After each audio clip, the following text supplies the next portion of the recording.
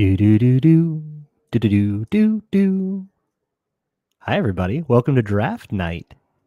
My name is Luke Braun. Welcome to both the Locked On Vikings podcast and the Minnesota Football Party. This is a simulcast, baby, and it is live. We will be here all night. I will be here until the Vikings pick or trade down. Sam, the other Luke, and Arif will be joining around pick 10, I think, or I don't know, whenever they want. We'll talk to Ron Johnson at some point. We got everybody coming in, and I might even come back after the Vikings pick. I just have to go do some stuff for the Locked On Network. So shout it out, baby. Give me a big skull. Share this link. We will be here all day long. So to start, why don't we do one last little mock draft? Would you guys be into that? A little chat mock draft. If you are here, if you are live, if you are chatting on YouTube, on Locked On Vikings or Locked On Minnesota Sports, you can come join me and we can do a mock draft together. We still have about 30 minutes before the first pick actually happens, so we've got some time to kill. I figure let's hop in. Are we in? Let me know. All right. We'll give people a little bit more time to file in, and we will, all right, do it, mock it up. We're good. Yeah, we'll give people a little more time to file in, and then we'll start. But while we're here, tell me what you all are hoping for. I have my hopes and dreams. Okay. I would love a trade down. There's a few kind of pipe dream guys like Kenneth Grant or Jahdae Barron that I really like. Or Jahdae Barron, that I would really like. But some of those guys are sort of pie in the sky. Get a 2026 first somehow. That would be crazy. Dylan Peterson, better to chat here or Locked On Minnesota Sports page. It's the same. I get both. So whatever you want. Come check it out. Yeah, we got all kinds of fun going on. Vikings trading up into the top 10 for who? Eric Willett's standing stone updates. Trade down then, Barron. That is a dream and a half. Barron's going, if Barron gets past 20, I'd be really surprised. He's like a really well-regarded cornerback and could even go first out of the cornerbacks if Will Johnson's medicals are spooky scary enough. Kenneth Grant or trade down. That's where I'm at, yeah. All right, dream big, Jay. I love it. Kenneth Grant has been as high as many boards until recently. Are you a clairvoyant being? No, I just, a lot of people don't watch until the end. And then like a whole bunch of people watching it show up like the week of, and then people move a little bit as like a ton of new opinions flood into like big boards and stuff. That's why Arif doesn't publish his big board until like the week of the draft. Andrew Berry pulling a Sonny Weaver loading. Yeah, there's like rumors that they're trying to move for Travis Hunter. The Jags are trying to move for Travis Hunter. I don't know. When you hear these like crazy things, it's like sometimes it reminds me a little bit of like Baker Mayfield going to the Browns. Everyone until like the day of the draft thought it was Sam Darnold. What up, Stampede? What up, Dan? Everybody thought it was Sam Darnold up until like the day of, and everyone was like, now Schefter's saying it's Baker. This is his smoke screen, and then it wasn't. But then sometimes it can be like, Will Levis is going to go fourth overall, and it was smoke. So it's just impossible to tell when stuff comes out like last minute like this. We'll just wait and see. Trading down feels good right now, even if it means staying up till 4 a.m. to experience it. 4 a.m.? Where in the world are you, David Wright, where it would be 4 a.m.? Is that a European thing? Small trade down and take Revel. Dream, absolute dream. I would love it so much. Damn, Jeremiah has us taking Derek Harmon at 24. A lot of people have had that all throughout the season. It would not be my favorite, but I wouldn't be very loudly. Like I would be like, I think that's a reach, and I would say it once and then be done with it. Rappaport says Cousins is staying in Atlanta. We'll see how much people want to talk about it for the next 4 weeks. Nothing can happen until June 1st. Look at that contract. Did you watch any Igbuka? I watched no receivers. I don't know a gosh darn thing about the receivers. Kale Chip says Game Time. And today's stream is in fact brought to you by Gametime. Download the Gametime app, create an account, and use code LOCKEDONNFL for $20 off of your first purchase. Shout it out, baby. It's game time. What time is it? Say it. I hope nobody says it. That would be the chat knowing what to do. Best scheme fits for the Vikings round 1, who we could draft. Caden, you have a little bit of time. You can go check out some draft time. Very good, Alexander. So this is what I've been talking about on Locked On Vikings. We've been talking about on the Minnesota Football Party for the last month or so. So there is a whole bunch. 7:46 a.m. here in the Philippines. Let's go. 1:46 a.m. in Spain. We are worldwide here on Locked On Minnesota Sports. I'm so excited. Let's let the stream get to the 10-minute mark, and then we'll start a little mock draft. But you're doing it for me, okay? I'm not going to make any decisions. It's all chat. Come on in, get involved, and we'll see what people want to say. Nick Jelson says Egbuka is an upgrade on Addison. Hey, if that's your take, that's your take. And I think if you listened, I recognize your name from many. I think you're an everydayer. So if you listen to the 4 Friday where we talked about the idea of wide receiver, that's what it has to be. Denmark, Southeast Asia. Woo-hoo-hoo. That's so cool. Omar Norman Lauder, Embo for sure. Omar Norman. I've got Embo as a third rounder. He's just a stacked up athlete that doesn't know how to play football. Like your Scott Crichtons, your Daniil Hunters, go take your shot, right? Your big risky third rounder. That's my thing. But yeah, we were talking about like wide receiver. If you think that he upgrades upon Jordan Addison, then do it. But don't do it just to be cheap. Do it to get better. Checking in from Penguin Island. It's a normal time in Iowa. Nothing's ever normal in Iowa. Or maybe it's too normal in Iowa.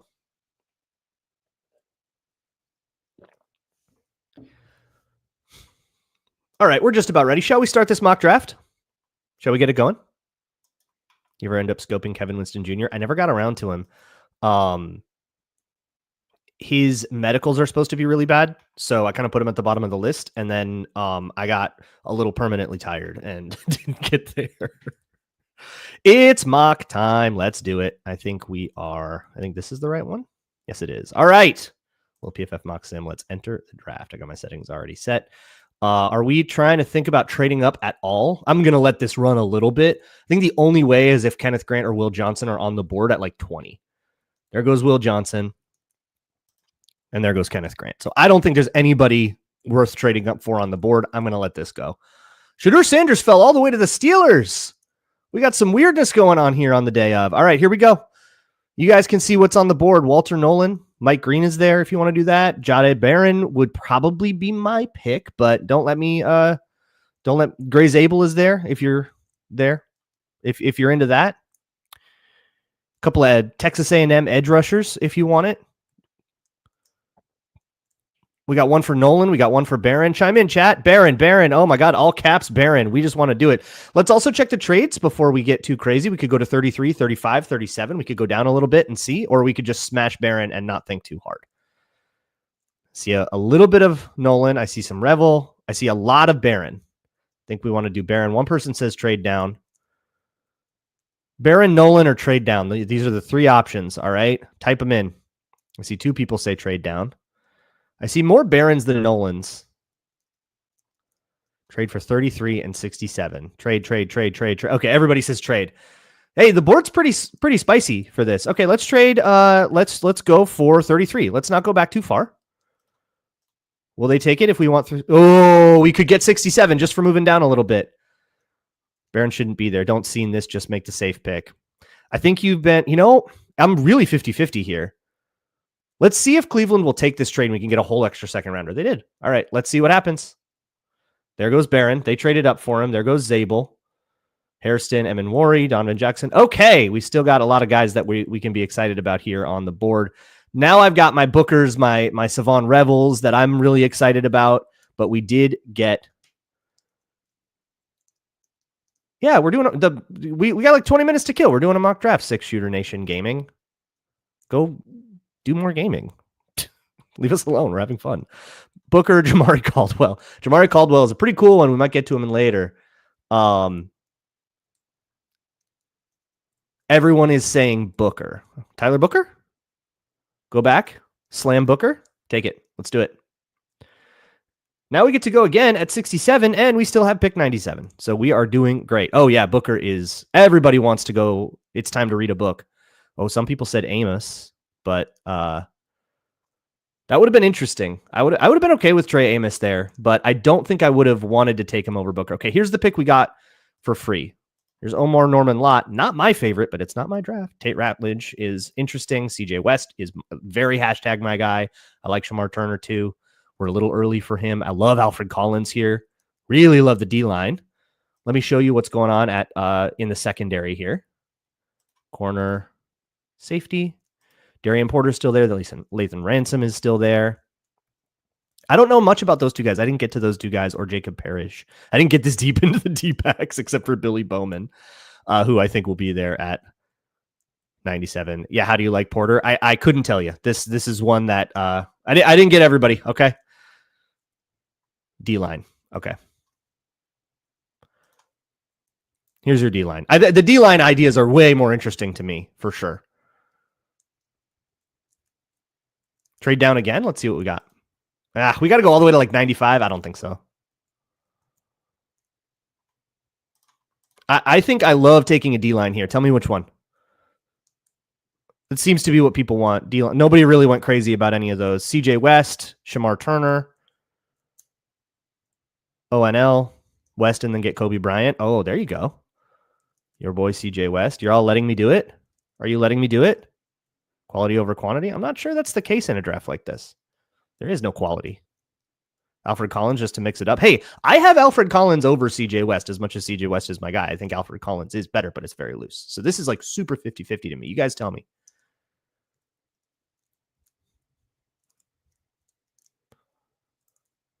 All right, you're all letting me do it. All right, let's do it. CJ West, my guy. Over Alfred Collins would be a spicy thing to do. Some people thought of him as like a first back in, I think, like pre-free agency times. Like 2 people said Omar. Sorry to you. I don't know. I feel pretty good about what we've done here.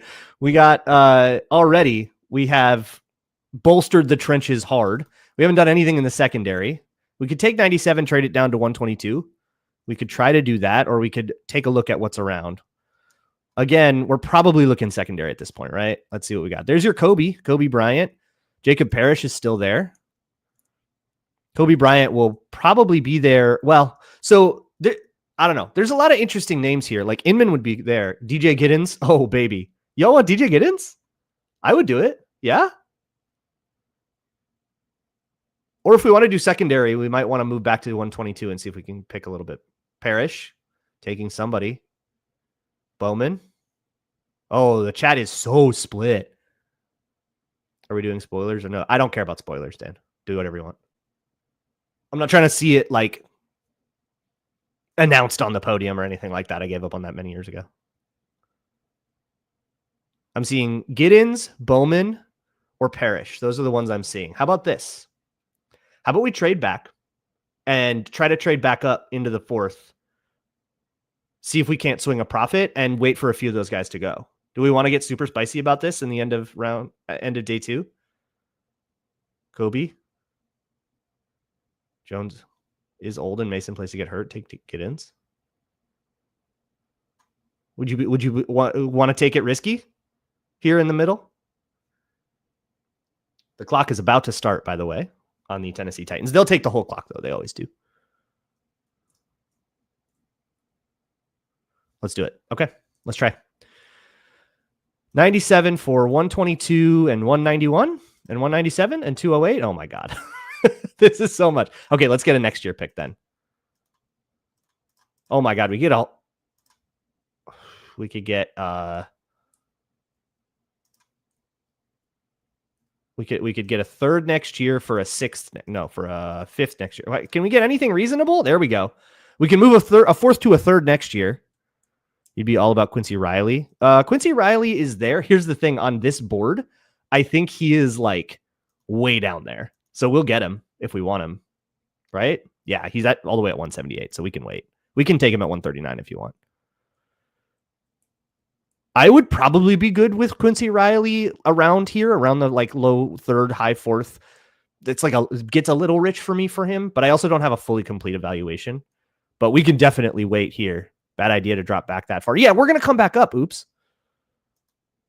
The person's name is Oops. I wasn't saying Oops. We're going to go back that far and then come back up. We're going to wait for a few of the people. Okay, risk it for the biscuit. Let's go.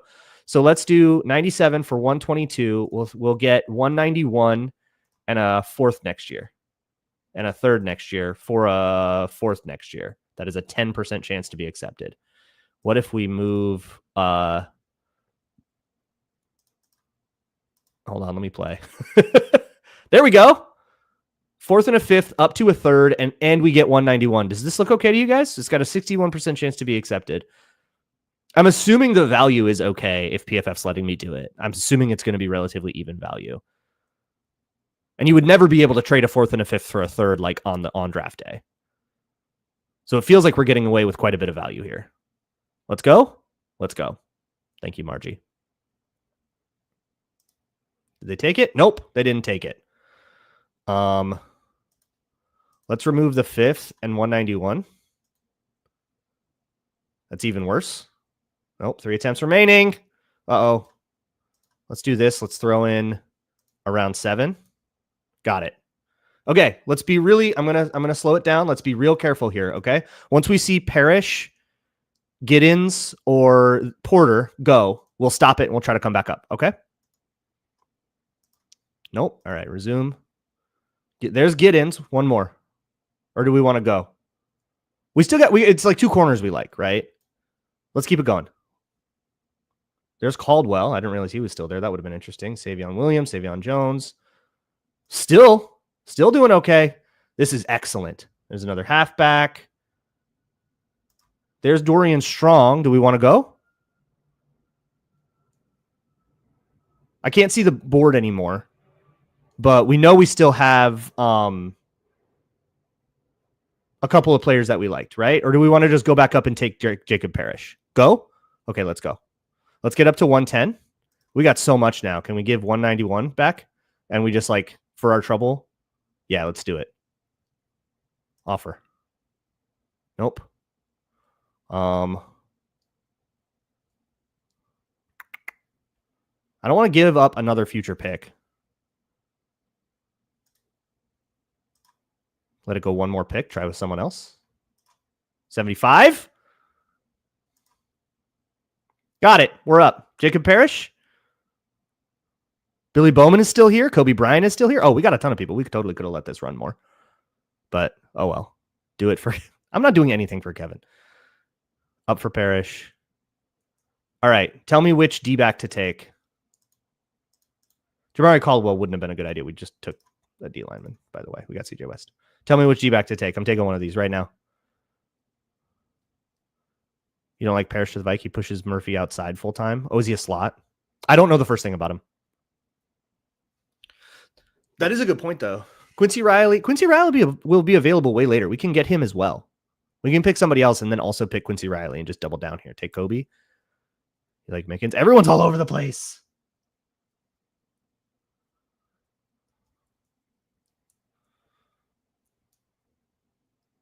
Go Bryant. It's between Bryant and Parrish, it seems like. No, but people aren't as stoked on Billy Bowman. He's a bit of a puppy. He's the one guy here I've watched.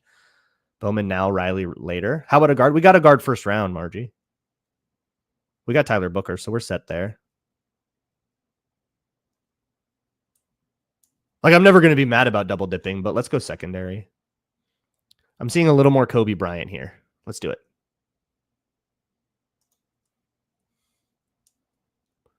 All right. We'll be right back up at 139, and we can slam Riley as well, double dip. But that worked out pretty well, right? We just moved. We just got an extra third for next year, and we're going to get a comp third. So we'll just own day 2 next year. That'll be sick. There goes Bowman. There goes Miles Frazier, who I'm not a fan of this high.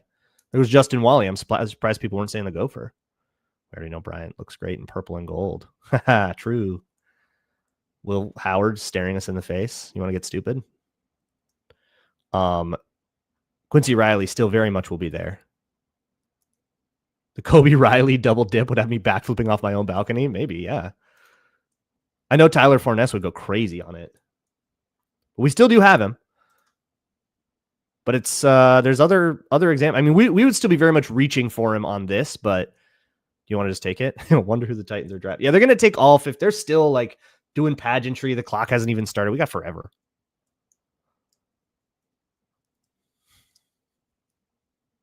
Tons of QBs. I kind of don't hate the Will Howard here. ETN, take a halfback.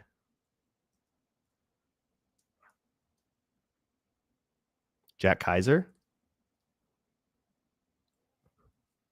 Oh, yeah. People like him. Brashard Smith. Looking for a consensus. I've seen every name once. Hello, Man Bear Pig. I'm doing great. It's draft day. Seth McLaughlin. Oh, yeah, get a center. Wait, true. All trenches, baby.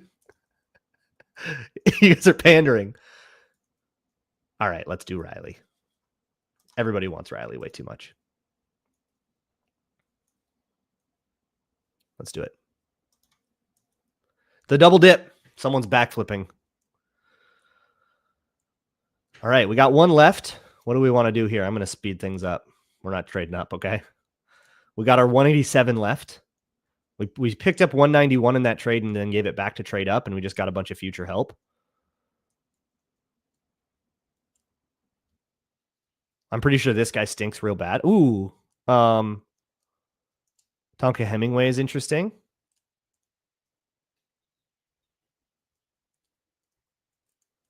What do we got? A couple of Gophers if you want to get weird. Let's see the running backs. Jordan James. Shout out Sam Ekstrom. Connor? Who's Connor? Probably don't need to go that far. You want a tight end, I guess. Josh Oliver's on a contract here. You're getting your... Go grab an Iowa tight end. Connor Colby, the Iowa guard. I see. Oh, okay. You're Marcus Yarns. Oh, okay. Everybody says Marcus Yarn. Oh, no. Just Kevin is saying it really loud. He was a halfback. Oh, the Delaware guy. Small school guy for Kevin.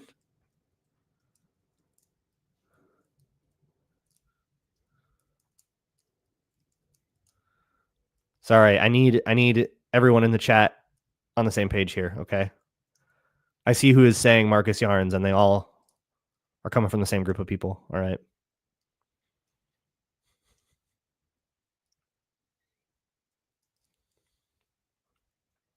Bashal Tootin. Is that how I say that?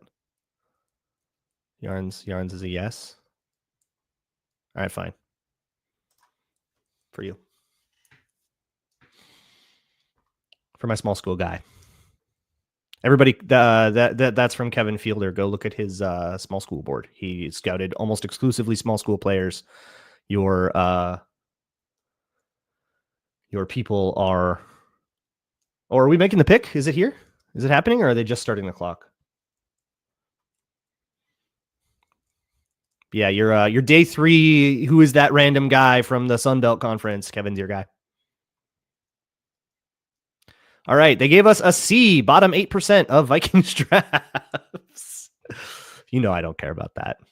I'd be stoked on this. Tyler Booker, CJ West, Kobe Bryant, 2 kind of high day 3 corners we can feel pretty good about, and a spicy little running back from Delaware. I feel great. And we got extra capital next year. Arif, why are you in the chat? Come here. All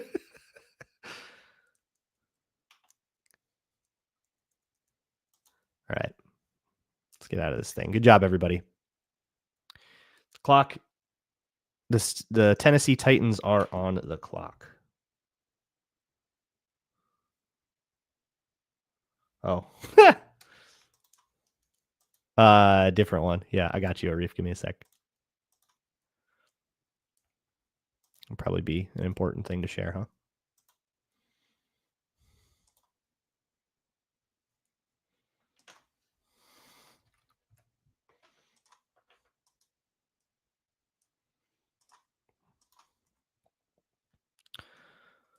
Where is it? Where is it?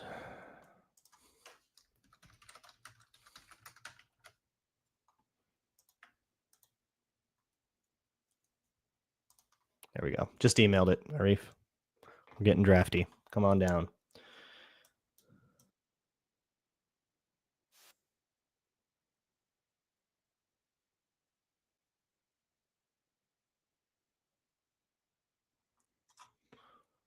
Oh my goodness.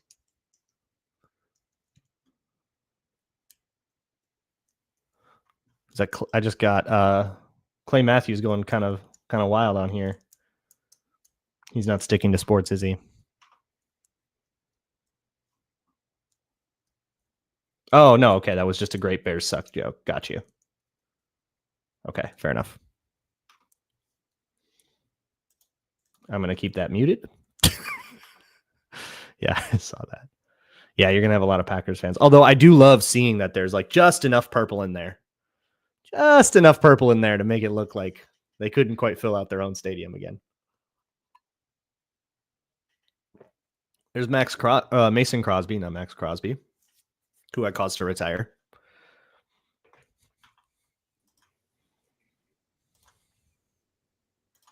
Hey. Yo.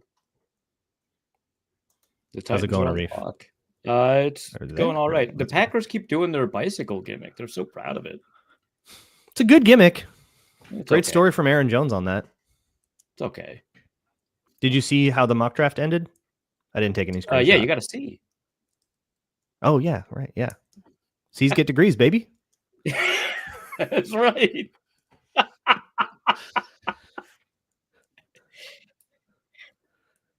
They don't look the Titans war room does not look like they're super they're not like partying right now or anything. Or are you watching the NFL stream? Because I got the ESPN stream up. Cool, our bases are covered. Oh. They just cut to the Titans war room and they're just like waiting.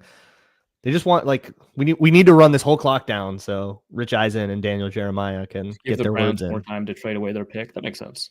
Do you think that's going to happen? Yeah. So like while you're on stream, like a bunch of texts have been flying back and forth about this. So like I got this is all third hand. I do not have a source. I want this to be clear. Okay. But this is all rumors. This is group chats. Yeah. But like a bunch of different people independently were like, yeah, so it's a done deal. The Jaguars are trading up to number 2 for Travis Hunter, and then the Browns will grab Mason Graham at 5. So if I'm wrong, I didn't say that. But if I'm right, remember this. Okay. It's been everywhere, and it's been pretty public too. Let's see here. Or can we not bet on the draft anymore? No. Not on FanDuel, which is the only sports book that this network. The only sports book we can mention. But yeah, if FanDuel had the odds before this broke, Mason Graham was plus 135 to be the 5th overall pick. A thing that I just happened to know offhand. When I looked at it a couple days ago, Shedeur Sanders was plus 700 to go 3rd overall. Like the betting market was like sure that the Giants were done. Yeah, I mean, his over-under was 9.5 about 2 weeks ago. Now it's 11.5. Yeah, and I think it's dropping. Not that betting markets are very good at this kind of thing. I just want to be like clear that betting markets are good at some things and not at others. Jason, you're saying the two of us hate each other? Yeah, absolutely. Yeah. I don't. Yeah. That's what makes a good podcast. Yeah, it's not a good podcast if at least there isn't at least some beef. Yeah.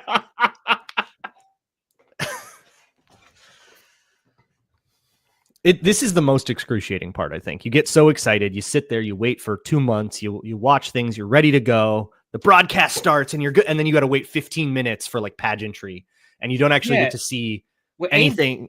During that pageantry, like a new round of rumors will just like air their way into the sphere. And you're like, okay, I just start. Like, because like right now, the rumor is the Titans don't want Cam Ward, and it's like it's cool that rumor existed 5 minutes ago and never before that. Relax. Yeah. He's going on live streams and being like, you know who the best running back in the league is? Tyjae Spears. Yeah, like, he's like, we know who's my guy. Yeah.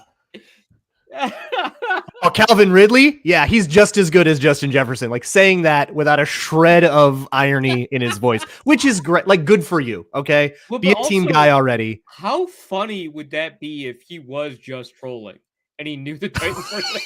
If he knew already that they were going to pass, they're going to take Shedeur. Yeah. There would be investigations into the betting, I think. Yeah, he was hyping up Treylon Burks. I remember he was like asked to give his like top 4 receivers, and he's like, no particular order: Treylon Burks, Justin Jefferson, Jamar Chase, Calvin Ridley. It's like, I sat down and I watched the film, and this Treylon Burks guy, I think he Yeah. might be the best receiver. Oh, this guy's really good. Yeah. It probably puts like the dudes he was working with at Miami to shame. Like even without having on like Xavier Restrepo too much, like that's still like an NFL 5th rounder. Like, yeah. Oh man. I don't like what's happening in chat right now. No, it's obviously evil, but I think we knew that Yeah. the chat was going to get really degenerate as soon as I showed up. This is good. This is when I think chat can be the most degenerate, because when Sam and Luke get here, I think it's going to get a little more normie, you know? No, I think Which is so. probably for the best. Yeah. But this is the most poisoned that this show can be. Right, yeah. We're now cultivating the most extremely online. Yeah. Oh, they got Cam Ward low lights going right now. They're getting impatient. Good. Well, so the ESPN one is showing me Patrick Mahomes highlights right now because they're like, you know who Cam Ward could be? Patrick Mahomes. Heard about this guy? Gracious. No, I haven't. Yeah, Drexler asks, how did teams picking first overall take so long to get the pick in? It's probably in. We're waiting on TV to do TV stuff. They're giving the broadcast time to screw around. Like we the might as NFL well be in like a TV gives them like feedback, and they're like, "Hey, if you could stretch this one out, that would rule." The pick is in. Away we go. Now the interesting stuff happens. Did this random Jacksonville to Cleveland thing actually happen? I wonder. You know how sometimes, like, if you want to get a trade done real bad, you'll like leak to a bunch of media people that it is done, and you just kind of like hope that like the pressure gets to them. Right. Yeah. People try to do that with like Justin Jefferson. I wonder if that's going on right now. Oh, that'd be exciting. Mary Kay Cabot just tweeted out, Browns in heated talks to trade down from 2-5. It's even the regular beat reporters are on it now. Yeah, Mary Kay Cabot's been on it kind of all day. Let's see if I can. Oh, wait. Blue Sky is currently down. I can't. Yeah, Blue Sky's been down since like for like the last hour or so. Ari Myrov just. Oh no, Adam Schefter just tweeted it out. I was gonna say Ari Myrov. He's not breaking any news. Come on. Yeah, Adam Schefter tweeted that it's happening, or that Cam Ward is the pick.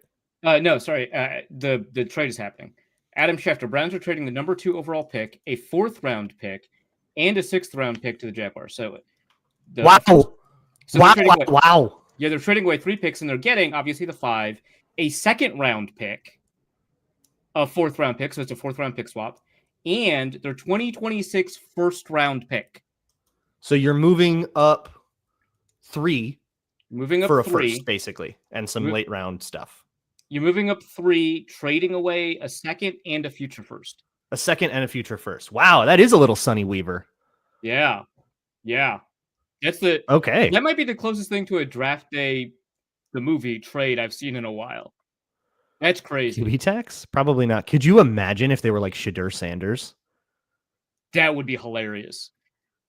No, I don't think. Okay, so the only reason that you would make this trade is if you're confident that you're getting 100 snaps a game from Travis Hunter. I think that this is like a 2-position. You have to think so, right? And like for you to be like, because like obviously the quarterback positional value is like enormous, right? But if you can double the snaps of the 2nd most valuable position, like it's not exactly the quarterback, but it's getting a lot closer to the quarterback positional value.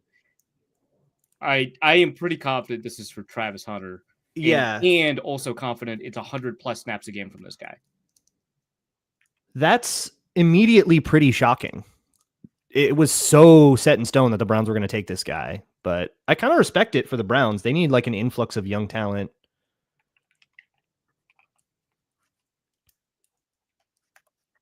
Somebody asked in the chat what my punishment is this year. Arif, would you like to tell them what my punishment is for losing the betting challenge? And the one that has to do with eggs is this separate. Forever all day with people he doesn't know.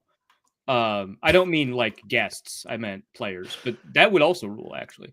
No, he has to do the entire day 3 and have a it was commentary on every pick, right?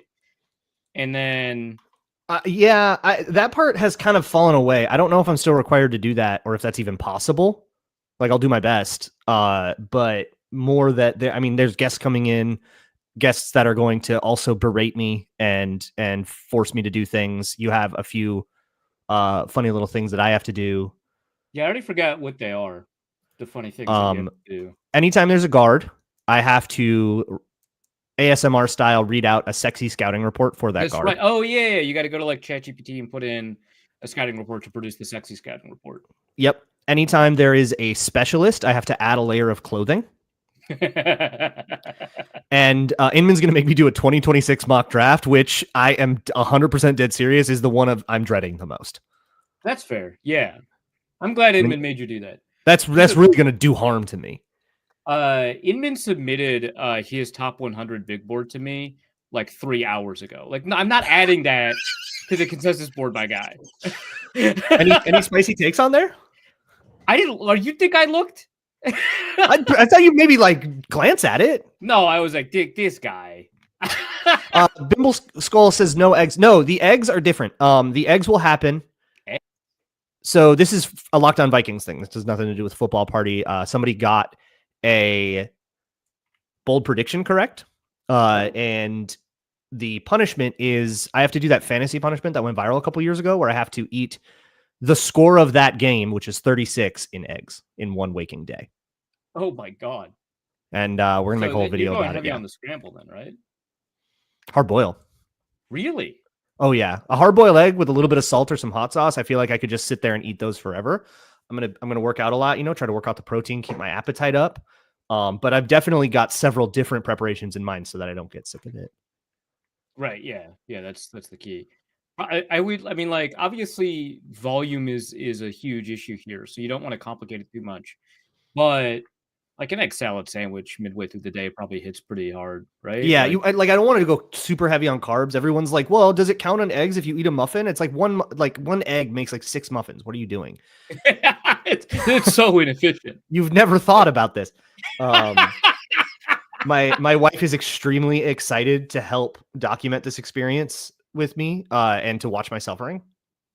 Well, hopefully your wife also understands that at some point someone's got to be opening some windows and running some fans, right? Yep. That's okay. I was like, good excited. news. She has microsmia. She has a bottom 10th percentile sense of smell. Oh wow, she like can't smell stuff often. To the point where like if she like won't trust milk is good, she like I need to like smell the milk. So she might get out scot-free, but she does like she doesn't like I don't think she can get off that scot-free. Oh yeah, Magic in the chat. I've talked to Magic about this. Yeah, and I committed to this before any of the bird flu stuff, so this has also become something that's going to like put me in debt. Oh, fantastic! Yeah, I love that for you. Yeah, and 36 eggs, right? That's got to be $10,000. What could it cost? $10? What's a banana, Michael?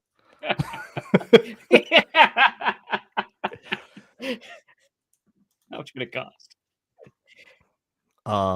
It's the pig is Travis Hunter, right? They're doing that. Yeah. I was like waiting to enter it into the consensus board live tracker because it's like, well, I don't want to like, but yeah, it is. And now it's officially been leaked. Great. That's crazy. My wife is also in Japan and is bringing food home to me. Very excited about that. Oh, wow. She stopped at a 7-Eleven, went crazy.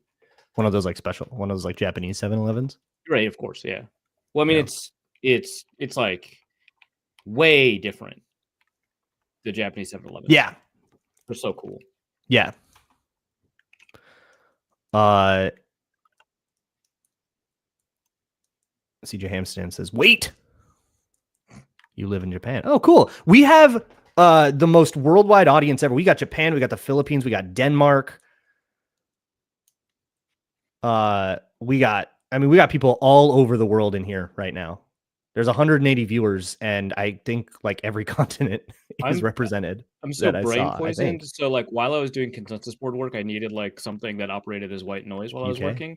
And so it was a bunch of like the video essayists back when they were all doing flat Earth stuff. So like H-Bomber Oh, Guy's that's the flat good Earth stuff. video. Yeah. Dan Olson's flat Earth video. Sometimes I just go to his like the shot that's like the intro, the shot that like that just like sinks over the thing. There's some zen to that. The first time Dan Olson did that, like the first time I saw that, we had it on like a giant TV, Chelsea and I were watching, and it legit made me cry. It was beautiful. But yeah, when you said we've got people all around the world, I was like, around the globe. And I was like, no, that reference doesn't make sense if I don't explain that came from the H-Bomber Guy video. We're losing it. This is a football show, Arif. We got to. So Travis Hunter is a Jaguar now. That's great. He plays corner for them. Good for him. Who in the world is Travis Hunter? I don't care. I am going to be really interested to see just how much wide receiver they play with, because he's going to play corner and then like rotate in at wide out sometimes. Is that the move? Yeah. Okay. I mean, I was like reading, you know how it is like when like Tom Pelissero and them like grab like all of the offensive coordinators to talk about some guy or whatever. So I was like reading. Oh, it's like one of those like we talked to a bunch of anonymous people and here's what yeah. The non-McGinn version of that. But I was like reading about like the usage of like Travis Hunter and stuff like that, about how offensive coordinators love him and hate him on offense, like not like they hate him as like love him on offense but hate playing against him, that kind of thing. No, like love him and hate him on offense because he's obviously got like all world potential as a receiver. He's got incredible athleticism. Obviously his conditioning is through the roof, right? And his body control is fantastic, and his ability to kind of reel like all of that, right? But it's very clear that like when he does technical work to develop, it's all cornerback, and he's so raw as a receiver that he relies entirely on his intuition, and you just don't know if you can develop him because you don't have time with him as like an offensive coach, right? And so they don't know if it's going to be like, the first couple of years of Patrick Peterson where he just got like 4 reps. It sounds like the Jaguars like really have this idea that it's going to be a ton of time. But like he was like doing the stuff that like you always see like when high school highlights go viral, like a bunch of useless stuff at the release. Like at his pro day, right? When he's like showing off his routes, was doing a bunch of like useless stuff that like looks good but doesn't do anything. It'll get you pushed off your route, that kind of stuff. So I'm like really curious if that's the concern, if they have the time to really teach him how to play receiver, because it takes a lot of time to play cornerback in the NFL. Yeah, I feel like we've got to like everybody understands this right now, and it's like, wow, Jacksonville made the splash, good for them. And I feel like we're 6 months away from like just totally forgetting it, and he plays like 3 snaps at wide receiver and going, well, he's a rookie cornerback, and just forgetting that they've now just spent 2 first-round picks on him. I think the ideal Jacksonville circumstance here, 2 first-round picks in a second, by the way. Like, don't ignore that second. I keep forgetting the second. Yeah. What do they always say about high second-round picks? It's basically a first. It's a first without the 5th-year option. Yeah. But obviously the ideal scenario is that he wins both offensive and defensive rookie of the year, which would be so fun. But like, what? Can you? Yeah, I guess you can. You have to be able to, right? Like, awesome. Why would no rule that a dog can't play basketball? Like, why not?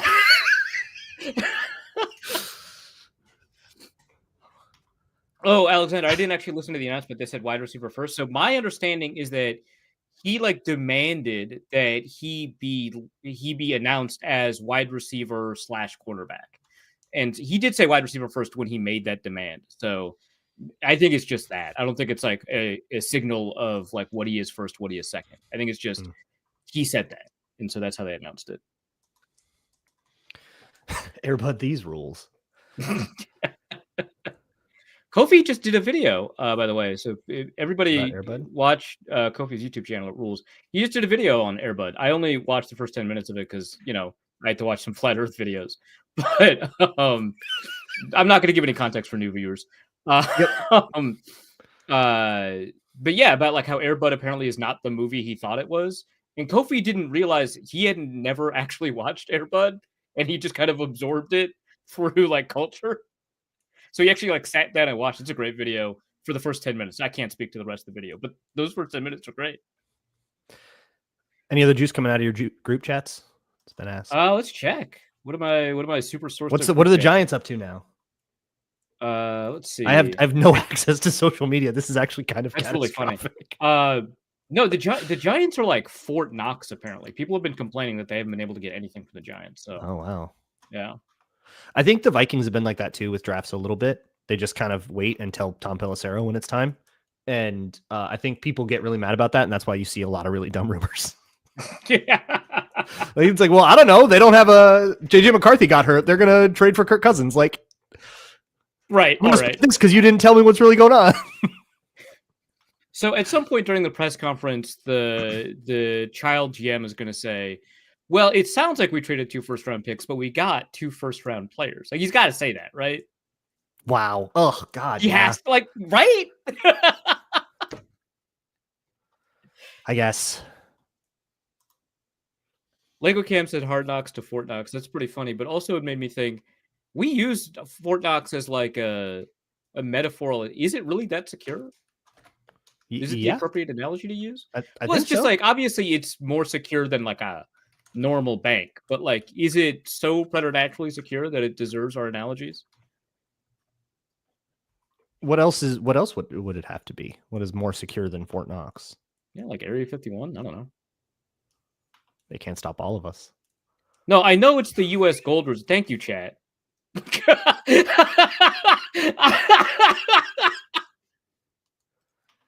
Giants are going to take a QB second.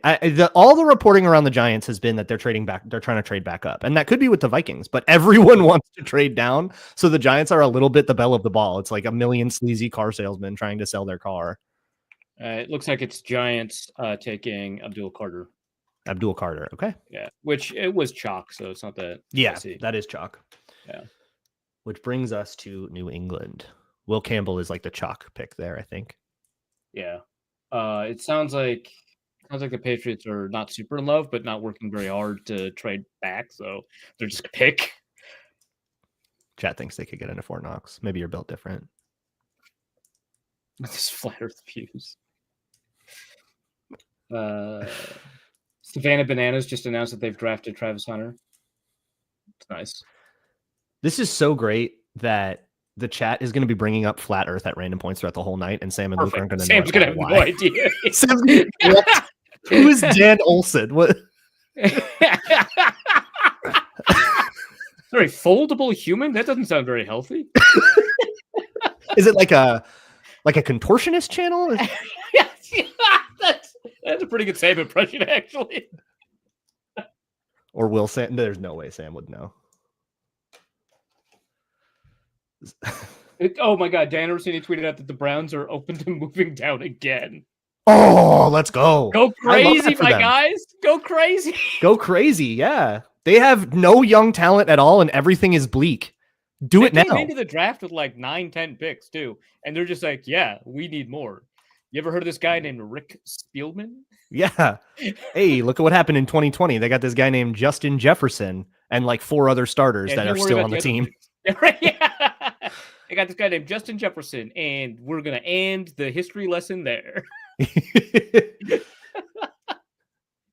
Hey, Ezra's starting over there in Jacksonville, okay? Metellus, Brandel? Yeah, starters.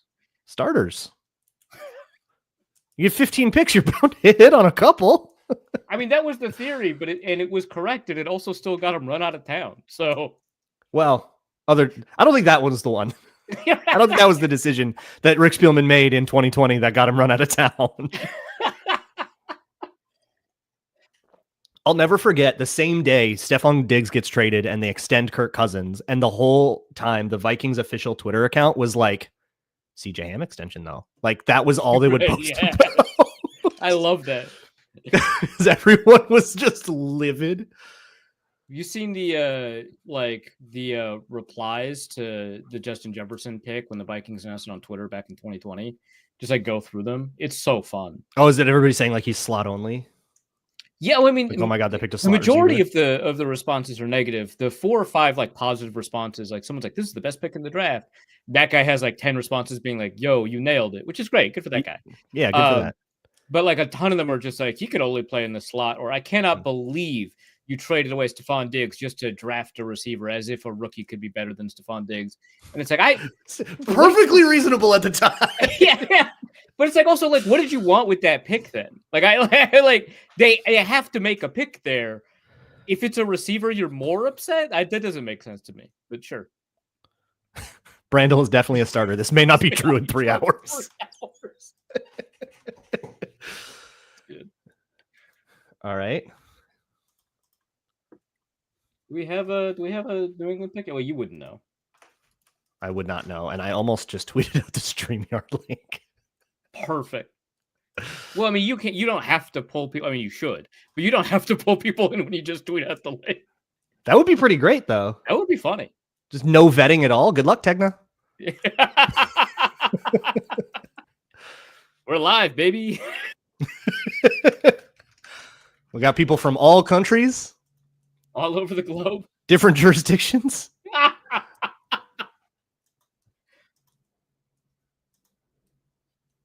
Will Campbell to the Patriots. Will Campbell. Okay, that's chalk. Yeah, cool. Chalk. So I don't think I've told you about this. I have a contest with my father where I have to do a 32 pick mock draft, and I have to get over 24 and a half of the right names. So okay, 25 out of 32 players in any order. Slot. Okay. And then I get that. There's a secondary thing that I have to get over 8.5 to the correct team, but it doesn't matter where. Mm-hmm. And then a third one where I've been given 3 chances to select the Vikings pick. I picked Donovan Jackson, Jedi Barron, and Nick Emenwari. And if they trade down, I get 2 extra shots at it, for which I used Savon Revel and Derek Harmon. So if any of those guys and any of those things happen, I got to get 2 out of 3 to win the bet. So my mock so far is Cam Ward, Travis Hunter, Abdul Carter, Will Campbell. But unfortunately, I did not have the Jacksonville trade happening. Right, yeah. That's rough. So I'm 3 out of 4 right now. We're on a good pace. Okay, Browns on the clock. They're currently negotiating with somebody who wants Mason Graham, presumably, or Ashton Genty. I mean, that's one of the poorer kept Bears. Right? Yet the Bears are working been talking about it to get Ashton Genty. Yeah. Yeah, Magic Pineapple just mentioned it. Like, yeah, the Bears trading up has been like the deal, like the last 4 or 5 days. And given how many teams want to trade down and how few teams want to trade up, it seems like the Bears will probably be able to accomplish that goal if they really want to. I don't think the analytics cylinder would like to trade up, but we'll see. The analytics cylinder might need to sit a couple out, okay? Yeah, right, yeah. I also have I might have fallen for some smoke earlier. Uh-oh. You don't even have social media. How'd you fall for smoke? I still saw it. I just someone just posted it in like your Discord or something. In a Discord, yeah. Yeah. About Walter Nolan potentially going higher than we thought. Although I can't get that one right because I had him going to Jacksonville, so I guess that's all right. Let's see. My group chats are saying Jack, dude. This sucks. What's the point of group chats? We just got to wait. NFL Network's in commercial. Let's talk about Flat Earth some more. Sure, yeah. So there's a couple of theories. Right. You know what my guiltiest thought about it is? That I really want to visit the continents that they made up on the outside the ice wall. Okay, so that's one of the theories, right? That there's more beyond the ice wall. That there's other continents. Yeah, and they look really fun. They look so dope, but like that's where the dragons fled to after humans tried to kill them. God, I should do a D&D campaign there. Oh, actually, yeah. The Flat Earth D&D campaign in those continents? Yeah. But like, and then there's the ice wall that it is the Earth until it becomes like clear that like it has to be revealed to the players through inference and environmental storytelling, right? Yeah, no, yeah, but they never have it, and then they're just in those continents, and then at the very end of the campaign, to get to the climax, they have to go through the ice wall, and then they end up in like Madagascar. Yeah. Oh my God, Madagascar is perfect too. Well, you could do the ice wall, or you could somehow combine flat Earth and hollow Earth. It's D&D. It doesn't matter. Yeah, sure. Yeah. Yeah. You could tunnel down, baby, under the ice wall through the holes that produce the hollow Earth theory, and then you could maybe meet like Atlanteans along the way or something. Yeah. Yeah. I mean, they have an Underdark for that, but yeah, sure. You do all Right, kinds yeah, of explaining. exactly. You just call Yeah. that hell. Oh, This is where yeah. it is. Perfect. Yeah. So instead of the Drow, they are Atlanteans, or maybe they're also Drow. They interchangeable. Yeah. Right. Lizard people. Right. Meet Teddy Bridgewater.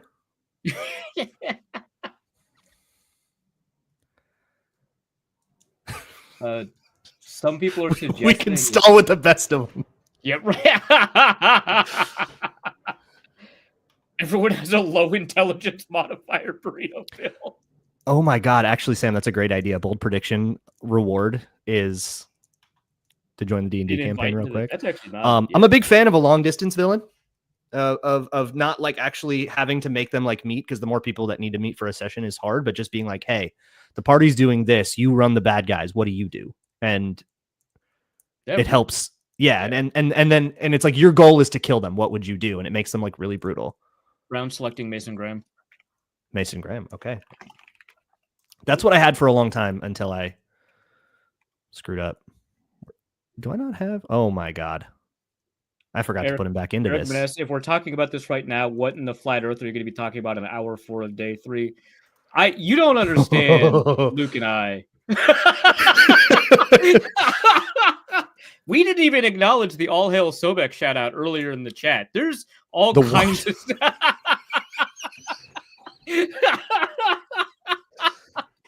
Don't you worry about it, okay? We got this. I am realizing now that in my contest, I forgot to put Mason Graham back in when I took him out to move Walter Nolan around. Oh. So, whoops. I got Colston Loveland in here, but no Mason Graham. Incredible work, my guy. Doing great. NFL Network still on Will Campbell. This is always the struggle. This is why I don't care about spoilers, because spoilers get like 4 picks ahead, and there's a certain point where you're just not even useful to listen to anymore. Right, yeah. So go ahead, put it in the chat if you see it. But you better be right, okay? Yeah, if you post like a darn Schefters, I'm banning you. Yeah. Mason Graham slices the second round. Bad news, David.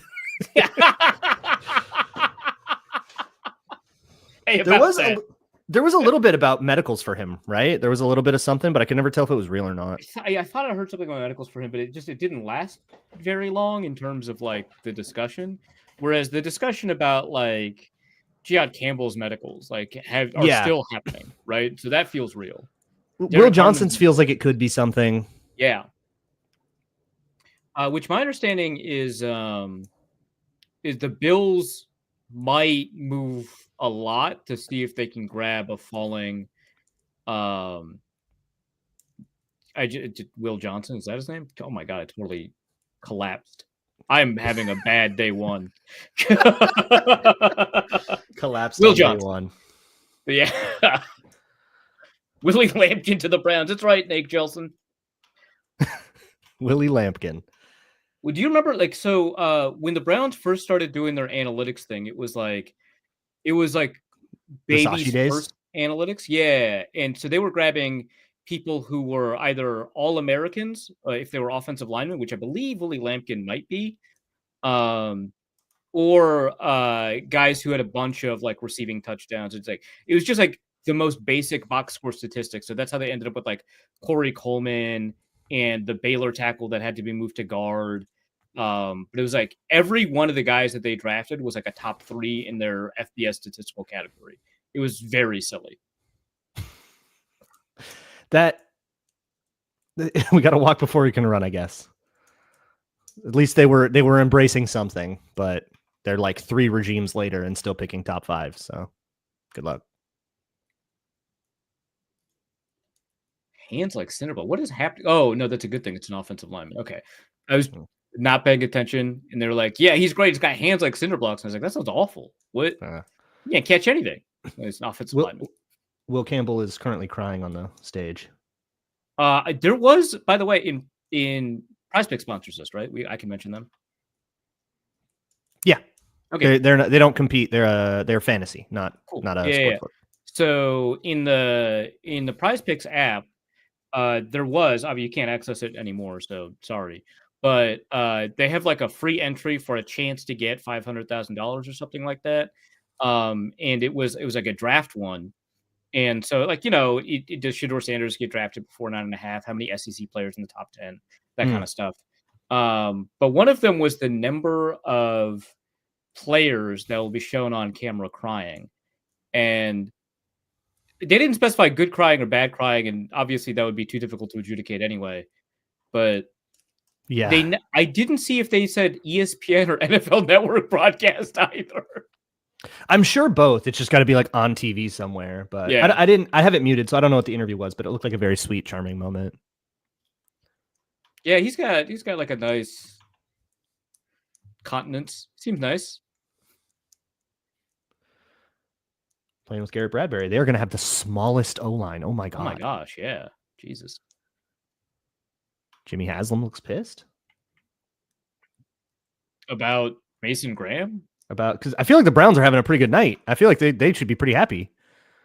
Yeah, no one's going to say that by the time the year starts, though, right? Because no one's going to think about the first-round pick they got next year. Everything's short. No, but they'll get a lot of credit for it next March. But look at the Browns. They're in this great spot with 2 first-round picks. They can go up for Arch Manning. Yeah. Yeah, someone is yelling right into the camera on the ESPN broadcast. Like the whistle guy. Yeah, exactly. Where is he? Jets? Jacksonville? No. Who is that? Oh, it's a Chargers. It's a Chargers thing. Oh, okay. Well, that's why I don't watch Chargers games. There's a good question in the chat. Do we ever go full Jackson Dart backup plan? So hard to put full trust in a rookie coming off season-ending injury. So add another rookie, I guess. So, yeah. I don't feel like that solves that problem. Also, like, McCarthy is a whole contract younger than Shuck, not younger than Dart. Which, by the way, McCarthy's a whole contract younger than Tyler Shuck. He's giving us so many Brandon Whedon flags, it's insane. Yeah. Including like the weird manufactured hype that like nobody believes. Right. All right, Raiders got Ashton Genty. Raiders got Genty. Oh, I had him to the Bears. I had him to the Raiders. Did I send you my stupid mock? I don't think I did. No, it was only designed to make fun of the Jets and the Seahawks because I had the Jets trading up for Kelvin Banks to the 5th overall pick. And I had the Seahawks picking Ursary at like 19 because that seems like a very Seahawks thing to do. That's very specific to your lore is to put a gopher on the Seahawks. Yeah, right. It just felt like everything matches. The Jets are an interesting one with possible Tyler Warren, possible pick your tackle, right? Or if you want Kelvin Banks or Membo. I think it's Membo. Tried 3 times and didn't get it right. Yeah. My understanding is the Jets are not as enamored with, and again, rumoring, et cetera, not as enamored with Membo as a lot of people might think, but that doesn't mean they won't pick him, I guess. I don't know. I could see Kelvin Banks here. A lot of people. I could also see just saying get a pass catcher because they don't have anybody exciting on that team. Go get Tyler Warren and get somebody you're stoked on. Yeah, Garrett Wilson. Yeah, he's like actually good. Josh Johnson. Hope your career's going well. Late to the party. Thoughts on the Jags trading something? I just referenced Josh Johnson as if he was a quarterback, but he did in a previous chat tell us that he had met quarterback Josh Johnson back when they were both in school together. Or not together, but like at the same school age, like on a flight or something like that, which is super cool. Anyway, thoughts on the Jags trading so many picks? I think it's interesting and neat, and I think probably analytically a bad idea, but it's like fun. So I can't hate it too much, even though I think it's probably a bad idea. That's my thought. Tom Hardy has a great question. Is the other side of the ice wall magic? How have I never heard of this strange land? Isn't it kind of? I mean, they're in the lore, in the flat Earth lore. It's like, I mean, there's more resources. Probably depends on the flat earther you're talking to, right? Because there's a bunch of different.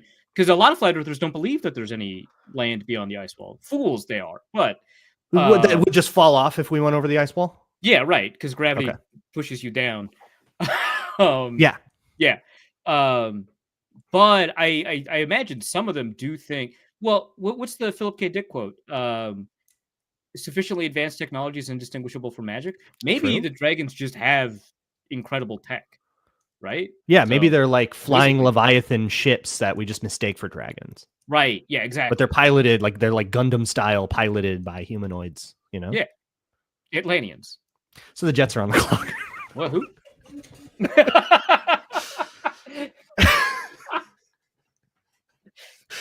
Oh, I wonder if David Locke is tuning in and wondering what's going on.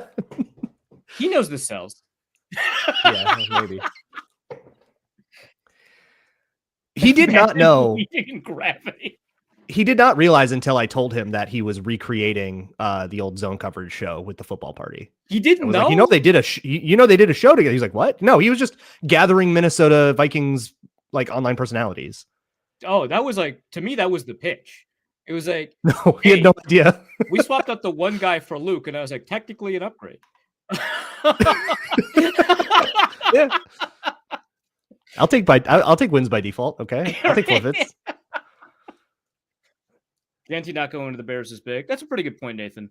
Nathan's variety hour. Sorry, I didn't want to. Nathan's variety hour. I kind of would have liked it. I don't know. I think he's like crazy overrated. I think he would have been just another back. A big Genti guy. That makes sense. Yeah. Yeah. I would have loved to see them get the 10th overall pick and then blow it on a running back that's like. What if they grabbed Trevion Henderson with the 10th overall pick? I would actually like that. More for them. I have Trevion Henderson over Genti. Really? Wow. Yeah, he's my running back one this year. So it felt pretty good to see a whole bunch of rumors come around like this week that he's actually going to be a first rounder.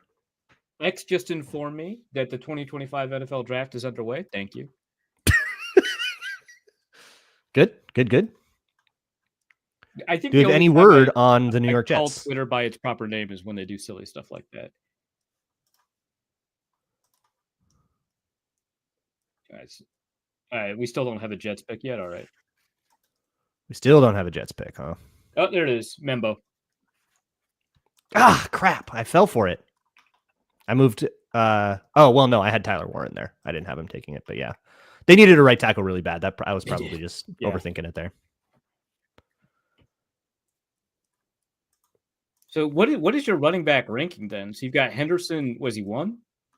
Henderson 1, Hampton 2, Genti 3. What then? Judkins or?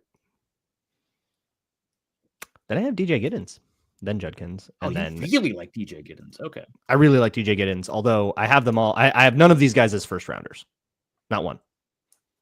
And it's not even for running back reasons. You just the standard is different for a running back, right? Yeah. Like to me, it has to be an offense changer, and I didn't really see any of those guys being that. So kind of is for like positional value reasons. And then I have Caleb Johnson in the 5th. I do not like him, and I have Ollie Gordon in a tier that I named maybe if you move to fullback. Did you watch any of Ollie Gordon's like prior year, like 23? Yes. What did you think of that? Horrible. Really? Yeah. He looks like the kind of guy that goes, oh, you should go back to school for a year. And then he did, and then lost his athleticism. Okay, yeah, fair enough. Yeah. It reminds me of when the Vikings had Toby Gerhart add a bunch of weight for like no reason. I have 2 people in the fullback. Maybe you should move to fullback tier. It's Ollie Gordon and Deion Walker.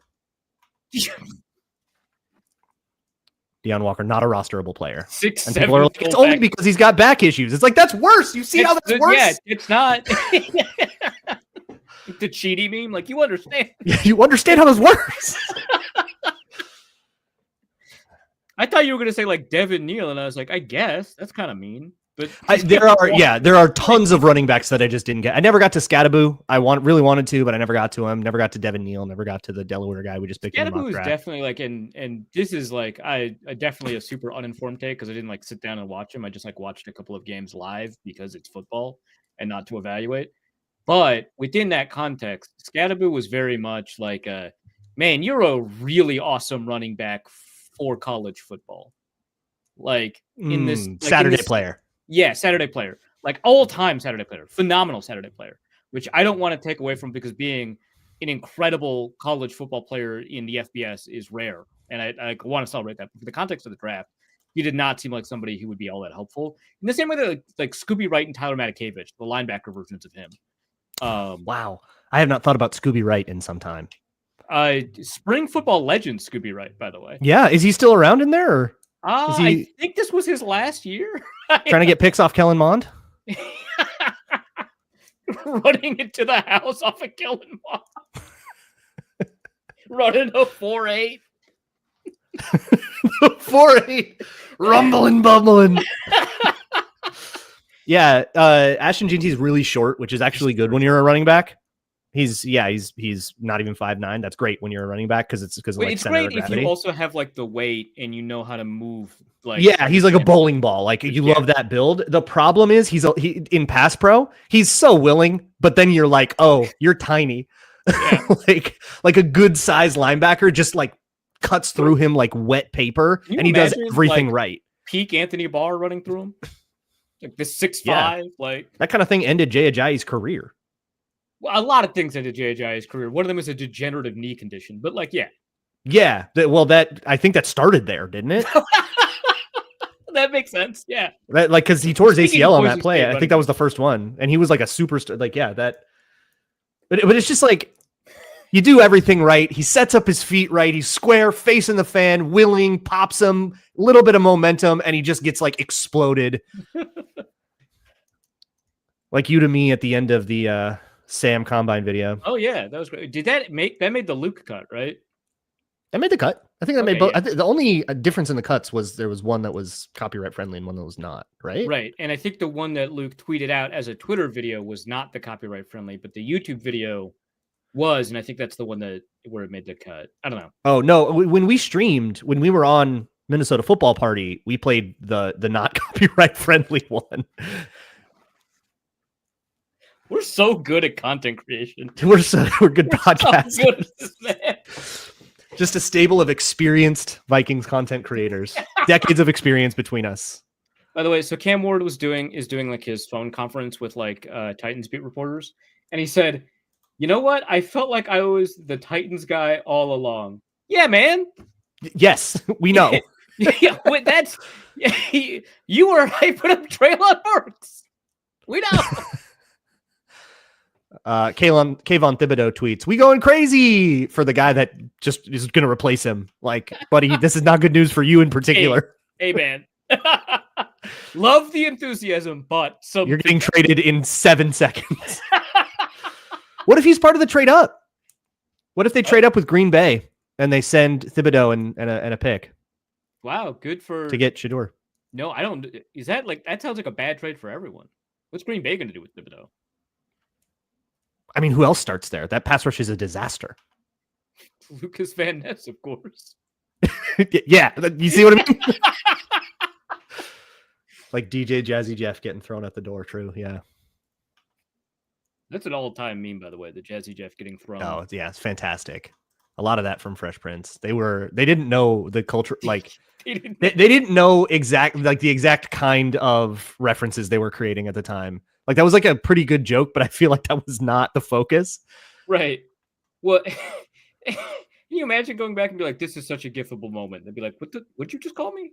Like they told the guy who played Carlton, "Hey, do a funny dance." They did not know what was going to happen. Yeah. Hey, Carlton, I'm going to need you to make the last second shot and act like you're about to make it for like 7 seconds. Yeah. Like we'll do slow motion. It'll be a funny little bit, not knowing the immortality. Kayvon Thibodeau is my ideal Packer. Kayvon Thibodeau twice a year against Christian Darrisaw. Juicy. Oh, baby. I smell grill smoke. I smell grill smoke. Panthers at 8. I think the Panthers, I saw somebody saying the Panthers like wanted to be the team you traded up for with GNT. Yeah, I think the Panthers wanted to trade down, and I think the steam is they'll end up with like Jalen Walker without. I was going to say one of the Georgia edges. Yeah. Yeah. And there's like a lot of anxiety for people who are peripheral to the Panthers, but not in the building about like, hey, Jalen Walker's a guy like you have to know how to use in order for that to work out.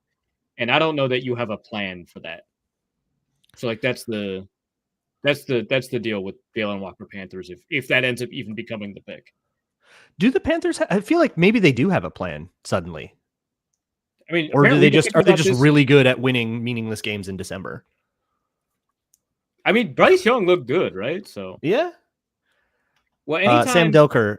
Sorry, real quick. Sam Delker just realized we have 2 separate chats between the 2 Locked On channels. Which one's for the cool kids? I literally can't see the difference. So go ahead. Just like meld. Well, there's nothing like designating which chat you came from. So, so like, did both you are fine. like put in 2 different stream keys, or like how does that work for having it in both channels? You can just click both. You can just simulcast to multiple channels. Oh wow, that's like StreamYard, that's so user friendly. Oh my gosh. Yeah. Oh well, then yeah, they probably combine it inside the chat functionality here. So yeah, what's probably happening is we're receiving chats from both. Yeah, and then you're only getting half the conversation if you're on one of the channels. Yeah, that's why I'm reading the. I should probably put the chats on here, but I'm at least trying to read them out loud because I actually don't know if this is going to be uploaded to the audio feed or not. It probably shouldn't. But maybe. Panthers are taking Ted McMillan. Oh my gosh. Oh, I like that. I do like that for them. I don't know a lot about it. I don't know anything about the wide receivers, but I know he's like the more prototypical guy. Yeah. But, hey, if you feel like you have something in Bryce Young, put a receiver around him. Okay, sure. Yeah. I like it. Really funny because then Ted McMillan gets to stand next to Bryce Young in the huddle, which I like. That's good stuff. Oh, next to him. And Adam Thielen's what, like 6'3"? No, Adam Thielen's 6 foot tall. Is he? Yeah, he's like 6 flat. Oh, I don't know why. Yeah, the red zone touchdowns will trick you. He's actually like a normal size. He's like a normal size teammate. Okay. Thielen coming back. Audio listeners demand flat Earth D&D game lore. You got to be here live for that, I think. I think that's for the committed. We should ask Sam, like, if there are any D&D prestige classes he likes. Like, what's the most vexing question you could ask Sam Ekstrom? Sam, what do you think about spell swords? Not warlock. Hey, what do you think about the Blood Hunter subclass? Do you think that's valid, or should that be Adventurers League valid? Hey Sam, I know that you're a huge fan of AD&D and D&D 3.5. Was the Kensai busted? Was that, especially if you dueled into like a mage with the Kensai? Because neither wear armor.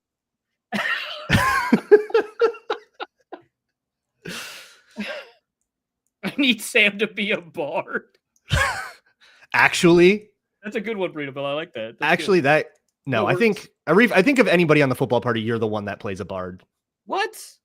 I can't. You want to create the chaos. You're resourceful. That's the bard. Yeah. Okay. I do think I embody rogueness, right? But like, okay. So bards are stereotypically musicians, but that's not what the class description is. It could be any type of. No, it's the bard is the one that sees a monster and tries to talk his way out of the situation. Okay, that is okay, accurate. Yeah, that's why not for like musical reasons, but because you're always trying to find a creative way out of the. All right, Charles. Okay, Charles just said in chat, Arif voted Minnesota football party most likely to tactically seduce. Okay, just because I have done that in T&D campaigns doesn't mean. Actually, in your campaign, I catastrophically did that. Kind as of part of the lore. Like I didn't. Oh, well, you were tactically seduced. I would say you were the seducee, not the I think if you would ask me, I would say. Yeah, your character maybe thought that he was really cool, but he had no control in that situation. Let's be honest. Hey, Sam, can you share your thoughts on trickle-down economics? I think we need to ask Sam about his thoughts on like deep flat Earth lore. I think that's the funniest possible one. Yeah. We're still in commercial here, but I don't know what we're. Saints are up at 9. Are we getting? Wait, is this Shador? We should be talking about this. Is this Shador right now? That'd be the only intel I have right now is that the Saints are planning on picking. That's it. That's all I know. Okay. In my first, I only did 2 mock drafts this year. They were yesterday and today, and I only tweeted out one of them.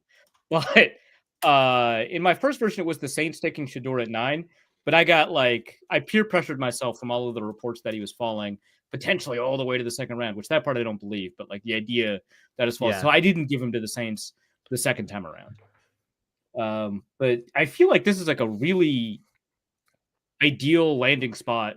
Not for Shador because the Saints suck, but just in terms of fitting player and the board and a team need all together, this everything's coalescing together for it to be Shador. But it really feels like people are not confident that this guy's going top 10. No, I think they kind of started to learn about the fall. And I don't know if it has anything to do with like the Dion of it all. Maybe that rubs some teams the wrong way. I think he's just got a low ceiling. I think that's what it is. Like they just don't think that he's that high of an upside quarterback. Yeah, I don't think I think the public conversation about Shedeur Sanders involves a lot of Dion, and like teams like Shedeur Sanders as a person and are confident he won't be a distraction. They're impressed with his maturity and his leadership and his diligence, attention to detail, how hard a worker he is. Like all of those things are characteristic of what multiple teams think of Shedeur Sanders, which I think runs counter to the perception that people have of like the Sanders family. That's not the issue. The issue is that he is a non-athlete with a weak arm, and that's a tough ask. Like Joe Burrow did it, and he's not as good as Joe Burrow. So that is a tough ask. Do you think it's hurting him? The Dion thing is hurting him because when your name is Sanders, people expect you to be a little more of an athlete, and like that expectation. People like, yeah, that guy's kind of slow. It's like, wait, Dion's kid isn't an athlete? Screw him then. Like, I mean, have you seen Shiloh? Neither of them are athletes. Yeah. Oh, I watched that tape. Okay, I watched the. Who was that? Was that the Giddens tape? Giddens. It was Giddens. I think Giddens made him look silly. That was rough. That was rough.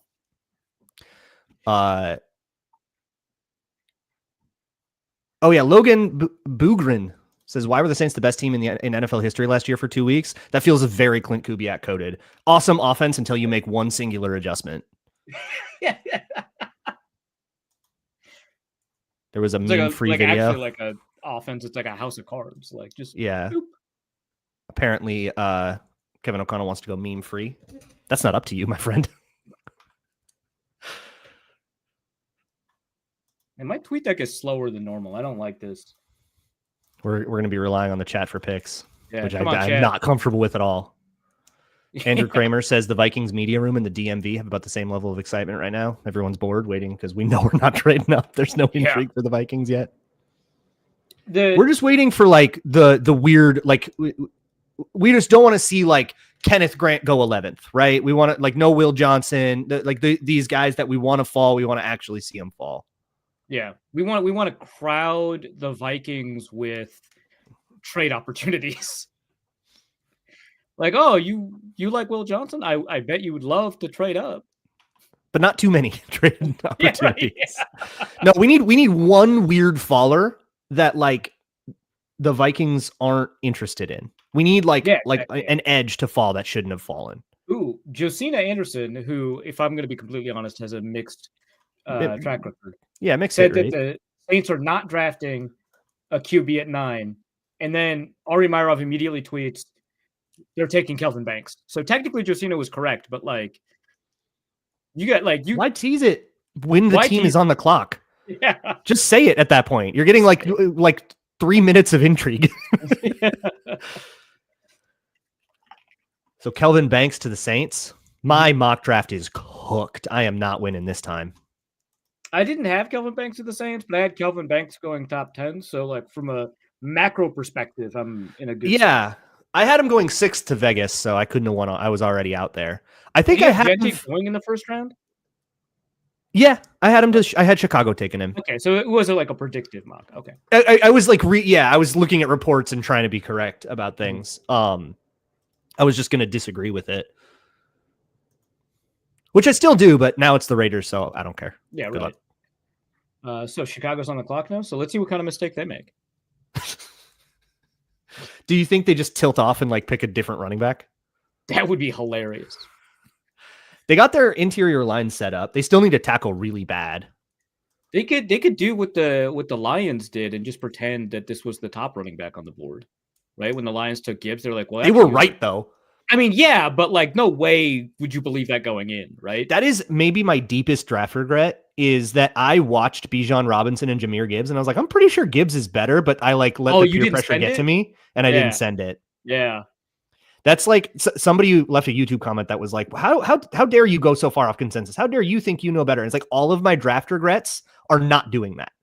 Are like when I was right, but I let consensus like dictate it too much. So I went ham this time. I went crazy. It's like important for me and for like the integrity of my project, for people to be as independent as possible and make their own evaluations. And then I gather it doesn't work if people are working off of consensus. Like you need to have opinions, otherwise.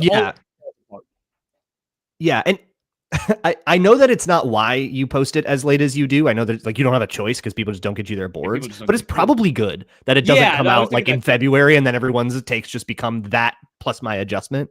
Yeah. So like I'm glad people aren't and like variance is fun. Like talking about why people disagree on a player is way more entertaining and educational about football and the player than like, hey, we've all agreed this guy. And like when everybody independently agrees that, you know, this is the number one guy in the draft, I mean, that feels like that's really confidence inspiring, I think. But like, yeah, you have to be independent. When you have like a Myles Garrett and everybody knows that he's the guy. Yeah, exactly. Which Myles Garrett, I believe, was the least polarizing prospect in consensus board history. So that was a good call. And I think that's why that name comes to mind with that. We have currently 240 people in the chat sitting and waiting for the Vikings to pick. People are still kind of piling in. Hours. We're going to be here for a while. I would love everyone in the chat to sound off where you're listening from. Where you're watching from. Where are you at? What state? What country? Let's see just how worldwide this this flat Earth. Let's see just how far across the flat Earth we are streaming. Yeah, across the disc. Across the disc. Jersey City, South Dakota, Leicester, Fargo. I'm sorry to hear that. My hot take was not a huge Mason Graham slide. I made a mistake. Okay, I did not believe that. I just messed up. All right. Central Texas, flattest of the earth, Wichita, Bethesda, Maryland. I don't believe you. North Korea for sure. Moorhead, Kansas, Honolulu. Your Kitchen. Thank you, Gazankt. Your Kitchen. Minnesota, Honolulu, Beppu, Japan. Beppu, Japan. Yeah, near the edge of the disc. Yeah, you're right near the edge of the disc. Nashville, Naples, Palm Bay, a lot of Floridians. Connecticut, more Fargo, Reading, England, man. Illinois. My services. Woke, Iowa. What's Woke, Iowa? Is that Des Moines? Or is Iowa woke? Or is that just Woke, Iowa? Oh, maybe it's just a city. If the polling was correct. Yeah. Woke, Iowa. Demographics entirely white. Oh, that was your hot take, Sam? Oh, goodness. Oh, no. Well, I guess I was there with you by accident. Someone's from Mordo. Good job. Zacatecas? Is that a Mexican city? Did I screw that up? Albuquerque, New Mexico. Oh, listen a lot in Japan and Philippines on deployment. That rules. Valley City, North Dakota. In Luke's walls. No, you're not. Oregon. Shut up, Kevin. Isn't consensus but board a contradiction in terms? Actually, I do. Yeah, actually, I picked the wrong name for the consensus board. It is inaccurate. It's not the correct name. But I picked it once and it's stuck forever, and that's the brand. And I can't. I'm not going to call it the composite board. That sucks. An aggregate board sounds worse. It sounds like construction material. Aggregate board. Like really cheap construction material that doesn't hold up in an earthquake. Zacatecas, Mexico. Hey, I got it. Hey. Oh, nice. 49ers on the clock. Who'd the Bears take? Whoa. Wait, what happened? Did the 49ers trade up or did the Bears go? Bears got Colston Loveland. Oh my God. Give me the take. You asked how they were going to screw this up. That's how. You saw how Colston Loveland carried JJ McCarthy last year. People told me it's like, look, if you really want to know Colston Loveland, you have to look last year. And as soon as I heard that, I went, I'm never okay. Like, yep. I was like, I'm gonna have to watch him then. All right, cool. Let's do this ass. He can't block. Yeah, this can't be real. Really, it's Colston Loveland. Yeah, well, that's what Ari Meyerhoff says. And oh my God, wrong. So they really did it. They took him over Tyler Warren. Yeah, that's crazy. That's wild. To the Bears. Like the general, like, okay, take it. Like, I don't know much about Tyler Warren. I don't know how crazy that is to do. But Colston Loveland himself, he can't block. He's a move tight end. They picked a slow receiver. So Tyler Warren is not the world's best blocker, but he is willing, right? And the consensus seems to be that he can become a blocker, which I am not confident that that's the consensus on Colston Loveland. I have absolutely no respect for Ryan Poles either. Like there are sometimes like, look, if like Howie Roseman takes a guy and I'm like, ooh, I don't know about that pick. I'm going to be like, but I don't know. Like he's that I disagreed with in the past. Yeah. I don't know, man. Somebody said, yeah, QB school's going to have a field day with this. Yeah. Oh my God. Yes. JT's going to have fun. When you get to the Patreon videos and you see him trying to like block backside of zone and just getting like cut to hell. Oh, well, I mean, Komet did end up turning it around, and JT had he became JT's kind of favorite player on. I was like, oh, your boy 85. He's doing it. Because the other two tight ends were Gerald Everett and Mercedes Lewis, and they were both awful. And they just got Gerald Everett again. Yeah. Oh my God. Yeah, this is somebody called him White Kyle Pitts. I wouldn't go that far. I think he blocked better than Kyle Pitts could. But yeah, this is a I feel slow like if there's receiver. a Kyle Pitts analog in this draft, it's Harold Fannin, right? Like that has to be right. I wouldn't know. No, fair enough. Why scout tight ends? The Vikings have like 8 of them. Why would I scout tight ends? Yeah. I picked a few positions. This is how I do the draft, and I'm pretty comfortable with it, is that I pick a few positions that are like needs for the Vikings and I hone in on those. I am not going to ever turn a big board into you. I will never be like, here's my 300 players. I can't watch 300 players and get a real take on them. That means I'm going too fast. I can't do it. If you're like Emery Hunt and you're watching 550 players, like power to you, you have the superpower. That's never going to be me. By the way, Luke is not digging on Emery Hunt. Hunt is very familiar with all 500 of the players. Yeah, no, like that's if I can't. I'm not him. I can't be him. Okay, and I know I'm not. I'm not going to try to be him.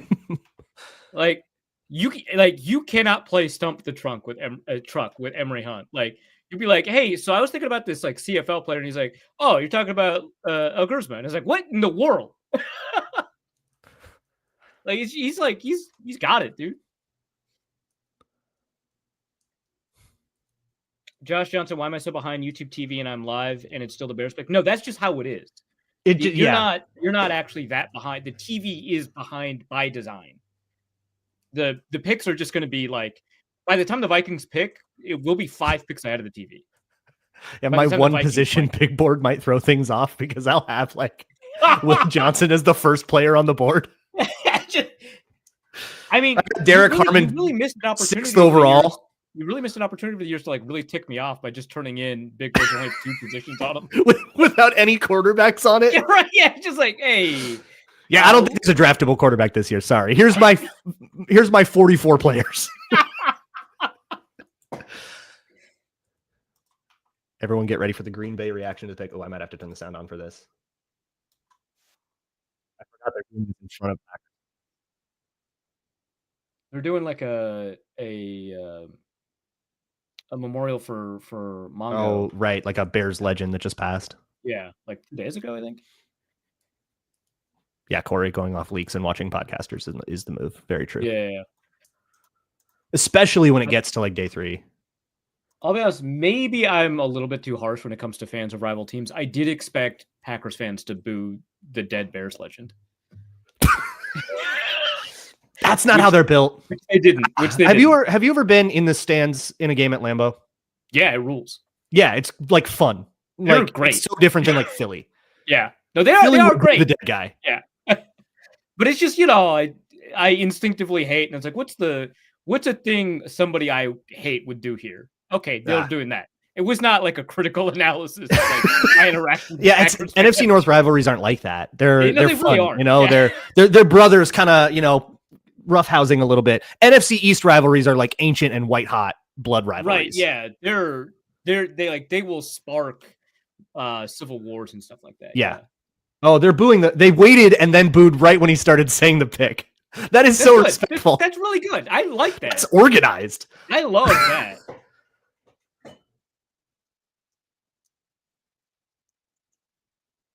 And the crowd went silent on that pick. I was trying to listen, like they went boo. What? That's what that sounded like. Well, now a bunch of people on Twitter are like, well, secretly, I thought Colston Loveland was the best tight end in the class. And it's like, I know people had that. Like Nate Tice had him really high. Yeah, but like, which I have. Like, that means that, but like so many people who were not submitting big boards are like, well, did you know? Oh, people you can't verify. Yeah. It's like, what was let's utilize the consensus big board here. What was the difference between Jalen Warren and Colston Loveland? And can you easily look up how many people had that? Easily not really, but it's the overall was like 7 versus 12, which doesn't sound that big, but is actually kind of big because like that's what pick value is like at that position. Up there, that's huge. But let me see if I can find like something that'll give us some idea of kind of like how much they might have collided in terms of rankings and stuff like that. This thing is so big. I've got like 170 worksheets in my Excel document, which I've now had like 5 or 6 people be like, "Hey, you shouldn't use Excel," which I agree. It's just so clunky for this application. Let me help you. And then like about like a month before I do consensus big board stuff, I like reach out to them and then it just goes silent. So like, thanks everybody for the great advice on how to not do this. So, yeah, it was a little too bitter. I'm sorry. Hey, I will never. I'm just going to set the expectation. I'm never going to help you with this project, and now I can never not meet that expectation. Right. See, again, you really missed out on an opportunity to really tick me off. You could have offered to help and then just not do it. That would make me too much like everybody else. I'm too much of a contrarian.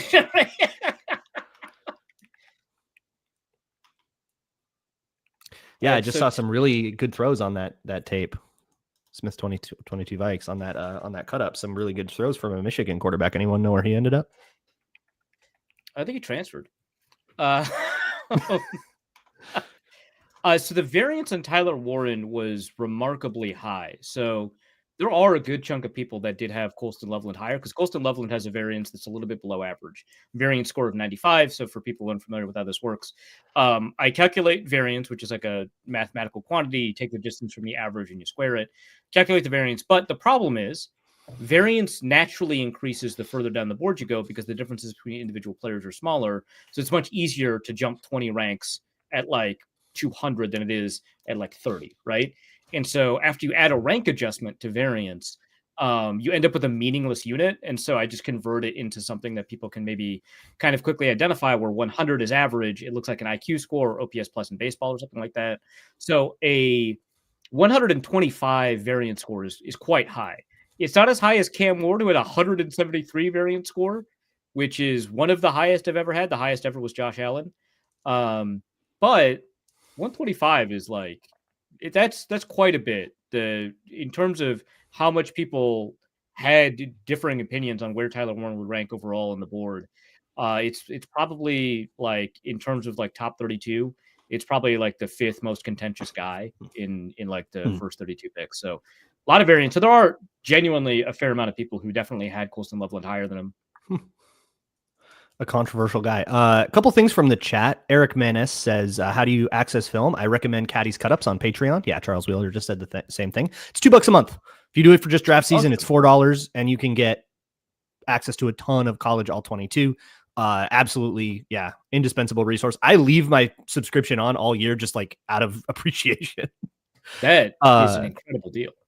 Yeah, it's insane. You can go like higher tiers and like up to where you can start like requesting film. And then we got a pick. It looks like from the chat. I don't know if the chat's lying to me or not, but 49ers picked Michael Williams. Okay. Or if he's just manifesting. Somebody else says it. One person did a question mark and then one person said it outright. So it seems likely, but I haven't seen a tweet yet. Nothing from like an NFL Draft Diamonds. Yeah, they're so quick on this too. Yeah. Okay, no, my Twitter is actually just behind. I'm going to refresh it.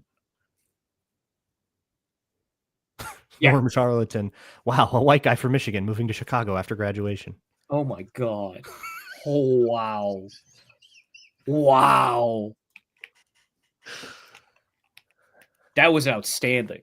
That's a good one. Ari has said it now. All right, we got it. Yeah. Kenneth Grant getting by San Francisco is huge. Mm-hmm. Yeah, because that was a primary defensive line spot. A lot of people did have Shamar Stewart to the 49ers, though, so that's kind of Shamar Stewart still there. There are Will Johnson still on the board. So we're starting to get to like the people who are really high on the defender you want might also be really high on another defender, and there's a bunch of them. We're getting to like watch territory here. That's massive. Although I believe the Kenneth Grant is the like bedrock point for me that I'm worried about is Los Angeles. Hello, Sam Ekstrom. It's Flat Earth Sam himself. What's going on? Flat Earth Sam. We've been having a very interesting time here on the live stream. I had to come on when I saw the Loveland pick. I know we were aiming for number 10. I'm Luke at number 11. I'm a pick late. What was the shock and awe when you saw the Loveland pick? I'm honestly good surprised. Screenshot of me out there. I made a bit of a thumbnail face. Yeah, this is a word you might enjoy, Sam, to describe Luke's face. He was agog, I think is maybe the best way to put it. That is a good word for that. Aghast, that is a wild move for me for a team that seems to be trying to build its run game to take a guy that is not good for that, to take like a move tight end. And I'm glad it's not Genty. Like if the Bears were going to get an offensive skill player in the first round, I'm glad it's not Genty. Just the I would much rather they have Loveland than Genty too. Yeah, I know I was talking Loveland up, but not that high. I was thinking maybe 24, not above Warren. Oh, I thought you were going to kind of like you were kind of going to be like, ooh, the Bears, but no. No, I think Sam cares about value. I'm inscrutable sometimes with when I'm stirring the pot and when I'm serious, and I think I was being a little unserious. That's an important tightrope for a podcaster to walk. That's good. Have we ripped the Jags yet? I think they messed up. Okay. Really? Oh, I just kind of said, all right, good for you, but I kind of don't really believe that they're going to play him at wide receiver that much. I thought it was like a bad move, but it's also fun, so I don't want to like be too aggressive about it. But I don't think it was smart. No, but it's fun. I can already see the future. Like, let's go into the crystal ball. At best, he does the two-way bit for 3 years. If he does it reasonably well, he will get extended. He will get that extension after 3 years, and then it will start to taper off, and then he'll be about career longevity. Like I don't see this working. I don't see him being the Shohei Ohtani for an extended period of time, if it works at all. So you think that playing like 100+ snaps a game is going to wear him down faster than other players at like wide receiver or cornerback, and that wear and tear is going to show up by the time we get to his second contract? I think that's going to be a calculated move preventatively. Oh, okay. I think that. I mean, that's what's happening to Shohei Ohtani, and he just like won the MVP, right? Like, don't worry about it. He might be unbelievable at one side of the ball. I just don't. I think that the Jags are going to end up paying like $55 million a year, and then there you go, Macho. We got to pick Dallas. Stupid. So as soon as Sam comes on, we start. Stop until Macho Meat started complaining about it. There we go. We're good. Okay, we got Booker to Dallas, right? That's the pick. That I loved Tyler Booker. I actually ended up putting Donovan Jackson over him, but like really loosely. So I'm not like dying about it, but I like that for Dallas. I had them taking Donovan Jackson. Yeah. I love it for them though. That's really good. And I was like, yeah, Tyler Booker would be great for Minnesota, but is he going to be there? I didn't think so. He was 31st on the consensus big board. This is one of those players that I feel like we could have understood if he'd gone 32nd or 12th. Like, big range. Yeah. I would have loved him value wise at 24. I would have felt like the Vikings were getting good bang for their buck there. So that's maybe a little high for him, but I'm not going to begrudge Dallas that. I think go take the lineman you like a lot, and he's a ass kicker. He's a mauler. Mm-hmm. He does feel like he fits in Dallas. They've got a lot of people they like doing that. Yeah, first interior guy off the board, unless you count Kelvin Banks. 4 linemen in the first 12. Yeah, it's gonna be like that. The linemen not a deep. It's gonna be 20 in the top 40. It's like insane. Get him early. So we got. I think this begs the question whether Donovan Jackson, my pick this morning, gets to 24. We got Tyler Warren, Will Jackson, Johnson, Jalen Walker, Jay Barron, Jihad Campbell, Malachi Starks, Mike Green, Shamar Stewart, Walter Nolan. Those are the best remaining on the consensus board. So if we're sitting at, that was pick 12, we're sitting at 13. So we got 11 to go. Mm-hmm. We're halfway there. Yeah. So the top 11 players, we're already getting to a point where we're kind of happy with any of the top 11. It's like we need one. We just get whoever's left, right? So we're getting. I'm starting to feel pretty happy with who we could get at 24, just because some weird ones happened already that pushed everybody down. Sam, you mentioned crystal ball. Where did you get the crystal for that crystal ball? Did you get it beyond the wall?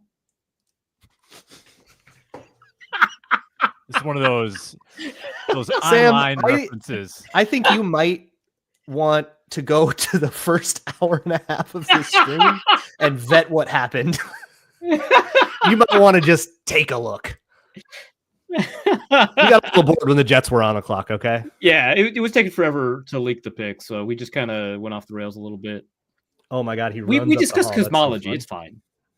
So you're saying that the quality control element that I like, the traffic cop role that I play on the show, that was absent. Yeah. There were no. You know how railroads run on tracks, and when they go off those tracks, it's usually catastrophic, and that's why you have conductors. We didn't have a conductor. We didn't have a conductor. We just sort of veered off into the desert and sort of came to a stop wherever we were at. Yeah, metal wheels don't work well in the desert, it turns out. So yeah, really needed those tracks. And jet fuel cannot melt them. Sorry, that's off topic. We were talking about a different conspiracy the whole time. The whole time. So that Ian Rappaport points out this is the third Tyler on the Dallas offensive line. That's analytics, dude. That's a stat. That's going to be a nightmare in the room. Oh, yeah. Can you name the other two off the top? Biotish, right? Yep. No, it's Tyler Guyton and Tyler Smith. Where's Biotish? Is he not on the Cowboys anymore? Was he ever on the Cowboys? Am I wrong? The Dolphins or something? I don't know. Oh. Tyler Smith and Tyler Guyton is right. Yeah, but they were both first-round picks. Come on, Luke. Well, not in years when the Vikings made me watch O-line, so news to me. Like I am like blissfully, I have no opinions on like Travis Hunter or Tet McMillan. Like whatever happens with those guys happens. I don't know. We'll see. Dolphins on the clock at 13. No real clue which direction they're going. This could be a Will Johnson. It would be Praise Abel, which is just too good of a thing to happen for me. That's probably not going to happen. I'd be way too happy about that. So that would be disastrous for Kevin Fielder in particular, and I would like it a lot. He's the one that found the tweet that said that, and he was pretty upset at having found it. Yeah. Let me ask you guys a question. We're looking ahead to 24 here. Okay. We've been talking about Kenneth Grant for 3 months. Have we? Yeah. Sure. Yeah. I think he was the first prospect of the day that Luke Inman had. Oh, that's true. Yeah. So per Kuiper, he's the 16th best available on the board right now. That actually puts him past 24. What is the knock? What is the knock on Kenneth Grant that you guys have observed that you like? Because everything he's so universally praised in almost every sphere. What is the big knock that would kick him down to the end of the first round, maybe into the second round? Pass rush, probably. He got overshadowed by Mason Graham there, so he was never like the main pass rush guy. Did a lot of contain, did a lot of dirty work. When he did get an opportunity, like one-on-one, two-way go, ready to go, I liked what I saw well enough, so it's not a concern to me at all. But I could see why people wouldn't be like stoked about him. You know, as he's this big nose, right? It's like a run stuffing nose. There's a positional value thing to that. But it's the kind of thing that I think is a dumb reason that you fall, and I'm always interested in guys that fall for a dumb reason.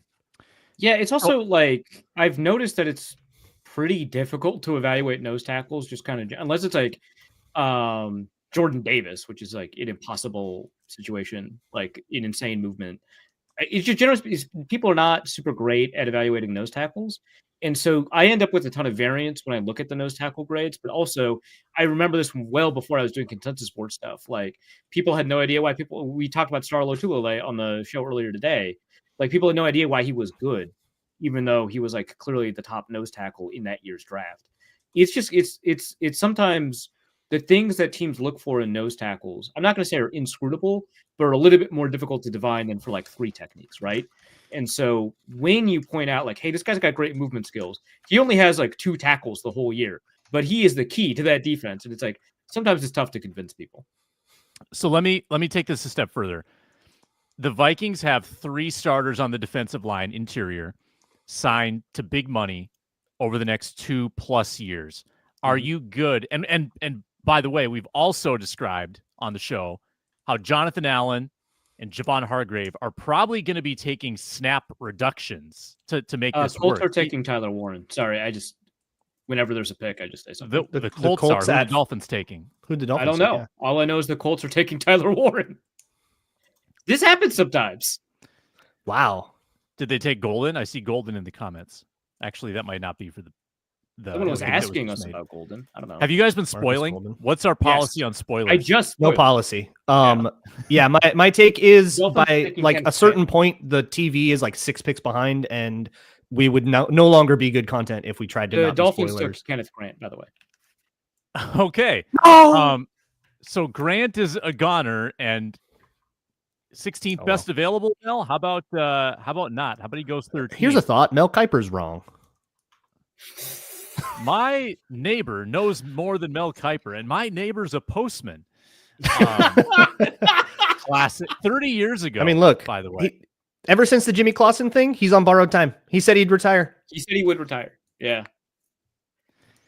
But so like that clip was like the best thing that could have happened to Mel Kiper, though. Like, yeah, true. The amount that it blew up, yeah. Yeah, but it changed him from like, because Mel Kiper's claim to fame for decades was that he was the guy kind of standing up to the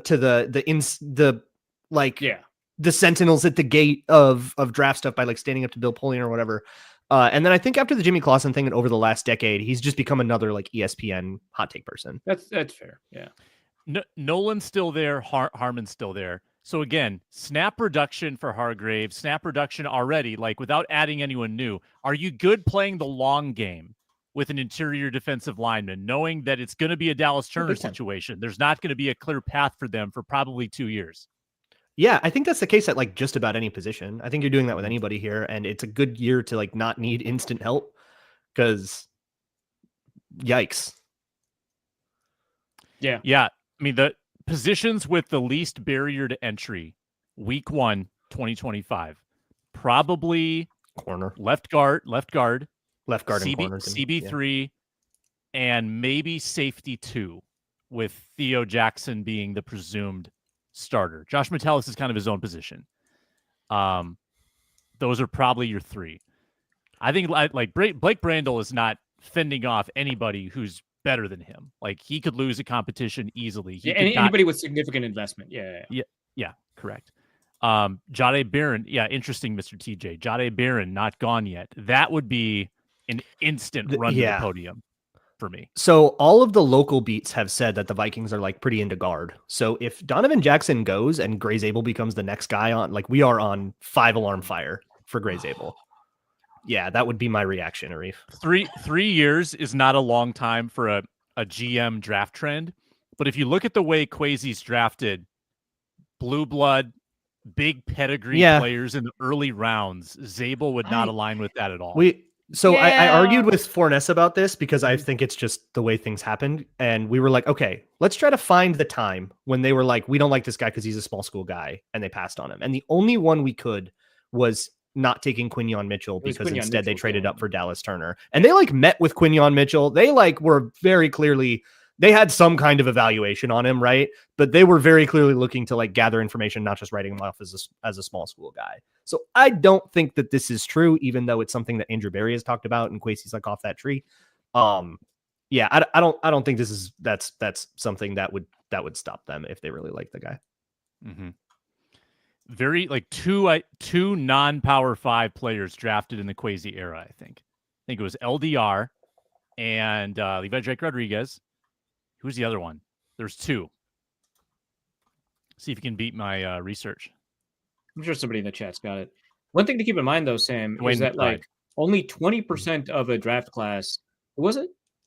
Dwayne McBride. Oh, yeah. Debo. Only 20% of a draft class is small school players. So like, is that worse than 1 in 5? What you just said? Because I don't know that it is. And how much of that is in the top 100 too? Like those small school players are all going round 7 when the Vikings have partaken. Yeah. But it's so like there's every year there's one Savon Revel, and you can't look at the other 31 teams and be like they don't like small school guys. Like only one team. Right. Yeah. Well, I mean, technically, Gray Zabel is a small school guy. We do. Yeah, there's always like this year there's 2. Cool. Yeah. And one Darius Alexander, if you got him in the second round. All right. I just saw what the person in the chat meant by 1 frame per minute. The Kenneth Grant family reaction camera is it's buffering. Really? It's buffering. Okay. What? By the way, what Say, coverage are we? NFL Network or ESPN tonight? We're splitting. ESPN. So I'm NFL Network. Arif is ESPN. Our bases are covered. I am muted though, so if there's anything interesting said on there, sorry everyone. I'm also muted. You're here for us, not for Rich Eisen. So I wanted to pose this question as well. With Cleveland acquiring, a second, a fourth, and a sixth tonight, I believe they already had an extra third. They already had 4 sixths going in. So a retrade for I think they become another possible trade partner, an even better option as a trade partner at 24 because they could reunite Shedeur with. Oh no, never mind.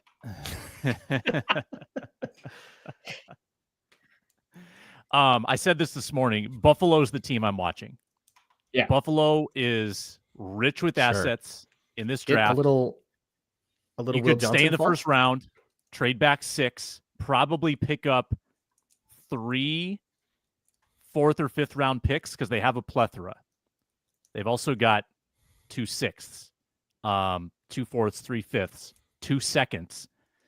Buffalo's got a ton. I'm circling Buffalo as a possible trade partner. They just announced Warren, so that gives us 9 picks until the Vikes. And no leaks yet. What is going on? Come on, Twitter. Also, I haven't seen a Jordan Schultz leak, and he was so good at that. He tipped the Penix thing. Yeah, he's been good at that for like 2-3 years. Did Ian kill him? Do we think? his spirit, his body, like figuratively. I already forgot about that. Now it's the only thing on my mind. Rach says that Jordan Schultz has leaked a few. Okay, so let's rattle through like the next 12 on best available. Just say in or out for Vikings. Jelon Walker, probably not. That's interior linebacker. Yeah. Probably. I mean, you can play him at linebacker, but like Will Johnson, absolutely big in. Yeah, big absolutely. No shot, but in. Yeah. And if someone goes a little crazy and takes, let's say, Hairston jumps because they're enamored with his speed and he goes over Barron, we might be getting into Barron falling territory here. Yeah. This is have getting our own interesting. Barron. That would prove Ron right because he said, "Oh, watch for someone to fall. That was not supposed to fall." Ron knows stuff.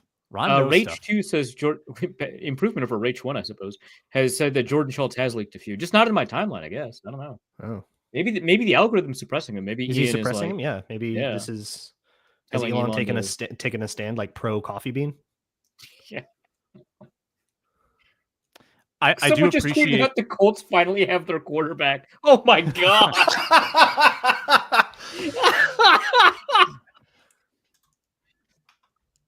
Taylor Georgopoulos asks, "Why is Will Johnson no shot?" Because he's too good. It's no shot. He's really good. Yeah. The only thing sinking him right now is medicals. He's a really good corner. Yeah. Like he's the kind of corner that should go top 15, top 10. But I guess he's hurt, or I guess there's like a concern. Right. Yeah. Yeah. Barron would be really fun. I do think Barron would just like play straight up outside corner because they want to kick Murphy inside if they can. Yeah. I don't think he would be like a rover around the field like some people say the Flores. Like I think he would just play outside corner. But I would be very happy with that.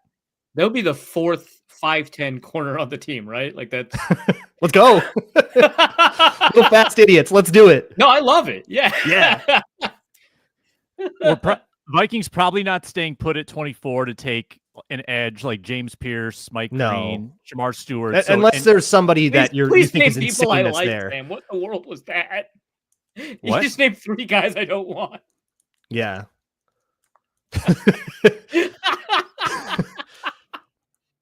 Sorry. Yes, you lost me. Don't worry about it. Okay. Yeah, it would have to be a higher, like a Shamar Stewart if you're going to take an edge. Like somebody you're just like jacked on, you know? Yeah. You guys don't like Walter Nolan. Tell us why. Remind us. Why? Yeah. So I mentioned can't take a double. That's. Oh, yeah. Luke's issue is also my issue, but compounded upon some of the character / locker room stuff. The problem with saying character stuff is like that spans everything from that's everything from DJ Giddens likes to fish a little too much to like assault allegations. Right, yeah, and we're not at the assault allegations end of this, as far as I know. I don't want to like lock myself in, and then we find out 2 days later. No, with Walter Nolan, it's just that coaches really dislike his work habits and practice habits. He gets frustrated in practice too often and like will leave. He had an opportunity to prove. So he said at the Senior Bowl, hey, a lot of people think I don't love football, and I'm here to prove that I do.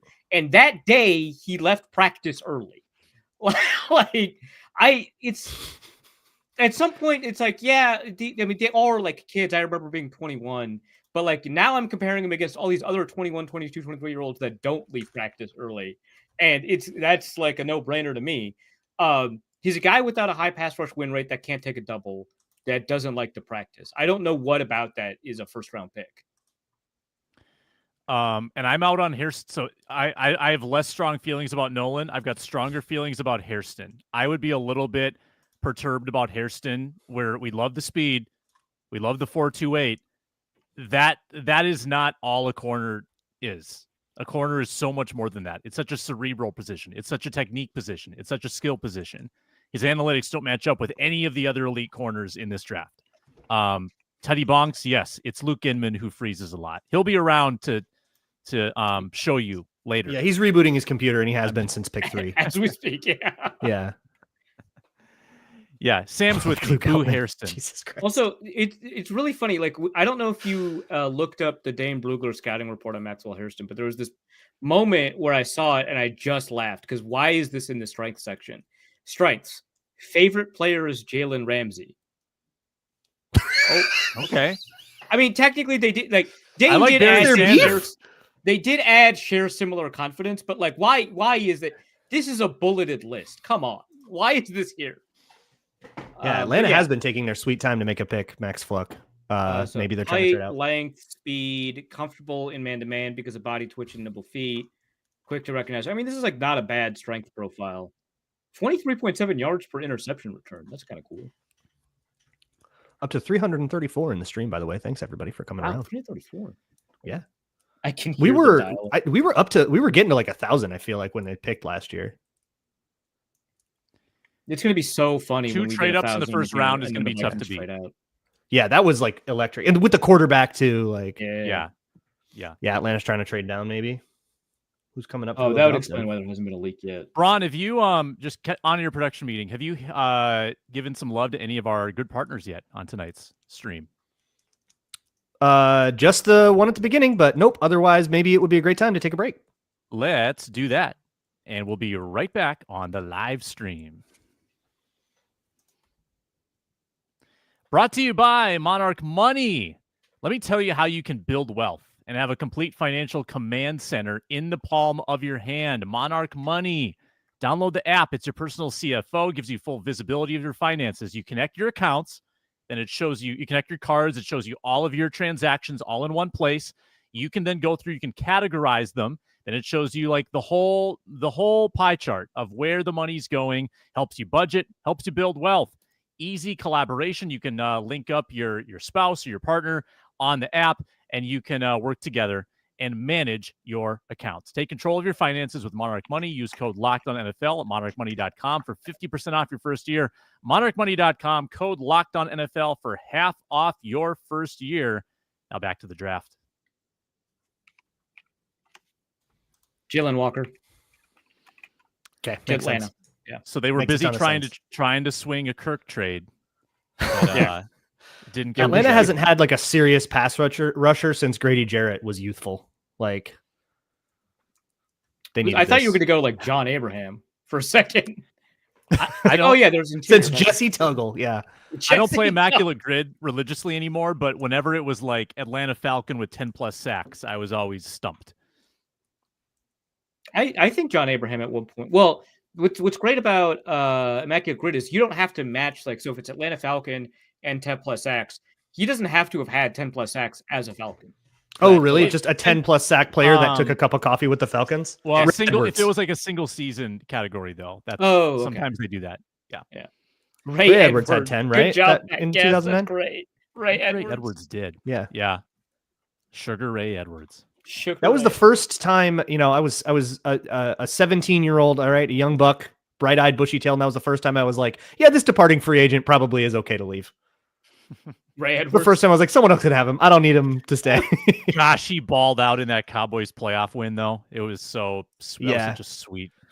I mean, I get Wade like Phillips why he was tilting. upset with the Vikings though, because like the guy backing him up just got a bigger contract than him, and he was like, "What? Why don't no one love me?" Which I get. I get. Yeah, that. no, go get your bag, dude. Like, that felt like there were no bad guys there. Everyone go get your money. We're all happy. It's fine. And then he didn't live up to that contract, which, yep. Burrito Bill, Immaculate Grid does rock. I should get back into it. I Yeah, I got haven't to a do it. point. I was doing it so often that I kind of Also- like just learned all of the people that fit each That makes sense, criteria. yeah. Like, I did not know about sports, the sports version of Connections. I didn't know about sports. No, I didn't know about the sports version of Connections until like super recently because it's not in the New York Times Games app. It's just the normal Connections. But apparently there is a sports version in like associated with the Athletic, which seems cool. But like if it's not in my Games app, I'm not going to use it. that's amazing, though. I'm gonna go look for that. I can't believe they would have a way to be as clever if it's just about sports as they are. Yeah, like, yeah. normal It's because like Connections is like a crazy like when you figure out the thing, especially for the purples, that feels good. But like I can't imagine it's either way too hard or like that one seems like a hard one to balance, right? It seems like it would be way too hard or way too easy. I'm going to try it. I've never tried this before. I'm doing it right now. Connections. Time yourself for an extra challenge? No, thank you. No, Are you doing sports connections or regular? Sports connections. Regular connections is a mainstay. That's a good time. yeah, I love that. Yeah. One. Please stop asking me to time myself. Let's see if I can do it. Well, you work on that. Jelon Walker is gone. Yeah, 8 Cardinals more and the picks Vikings. until the Vikings. So I mean, there's gonna be a player. Where's Ibuka? That's gonna be. Ibuka has not been taken. I just don't see him on the best available. That's why. That's going to be a temptation. Sam, stop using someone else's best available. Use mine. Come on. Okay, that was insanely easy. Can you put a link in the chat? Yeah. Or on air production? Definitely too easy. That was definitely too easy. I told you that it's a hard one to tweak, right? If you're Yeah. Nick isolating Jelson. I've yourself heard to a lot of one people put kind of they kind of make the G in Ibuka silent. I think Nick Jelson's making fun of your Jalen Walker pronunciation. Oh, got it. Oh, I do that all the time, Nick Jelson. The emphasis on the syllable is not my strong suit. Can Sam talk about what type of flowers he buys his wife to make up for ditching her on a Thursday night to work during the NFL draft? I think she understands, right? Like at this point, Yeah. I mean, why do you think I was 11 picks late, Macho Meach? I was serving my family. Sam is a family man first. That's I can corroborate that. Braun can vouch for that. I was Yeah. Yeah. Thank you, Arif. Trivia question. If you already know, don't answer. Who was the last number 24 pick for the Vikings? number 24 overall. Yep. It wasn't Xavier Rhodes. No, For the- 23, I think. Yeah, it's 23. Yeah. A lot of 23s, a lot of 25s. Not as many 24s. There've been 2 all You got to time. get to the divisional round for 24s. 23 is a great place to be when you're the best wild card team to lose. That's rough. I guess it doesn't work that way anymore, but Yeah. Josh Johnson, it wasn't Eric Kendricks. Eric Kendricks. yeah, he was a the second rounder. I remember that draft Treadwell. because I hated the Trey Waynes pick and I loved the Eric Kendricks pick. And somebody was like, "Hey, just hypothetically, if the Vikings had drafted Eric Kendricks 11 overall, because you love this guy, if you drafted 11 overall, would you be okay with that?" And I'm like, "That's a reach, but I guess." And it's like, what if they I knew it was drafted 31. Trey Waynes in the second round? I'd be like, "Well, that's really great value." And they're like, "Well, Arif, why are you mad about the draft?" I was like, "Let me be mad." I'm just gonna. Nobody has gone far back enough in the comments Got to go 90s. 90s. Yeah, I got Well, nothing. someone just said Michael Bennett. Michael Bennett was going to be my guess, but I couldn't conjure his name, or like Ontario Smith. Your brain was like, it's not Darren Nelson. Who is it? Was Robert Smith a first rounder? Ohio State? I don't think so. Was he? Moss was earlier. Moss was like 21st. It was the late great Corey Stringer, 1995. Stringer. Oh. Jeez. And the other one was 1971, Leo Hayden. Some of those Bud Grant drafts are like just like did not. Those guys were cut in like 2 years. Walter Nolan to the Cardinals. For the Cardinals. Wow. Yeah. Have fun with it. Yeah, I gave in to the top 10 Walter Nolan steam, but didn't quite get there. Went to 16. Still higher than I thought. I had him penciled into the Eagles for a long time. I thought he was going to go in the early 20s, so this isn't like too far away, I guess. This is catastrophic culture fit, I feel like. I don't know if Jonathan Gannon has that juice in him to like take to run an insane asylum Mike Tomlin style. Who else is there that like I'm talking mostly about the coaching. Okay. Is it the coaching just can't handle? Yeah, I get you. Yeah. Well, and like a situation like Kyler Murray, where Kyler Murray has never been all that unreasonable. There's been like a contract thing. Maybe he played a little bit too much video games. Glass houses, I'm not going to judge you. Lead by example, crack the and whip. Like, he's not going to control a locker room, though. That doesn't feel like the organization that you would be like, oh, this is the culture that'll turn the guy around, you know? Fair enough. Kim Diche, that was a thing too, I feel like. Diche, yeah. Alvin Tomlinson will be the primary mentor in that room for. Well, that'll be good. Yeah, he seems like a good guy. I don't know much about him, but.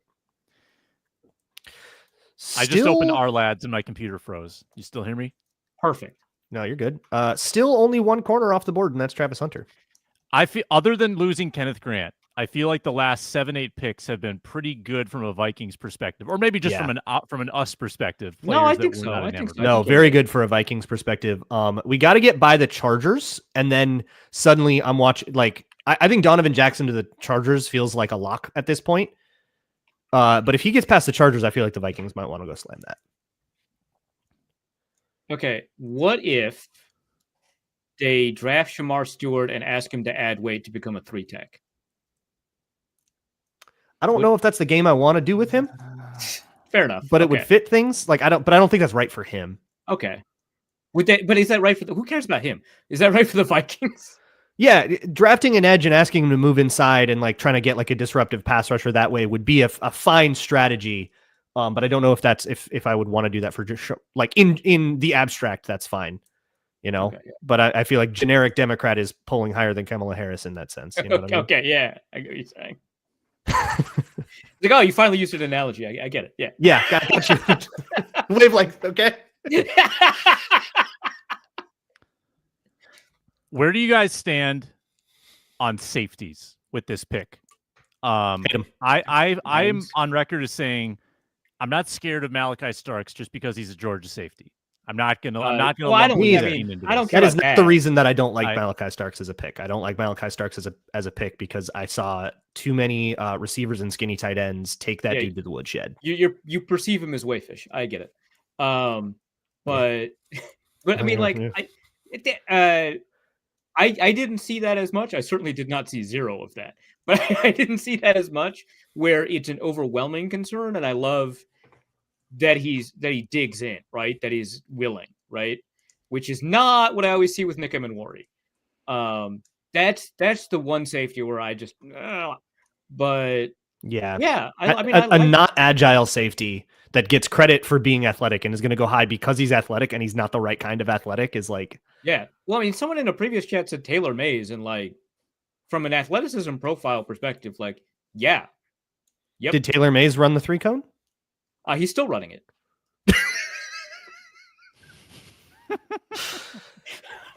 Alley-oop. Yeah, a whole bunch of edge rushers on the board, and Eric Manis makes a good point. Bengals have to go. Bengals are almost certainly going defense. Yes, I have Mike Green to them. Yeah. Just playing the type, like, yeah, that makes sense. Well, I had Walter Nolan. You know, you're not disagreeing. Yeah. Will Johnson available. Jahdae Barron available. Malachi Starks, I don't hate him. Luke Braun has a vendetta against him. He's available. Vendetta. Hey, trade back to the top of the second round and take him, and you won't hear a peep out of me. Harmon, it's a reach. Available. Now, Harmon almost has been too obvious because of his because the Vikings don't always love to show their interest in their high draft picks. I think they've played that game in the past. A lot of their top 30 visits are Shamar Stewart to the Bengals. Red herrings. Okay. You know what? Good. I didn't have Shamar Stewart available, but that makes a ton of sense for them. That's fantastic for them. Of course, they would take him over Mike Green. I didn't mean to cut you off, Sam. I'm just that's okay. Yeah, I mean Harmon is that's the clear and obvious pick because the Vikings have shown interest. Is it genuine interest, and what do they learn from those meetings? The top 30 visits are not ironclad. They don't necessarily mean the teams are interested. They're getting information about the players. But I think that Harmon would be an interesting pick. I like Harmon. It's He's like the chalk pick. That is the chalk pick. There is a medical concern there that is also there's a lot of those this year. So there's one with medical concern. I also hear the Steelers he might be a guy you can get at the second round if you wanted to play it fast and loose. I hear the Steelers love Harmon, so he might not even make it there if his medicals check out for them. I have a running back for them, but maybe I'm just too they lost. They have right now. They have Jalen Warren, and that's it. I feel like that guy's not a bell cow. He's not a bell cow. He's good. He's not a bell cow. He's a change of pace. Get Omarion Hampton in there, and that's actually a 1-2 punch that feels awesome. I think if you're looking for a 1-2 punch, you don't have to draft in the first round then. True. Yeah, get Quinshon Judkins whenever he comes. Yeah, exactly. You could get another Najee Harris a bunch of places. Here's a question I have for you guys. We're up at pick 18 now, right?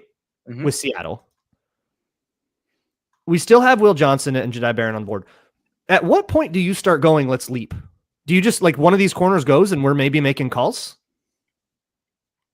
That's interesting. That's a good question. Probably the cost at this point is probably it might be 97, or would it be or is it 22? Go leapfrog the Packers and that's it. Just a teeny little move, Give a 5. That's interesting. I know that some people suggested to me that Tampa Bay might be interested in trading down, which if they're nailed in on Jahad Campbell, that makes sense, right? Yeah. So that could be a spot, which obviously that's 19, that's not 22. And I know that the Chargers were in on Kenneth Grant. They can't, which I mean, the Harbaugh connection's a little bit too obvious, but they love Kenneth Grant. They're still a Michigan guy though, so they might not want to. I'm curious what's going to happen here. Oh, true. I didn't even think about that aspect of it too. You could screw the Packers in Lambeau. Oh, at Lambeau. Oh, my greatest fear in their own house. My greatest fear has been a faller getting sniped by Green Bay at 23.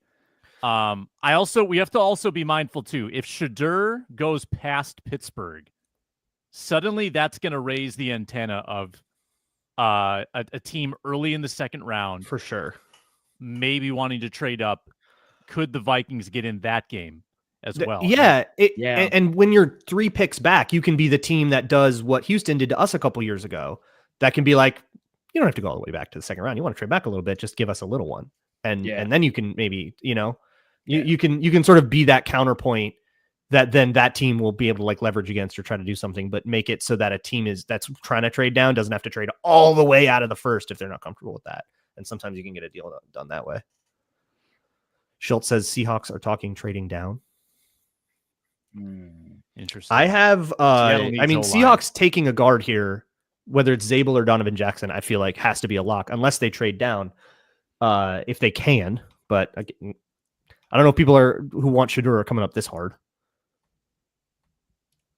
This is still pretty high for that. It's been an interesting day in Shedeur's camp, starting with the Pelissero article with the anonymous absolute smear jobs from GMs, coaches, just letting him have it. And then the response to that article with other GMs and coaches saying, don't be anonymous. Don't do that. Oh, I saw that tweet. That was really funny. Yeah. There's always a level of suspicion when you see such polarizing quotes come out the day of the draft. Yeah, no, that's somebody's like, "Hey Tom, Make this guy fall for me. Yeah. Yeah. That could be Right it now, could be Mike they're Tomlin. licking their chops. It's working. It's working. Could be a connection from 2006. Mike Tomlin, Okay. Pelissero, got him in his pocket. Seahawks have found a trade partner. I don't know who yet. Whoa. If they trade down past us, that's phenomenal because they are absolutely competition for a guard.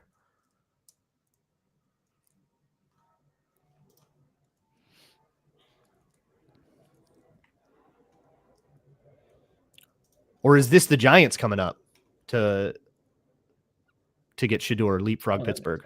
Yeah. Giants, by the way, with that new edge rusher, Abdul Carter, I think Kayvon Thibodeau just got a little more expendable. Don't tell him that. He's pretty excited. And happy. He was all about that. He might not be in New York for much longer. Yeah. Thibodeau over to Seattle for this trade up as part of this trade up. Thibodeau, the second round pick, and whatever else you need to make that work. There you go. Sam Darnold's like, please get me some help. Please get me some protection. Yeah. So we've got Seattle 18, 19, 20, 21, 22, 23. 6 picks before the Vikings. Arif's consensus board, find it at wide left. Top 6 on the consensus board right now. Will Johnson, Jahdae Barron, Jahad Campbell, Malachi Starks, Mike Green, and Josh Simmons. I think 2 or 3 of those names would be thrilling for the Vikings. Will Johnson falling. Someone mentioned in the chat earlier, does the injury fall then concern you if that's how far he's going down the board? Maybe. I'm sure the Vikings have had their team doctor look at it. They've got their assessment of the situation. Vikings, by the way, are an organization that are very confident when it comes to dealing with injury players. And I don't just mean that. It was their whole free agency. Why not keep doing it? And I don't, exactly. Like at this point, you're in it. Like that's like something you get from like quote sources, right? But then also like the actions clearly bear that out. So like their injury tolerance risk is clearly higher, and they don't feel like they've been burned by like, let's say, Andrew Booth, right? They don't feel like they've been burned for that confidence. They just have a higher tolerance for injury risk than a lot of other organizations do. Yeah, and to be honest, Andrew Booth's health was not the issue. He's able. Let's go. They did it. They did it.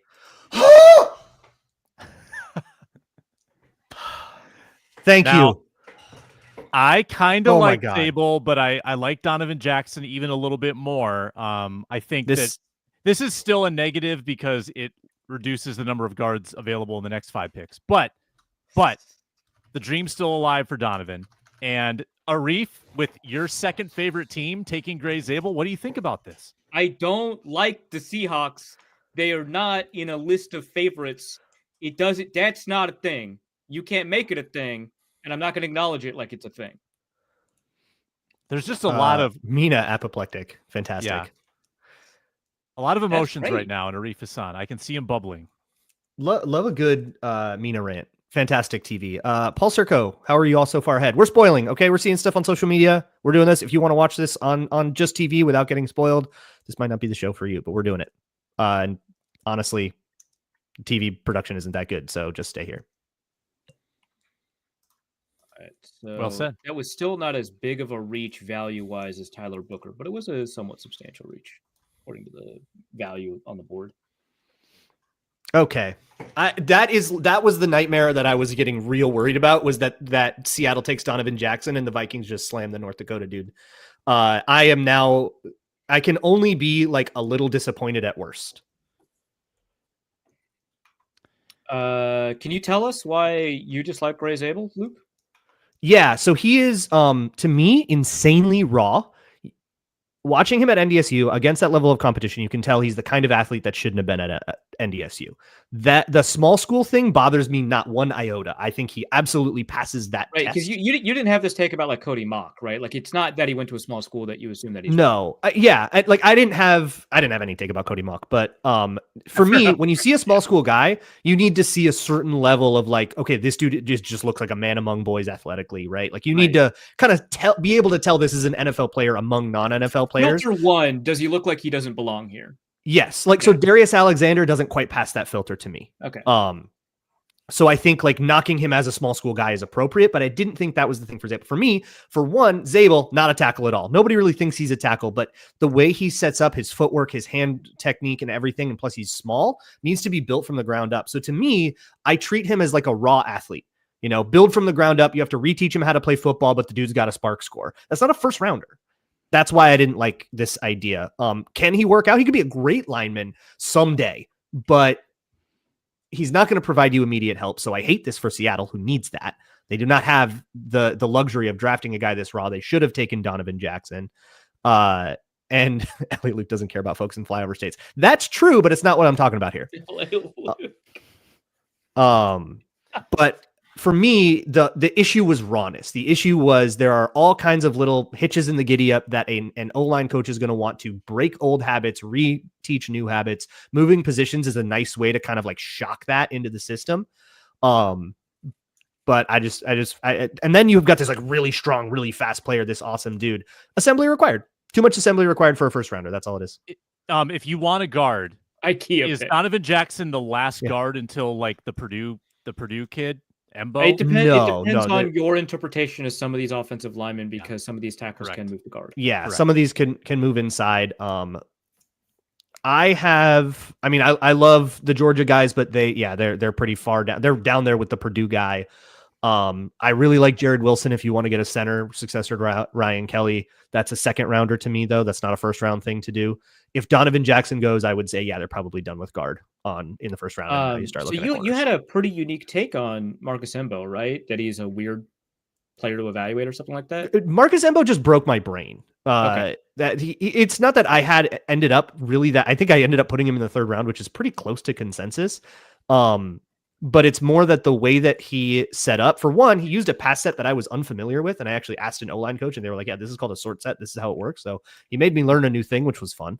That's nice. But he does a lot of stuff that's like absolutely buck wild. When he gets into the second level, he will jump over people's ankles instead of stepping with high knees. He'll just jump. He'll just like hurdle it.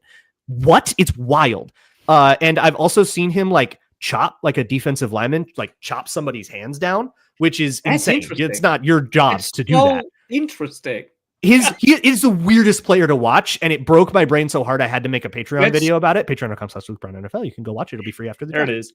That's so Howard Mudd coded, though, right? Because Howard Mudd embraced offensive linemen doing unorthodox things so long as they worked. And so, like, offensive linemen mirroring spin moves, you first saw for successful offensive linemen in Howard Mudd offensive lines, where, like, they would reverse the spin to catch, like, which is, like, you never turn your back to the line of scrimmage. What are you doing? But it works, right? And so, like, the unorthodox technique, if it works for your body, if it works for you, I will coach you on a way to make that work.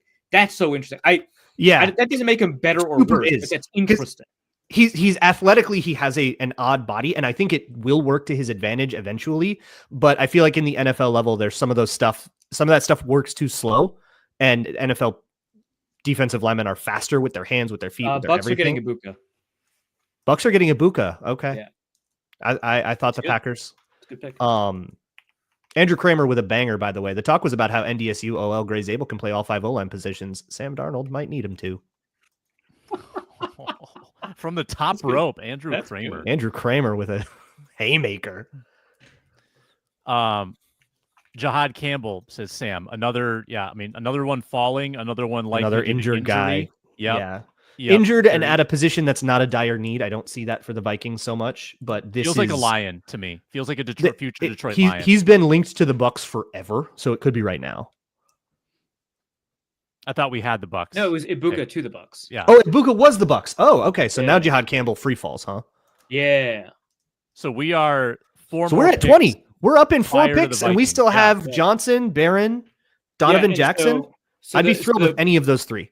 The Broncos steam, and this is soft steam, not like, hey, there's 18 people texting me that the Browns are about to trade down. But the Broncos team has been that they do want to trade down and grab a running back, and people are split on whether or not that's Hampton or Henderson. But like they want to trade down. So we'll see if somebody trades up for a corner here. Or if they just pick and just grab a running back, like who, whatever. Yeah. Let me ask you this over under. I asked this on Wednesday to the group before the pick, before they possibly trade. Oh, that's good job, Taylor. Love it. Throw it in Luke's face. No way. No way Will Johnson No is getting to way. the Vikings. Yeah, man, it's looking more possible now. I did not think he would be this low at all. We're already well past what I expected. So let's do it. If I set the over-under at 6.5 total picks for the Vikings in this draft, do you take over or under? Over. I Even if they maybe pick would have 24? taken over pre-draft. The way things have fallen, I think a trade down is looking less and less and less likely because there's like 3 different players that I didn't think had a chance to be here that are here. And if they pick at 24, then I think it gets a lot harder to amass 3 more picks when your next one's at 97. So I'm going to go under. Yeah, I think if they pick at 24, it's under. For context, they went into 2022 with 8, ended up with 10. In 2023, they went from 5 to 6. Last year, they went from 9 to 7. Kwesi's never gotten 3 additional picks in a draft. I think it all comes down to 24, whether they trade it back. And again, the next pick is really important, the one with Pittsburgh, because if Shedeur is there, then the phones start working. Yeah. Then you've got Cleveland making calls to Kwesi, Barry and Kwesi. That was the Ron Johnson prediction months ago, was that Cleveland was going to be the team. Yeah. Come to fruition. I think Ron's prediction from this morning is already correct, that there's people you don't expect to be there will be there. And I feel like we've already kind of, unless it's like exactly those 3 in a run, we're kind of there. But we've also got a couple of teams here that could take running backs back to back in Denver and then Pittsburgh. Not to mention the Shedeur thing of it all. Like there's a lot of stuff in between that can happen too. This is feeling awesome. Green Bay's biggest areas of need, another receiver for sure. Yeah. Maybe they're a big on corner. Cornerback to replace possibly Jair. When's the last time Green Bay drafted a receiver in the first round? Streak is terrible. But the scuttlebutt is that the streak breaks this year, but that might have been about Ibuka or McMillan. Right. I don't know if Luther Burden's the guy there, but it could be. Burden would be interesting. They would immediately, that press conference would be like, you remember Randall Cobb? Are you ready? 28 Dead Poet. Thank you for reminding me. I have to feed the rabbits. I'll be right back. All right. Nice. See ya. Arif, are you ready to see at least 32 blogs about Adam Thielen being a trade candidate to the Vikings? Now that Tank McMillan is there? That sounds like, that's going to be great. Taylor's asking who's the highest left on consensus board. It is Will Johnson at number 9 overall. After that, it's Janae Barron at 13. After that, it's Jihad Campbell at 14. Interestingly, it's the rabbit. Interesting to note that Jihad Campbell is 17th on the forecaster board and 13th on the evaluator board. So the people who are plugged in with league sources have Jihad Campbell ranked a little bit lower. It's still 17. It's better than where we're at in terms of pick slot. And then after Campbell, it's Malachi Starks and then Mike Green. So again, I think Vikings fans would love to see Josh Simmons picked, Mike Green picked, Jihad Campbell picked. This would all Shedeur Sanders, obviously. So Sanders, this is actually a win-win because if Pittsburgh takes Sanders, that's a player the Vikings weren't interested in. If they don't take Sanders, then there is juicier trade back potential at 24. So I think that this is a good scenario either way. Very interested to see what Pittsburgh does. About that. So Jordan Schultz just tweeted out that the Giants have been trying to get back into round 1. So we're at about the spot where a team at the top of the second round is ready to kind of dip into the quarterback market. They're making calls. That could be to Pittsburgh. That could be to the Chargers, who might like Will Johnson. I don't know. And then obviously the Packers and Vikings. This is what type of capital the teams behind the Vikings have. The Rams have no second. They have an extra third. They have 4 sixths. Baltimore has an extra fourth. They have 4 sixths. Washington and Detroit have very little. Buffalo has a ton. I'm going to keep talking about Buffalo at 30. Mm-hmm. Buffalo at 30. Very possible if there's somebody they covet. Kansas City has an extra third, no fifths, no sixths. Philadelphia has 4 fifths. Now, Cleveland, I did this before the draft.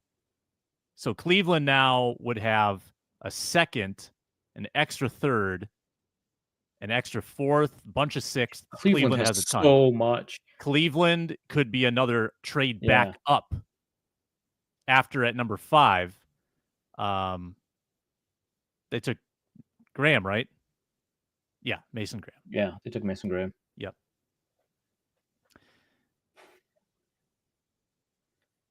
Sorry, my eyes are like on Twitter right now, so I'm not like. Yeah, we've reached a crucial moment. Yeah. Broncos are like, does anybody want Shadur now? Does anybody want Shadur This before is the Pittsburgh? moment. Yeah. Anyone? Still don't have a Broncos tweet yet.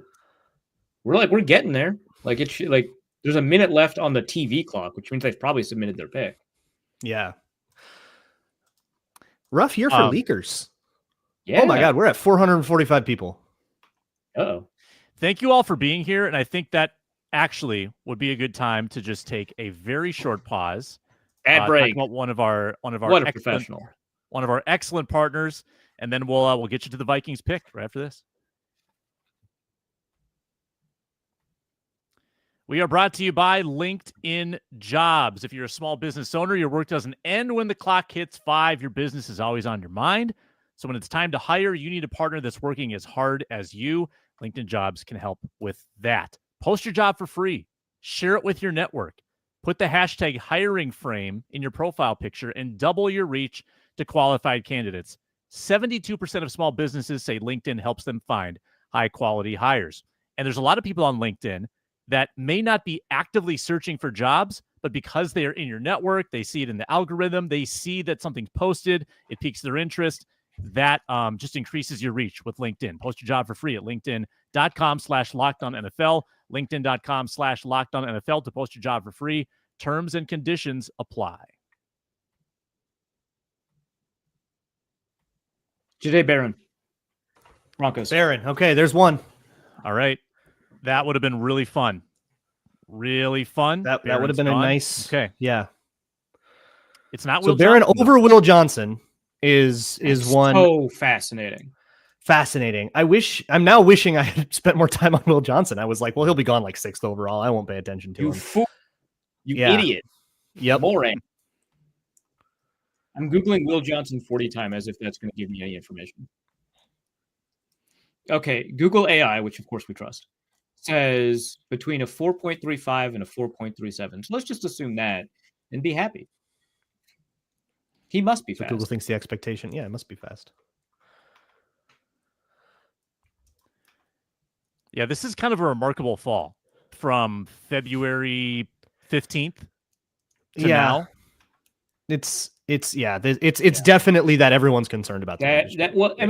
And as much as I was joking about the speed, he does have like long speed concerns, which at the cornerback position can be pretty significant.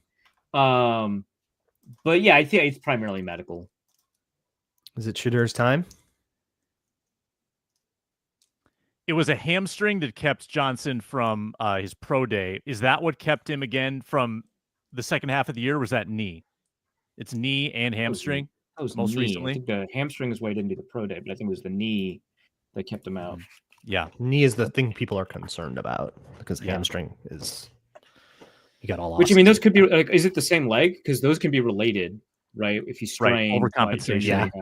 Sure. It could even be because I feel like it's more related if it is the other leg because you're.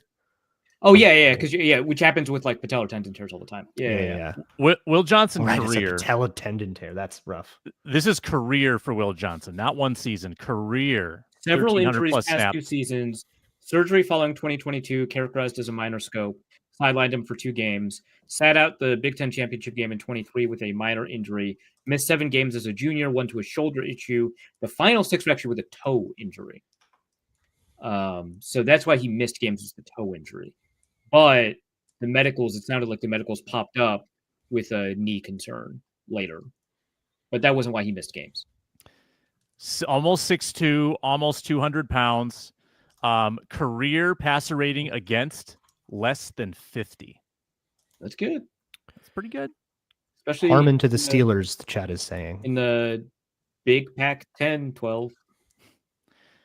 Harmon to the Steelers. That'd be a pretty early. Oh, I got one right. Finally, I got one that's right. That's an early Derek Harmon. I think that's the first one in a long time that I didn't have in my first round mock that went in the first round. Finally, paying attention to rumors pays off. I paid attention to the wrong rumors. Can't win. That would leave issue. 2 picks to the Vikings, if true, with Johnson there. Johnson, Donovan Jackson. I would be thrilled with either of those guys. And now either of those guys are guaranteed to be. If the Vikings are out on Johnson, who's the pick then? Then you start talking about the safeties everyone's been talking about, maybe. Worry? Alec Lewis is thinking trade back. Then you start calling New York and saying, how bad do you want Shedeur? Taylor, you said Connor Rogers said it. You're not sure it's official. I have other people on Twitter saying Derek Harmon to the Steelers. You don't have to worry about it. But I appreciate you taking accountability for putting something in chat and then being unsure than telling us. That's awesome. I feel like now that we're getting close, let's just remind folks what we talked about this morning as well, what the predictions were, just so people can brag if needed. Arif, you had Siobhan Ravel. Mm-hmm. Braun, you said trade back. Inman had a Will Johnson fall. Oh, it's a shame that he can't log on.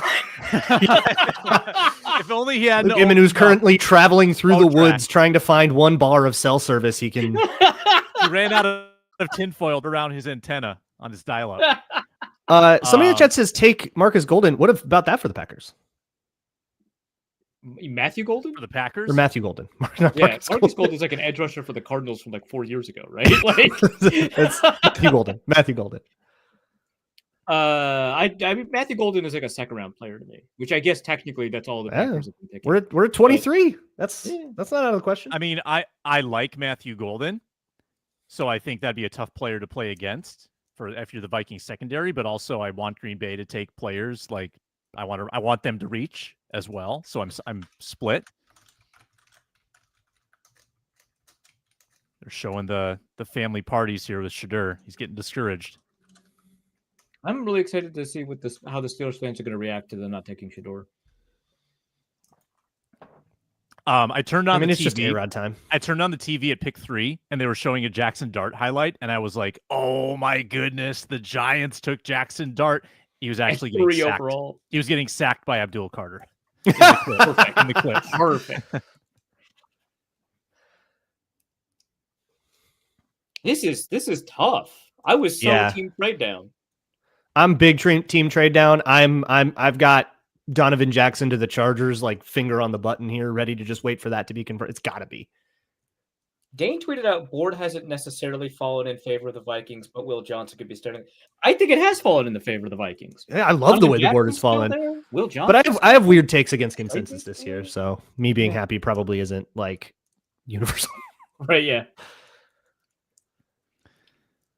Johnson, Starks. Even if you don't like Starks, you have to admit he is a possibility here. I mean, both these safeties are for sure, but they're all here. So like, you want to trade down because you have all like if you're good with the safeties, trade down and wait for one of them to get picked.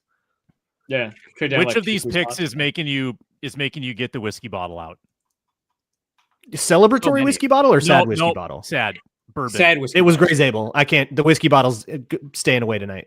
I don't know that Nick Emenwari would make me that sad, but I feel like I've started branding myself against him, and so now I have to be performatively sad, if that makes sense. Yeah. Yeah, I will. If it's one of the safeties, I'll call them both a reach, but it won't become that. Like, I won't talk about it all. I won't say like, I won't be like a huge hater of that pick. I'll just say, not great value, and then move on.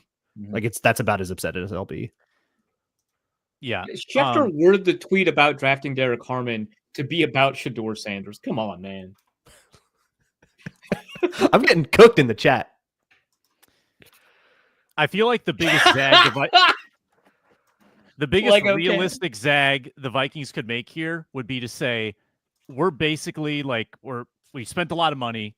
We've got Dallas Turner. We're giving up Andrew Van Ginkel after this year, and we're going to get another edge. That would be the still within the realm of reasonability move that they could make that would shock people. I'm just reminded, like, there was a year or two where Spielman, like Teddy is actually a really good example of this, where the Vikings saw a player falling down the board precipitously, like Will Johnson did now, decided not to take the player, trade it back, still ended up with the player and the trade back stuff. So maybe Will Johnson's medicals are so serious that is a possibility. The people will be mad for about an hour and then they get him. Maybe they do trade back. There have been bigger falls for less of a reason too. Like I don't want to make the injury out to be, it's probably because of that, but I don't want to make it out to be this crazy, the worst injury we've ever seen or anything like that. Like we've seen players just fall because the board is weird and nobody needed a corner for a while. Yeah. Well, I mean, like last year, like we didn't see a defensive player go off the board. Yeah. Like 10. Yeah. It was until like Laiatu Latu, right? Until 14. Yeah. Yeah. The first 13 players were offense and 6 of them were quarterbacks. Yeah, and it's like that's not an indictment of the defensive talent of that draft class, right? So the Vikings quarterback room as of now, Murphy, Rodgers, and then I think you've got competition. I don't think Blackman is locked in. I don't think Okuda is locked in. Tavier Thomas is a person there. Dwight McGlothern, CB3 wide open. If it's Will Johnson and the knee is good, this could be a week 1 starter for the Vikings. It sounds like a pretty decent if at that point. Yeah.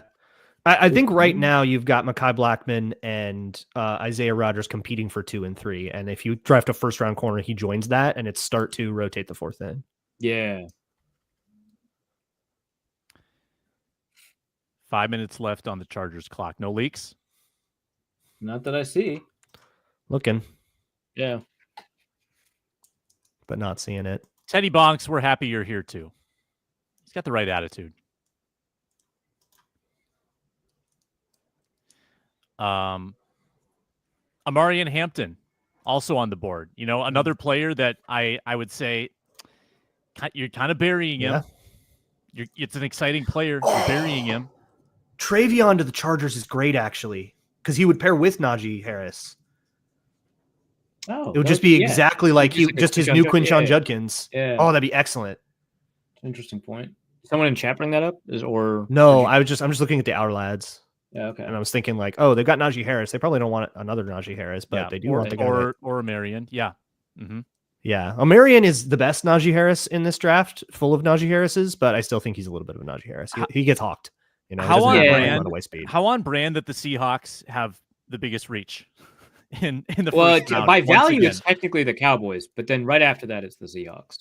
Is it really? No. Well, you have 30. It's able 33. I said by value, not by value, because reaching a couple picks when you're that much higher. Yeah. Yeah. Got it. But yeah, by pure number of ranks, it is the Seahawks, which is very. What about an edge rusher here? What about a Mike Green to the Chargers after they let Joey Bosa go? Oh, that would make a lot of sense, actually. A lot of people are saying Amarian as a suggestion, not as a reporting. It's kind of interesting. What's going on? Luke just took out his earbuds, muted his mic. Yeah, having audio issues. Give me a sec. All right. Do your thing. Maxwell asking who are the best few available for the consensus board. That's Will Johnson at number 9, Jihad Campbell at 14, Malachi Starks at 16, Mike Green at 17, Josh Sims at 21, Shador at 22, 24 is Matthew Golden, 26 is James Pierce, and 27 is Amarian Hampton. I keep trying to think outside the box, beyond the obvious guard, corner, safety, interior D-line, and interior linebacker. Like if you love Campbell. If you love Campbell, Ivan Pace has essentially 2 years left with the restricted free agency year. Oh, look at this. Look at this. Just in time? Look, I was just going over. Luke, you made it, dude. Just looking into. Oh, I don't want that. There we go. That's not. Is this one? No. Sam. My bad. What? I'll stop messing with it. There we go. That's the one. Is this how the whole show's been? I can leave. Oh, easily.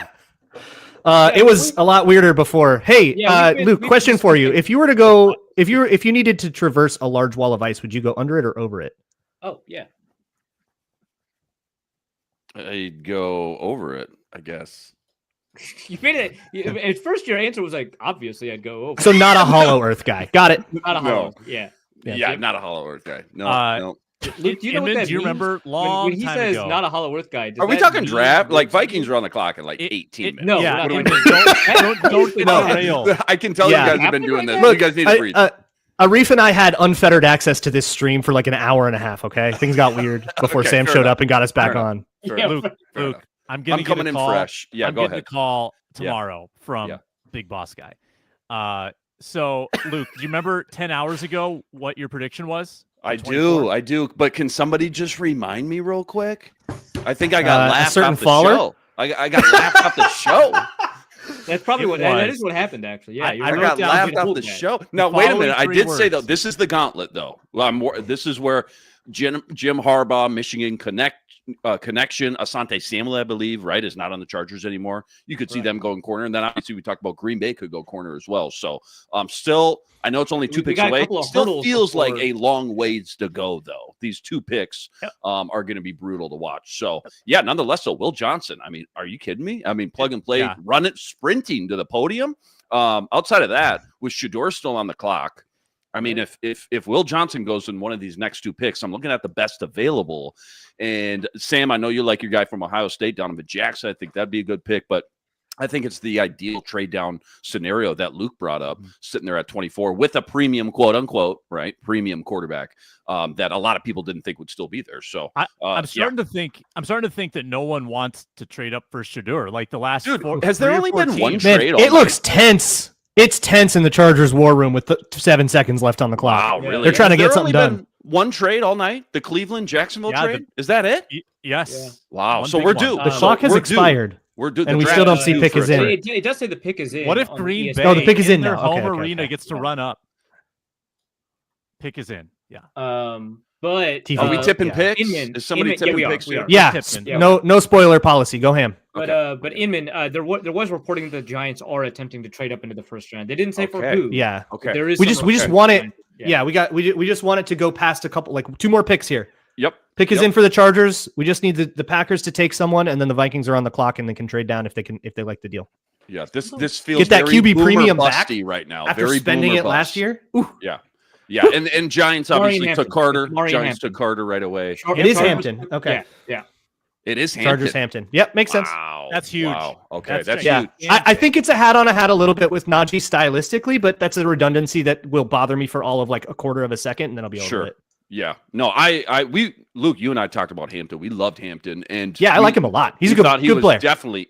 I personally, I don't know where you have him in your rankings by the end of all this once the dust settled, but clearly for me, easily the Yeah. number 2 running back that kind of got muddled a little bit with Trayvon Henderson and some other guys. In the Yeah, we mix. talked I know about it's it a loaded earlier. running back class, but I had him second, but I didn't have who you think first. oh, that's right. You weren't on the Genty train. Yeah. That's right. I'm Jordan big time Jordan Henderson James. guy. Probably Big Um, time Dravion Henderson. What guy is your here. guys' least favorite pick so far? Value, like Colston. consider the value.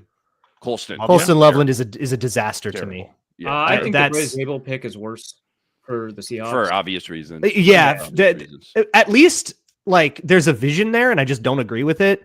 Colston Loveland to me, it's like you're trying to like Ben Johnson is not making the run game that he made in Let's just Detroit. call That's him that's giving Colston up on Kmet. that. Colston Well, Kmet will and be in two, my name it's for it. one thing to take don't think Colston if you love him, but it's another thing to take Colston with Tyler Warren still sitting on the Right, board. yeah, I mean, a yeah, lot of people had him. Hey, you could go 7 to the Jets. It's like, okay, now we're going to take Colston Loveland because we still really like this guy, and he's clearly the next best tight end. To pass up Tyler Warren and then take Colston Loveland, I thought Right. that was a little bit of a head scratcher. Yeah. I know By the everybody consensus connected. board, by the way, Luke. Yeah, The go ahead. biggest reach by value was Yeah. the Cowboys taking Booker. Oh yeah, Which- there you go. Well, yeah, Yeah. yeah. Well, Oh, leading Derek up to McKay, the do draft, not do that to me. leading up to the draft, I heard a lot of Banks could go top 10, the tackle from Texas. Yeah, Kelvin I think Banks, for yeah. some people just kind of tuning in the last 24, 48 hours, that probably surprised some people. But yeah, Booker going top Makes 12. Did not see that coming, especially after that quote unquote poor combine. I think just a lot of people saw him kind of falling in the mock drafts and everything, even like Daniel Jeremiah and some of the big NFL draft pundits. So to see him still go 12, I loved him. Him or Kenneth Grant, either one. Still though, 12 seems very rich for a guard, even if he is a According plug to the and play day one. consensus board, if the Vikings went Donovan Jackson, my guy, Yep. that would be the biggest reach in terms of like the Value. overall Best by available the number value. of Yeah, ranks. the highest or the lowest rank in the big board, I guess. Boy, Yeah. so what happens when Will Johnson is on the clock for the Vikes and they trade back? Are you upset? Do you have to see the terms of the trade? I mean, where are you obviously, at? in terms of the trade, but like you have to assume that an organization that is a lot more comfortable taking on injury risks than most organizations That's fair. saw something where they didn't think that value made sense there. So Mhm. that's one where I would defer a little bit, despite how disappointed I would be. That's fair. I think that adds up. And it seems like we're all good with Ravel. Like, yeah, we're good with his. There's corners I really like. Reach Yes. forever for Ravel. I don't care. Yeah, Yeah. I am happy with him at pick 24. I just acknowledge that the whole world disagrees with me. Mm-hmm.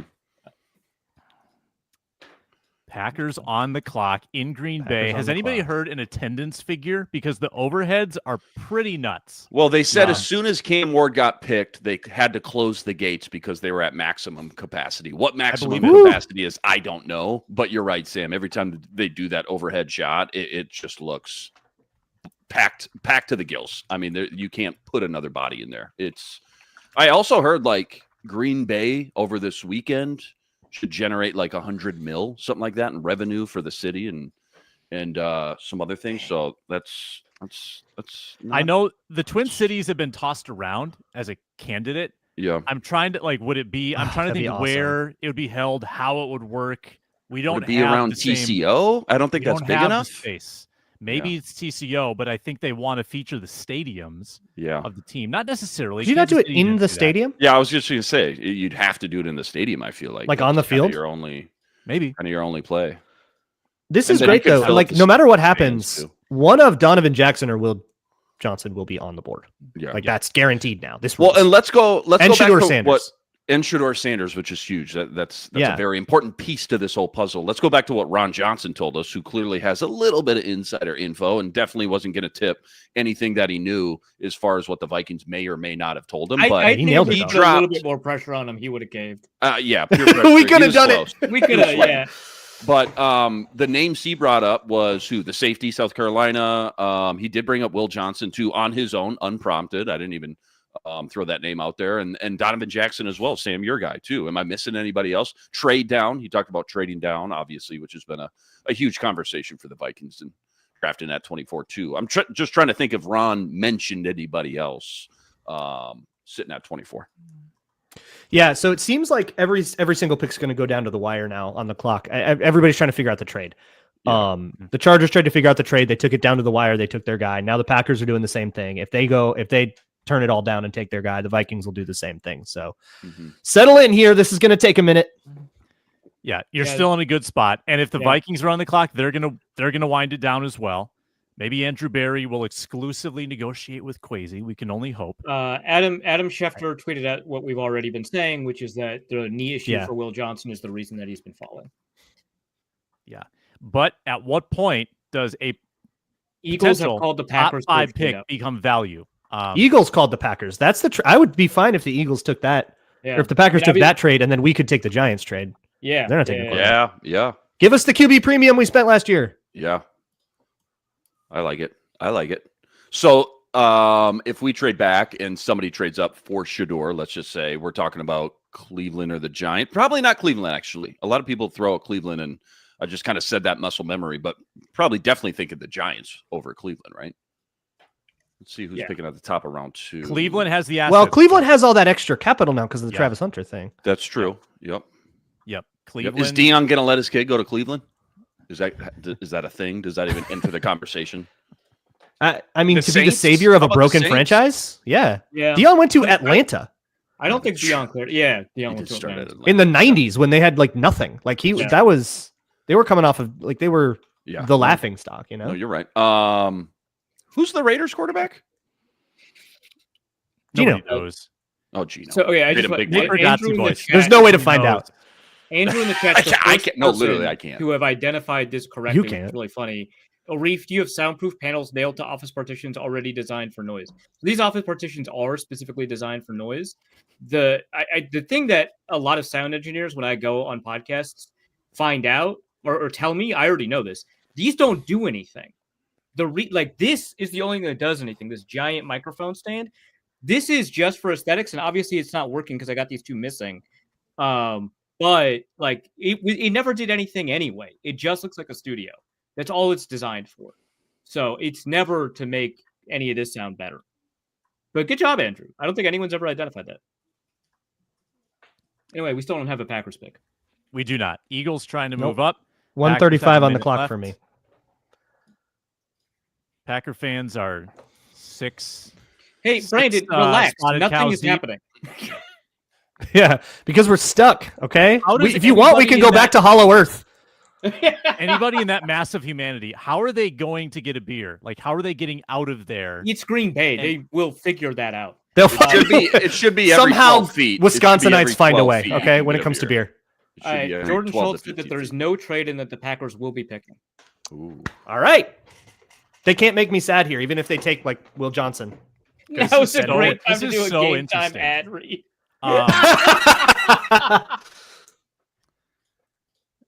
Actually, Will Johnson here would be a pretty good pick for them. Matthew Golden to the Packers. I called it. Wow. Nice, good call. Wow. Matthew. They break the streak. Golden. They Wow. break the streak. They break the streak. Wow. I'm glad that they grabbed Consensus, the second round consensus receiver. number there, Arif. What is it? 24. He's 24th. Big ol' Yeah. reach on consensus, right? No, it's a normal. It's 24th. fine. Oh no, All you at said 24th. 24. Oh wow. I don't Yeah, think a lot yeah. of people Well, had for three me- wideouts going in the first Me 23 personally, picks, but I think guess- he's a second round receiver. Yeah. Luther Burden not being fourth off the board, I think, is a surprise to people too. I feel like everybody had him like second after Tet and or Definitely. third after Travis Hunter. He's Do you wide hear that? receiver I four just by forget about consensus. Travis Hunter. Do you guys Wide hear? receiver four by Do you guys hear that noise? Vikings on the clock. Let's get a trade done. Let's go. Let's make some people really mad who are up late. Let's do it. It would be so on brand if the Vikings pick here was an injury concern guy, which the top It two on the would be. consensus board are Yeah. Will Johnson, Jihad Campbell. That's right. Trade would Yeah, be Jihad if Campbell's you there. can make the trade nobody else could make.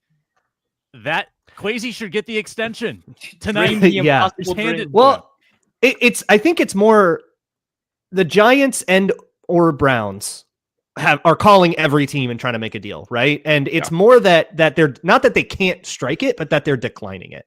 They're saying that is not good enough.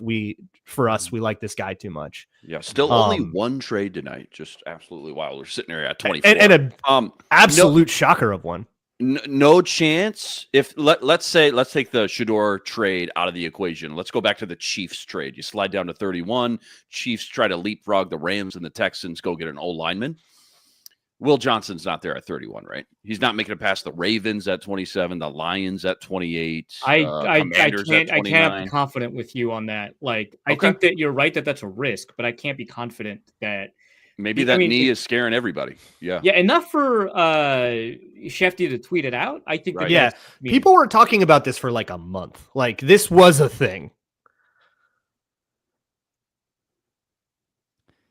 Matthew But I would love to Golden. just slam the guard here too. If you don't get the trade done, just slam Donovan Jackson and be very happy.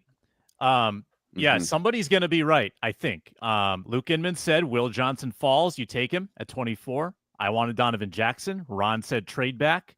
Arif said Siobhan Ravel. Who is going to get bragging rights for all eternity? Eternity.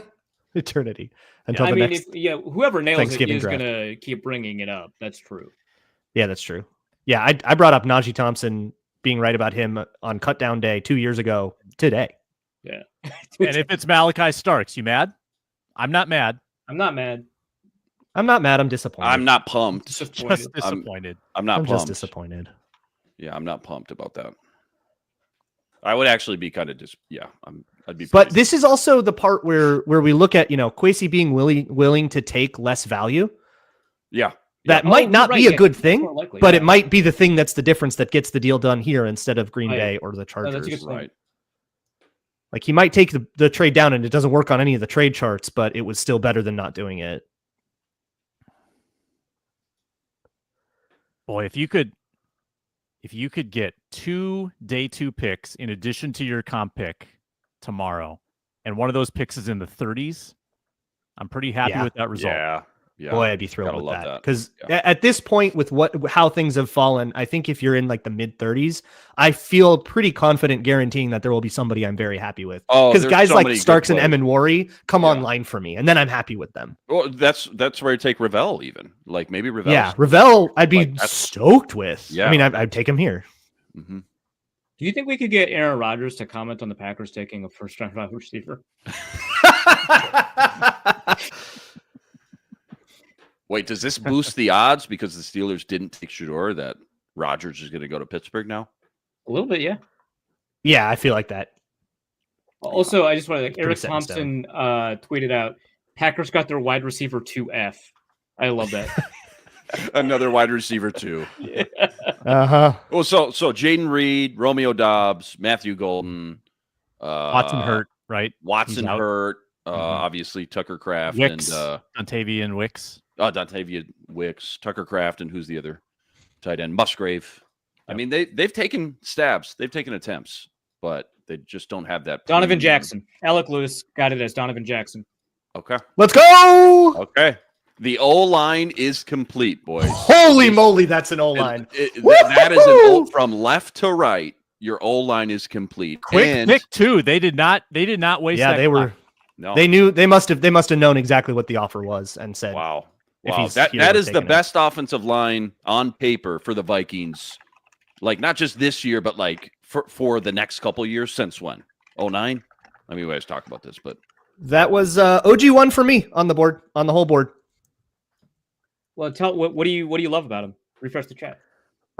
Just the most like normal guard, and I mean that in a great way. Like everything, there is no weird like proposition to make here. He's strong, excellent pass sets. He played out a little bit at tackle. Everything that like went wrong for him at Ohio State happened at tackle, and he was not supposed to be there. That was because Josh Simmons got hurt. He's a total mauler. This is a guy you put him in a double, and especially next to Christian freaking Darrisaw. Oh my God, those doubles are disgusting. Guys are gonna die. That is awesome. And the main point of Donovan Jackson is that he is very good in pass pro. He's strong in run blocking, but the point of him really polished in pass pro. Great anchor.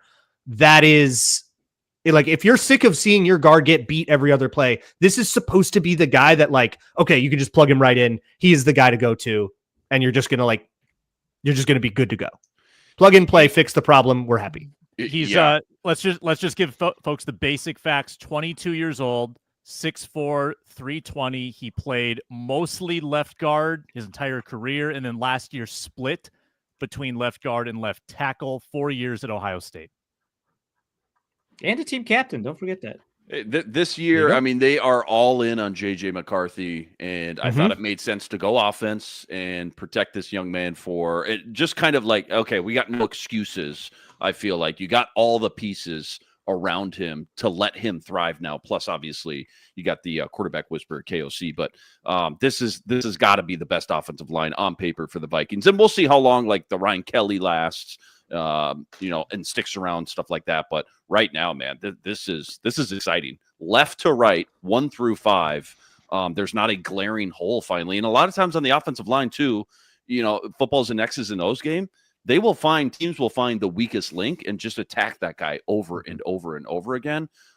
This allows you to just feel like very confident, I feel like, especially when Darrisaw is fully healthy, which maybe that's some position flexibility at left tackle as well. If Darrisaw does miss a couple games right away, that's fine. Still got Blake Brandel at left guard as well. But I'm loving it. I'm loving it. So Macho okay, Meat, I'll give it- you mentioned this is the best offensive line the Vikings had in a while. Obviously, that's true.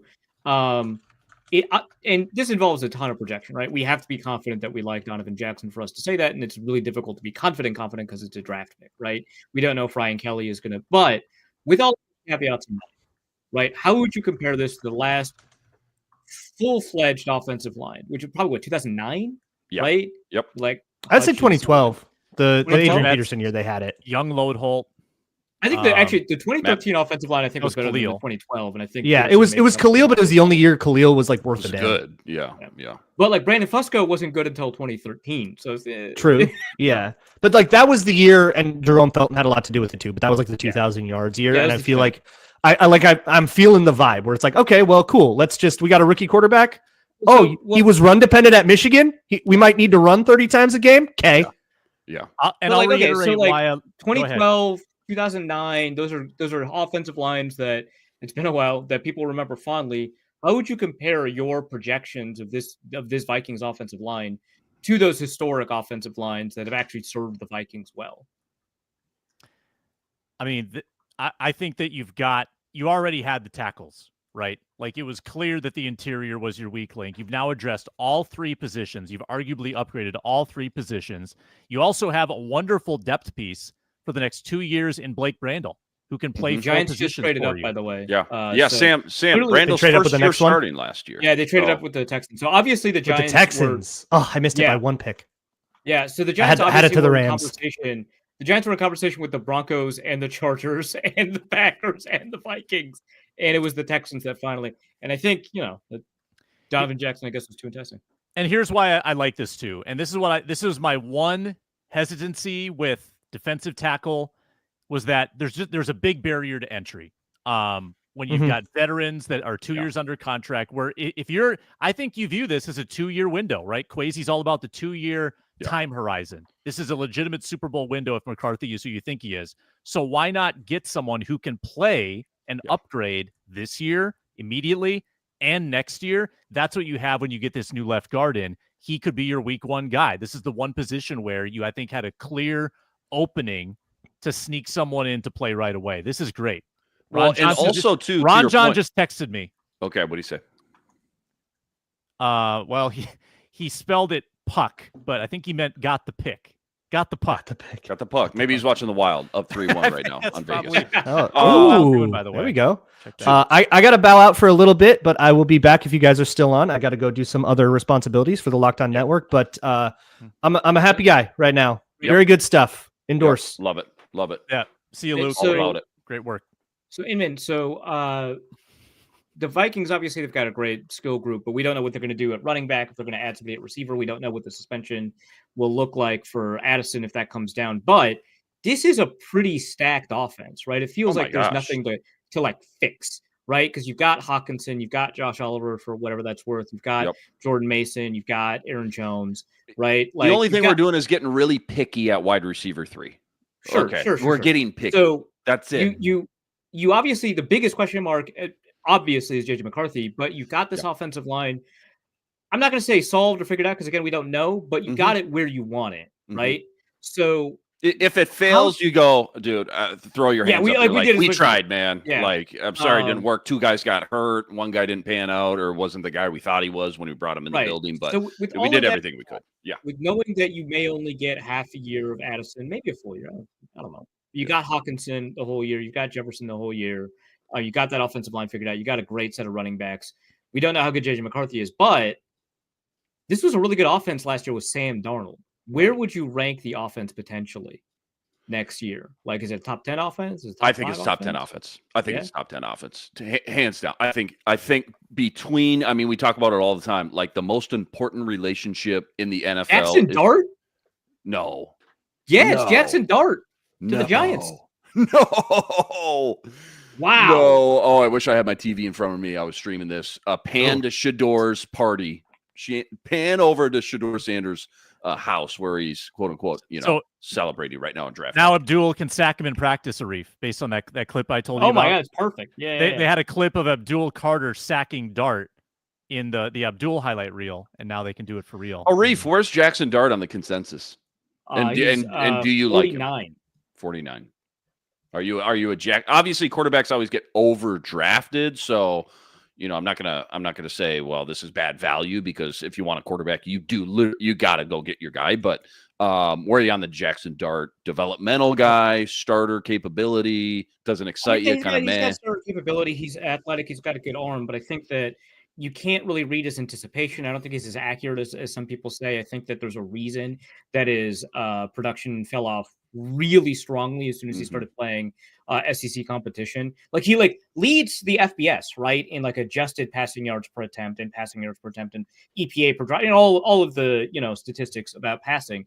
And that's fine, but when you do splits, when you only take a look at him against Power 4 competition, it falls off really dramatically in a way that's not true for a lot of other quarterbacks, which to me is a signal that the system is playing a significant role in his production. That's what I was So gonna say. The Right. late system has it's an incredible system. It's one of the best offensive systems in proven college to right be phenomenal in college, but Yeah. doesn't necessarily prepare these guys for the NFL, especially offensive skill players too. Not Right. just their quarterbacks, but their wideouts as well. Yeah. So like there's like a lot of tools there. He's a good athlete, he's got a good arm. I don't think he's as accurate as people think. They look at that like completion percentage statistic and assume. But I think that when it comes to reading a field, anticipating getting beyond his first read, it's not really there for him. So Yeah. for me, he's not a first round quarterback. To me, Yeah. he's late second, maybe. I would prefer and it depends on your situation, obviously, like it's true for all quarterbacks. But I prefer Jalen Milroe, assuming you're not in a situation where you're pressured to start him. Right? I like. If you need someone to start sooner, I'd obviously take Dart. Yep. But no, I like Milroe's upside. If he lands in the right spot, how do you not like Milroe's tools to be a fun, exciting guy in the NFL? Looking back now, the Giants took Malik Neighbors, nailed the pick, looks like a stud, but they passed up on J.J. McCarthy and Michael Penix. Do you think they're going to regret that now when we look back in 4 or 5 years? Saying, okay, hey, we got a great guy. We nailed it. Malik Neighbors is a stud, but should we have taken the quarterback the year that there was 5 premium quarterbacks and taken a receiver like, Golden would have been off the board? Well, I think so, 3, right? Like I think that I mean, and it's the benefit of hindsight, obviously, is that of course, but like even the GM's son was like, see if you can get Jade. Yeah, I know, right? Yeah. But I think so because, and it's the same thing with Saquon Barkley. They pick Saquon Barkley. He's not a bad running back. He's one of the best running backs in the NFL. He ends up with like an MVP candidacy, right? Yeah. The question with Saquon Barkley was not the amount of talent; it's the position that he plays and the impact that he has in the offense. Now, Malik Neighbors plays a position that generally has a much bigger impact on the offense, but nothing impacts a team or the offense more than a quarterback. And so I think you're in a situation where you had an opportunity to grab a quarterback, you pass up on him. You take a look at how Jackson Dart performs against guys you could have traded up for, or even sat pat and like maybe drafted JJ McCarthy, then yeah, I think you do end up regretting that pick. Totally agree. There's almost no way to calculate this going back through history. It's very hard to grade a roster, but I can't think of a pseudo rookie quarterback like JJ McCarthy inheriting more. I can't think of a rookie being in a better situation. Yeah. I'm trying to remember what Pat Mahomes inherited after Alex Smith, like that first real year, like the first rookie year. He started couple games. I mean, he was on the bench behind Alex Smith most of the time. Yeah, I mean, any team with Tyreek and Kelsey, I mean, that's legit. I could not tell you though, like position for position, the depth. There's incredible depth.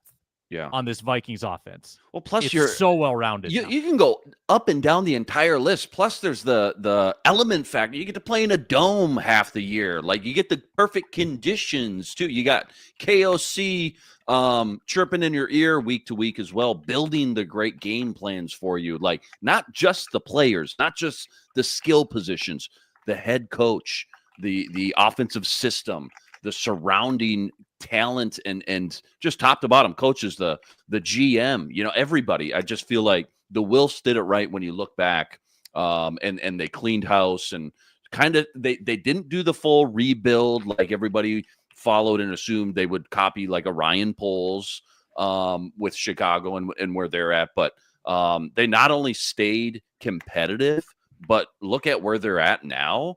I just feel like they've built this phenomenal opportunity the next 2, 3, maybe even 4 years to go on a serious run and be competitive and take that next step.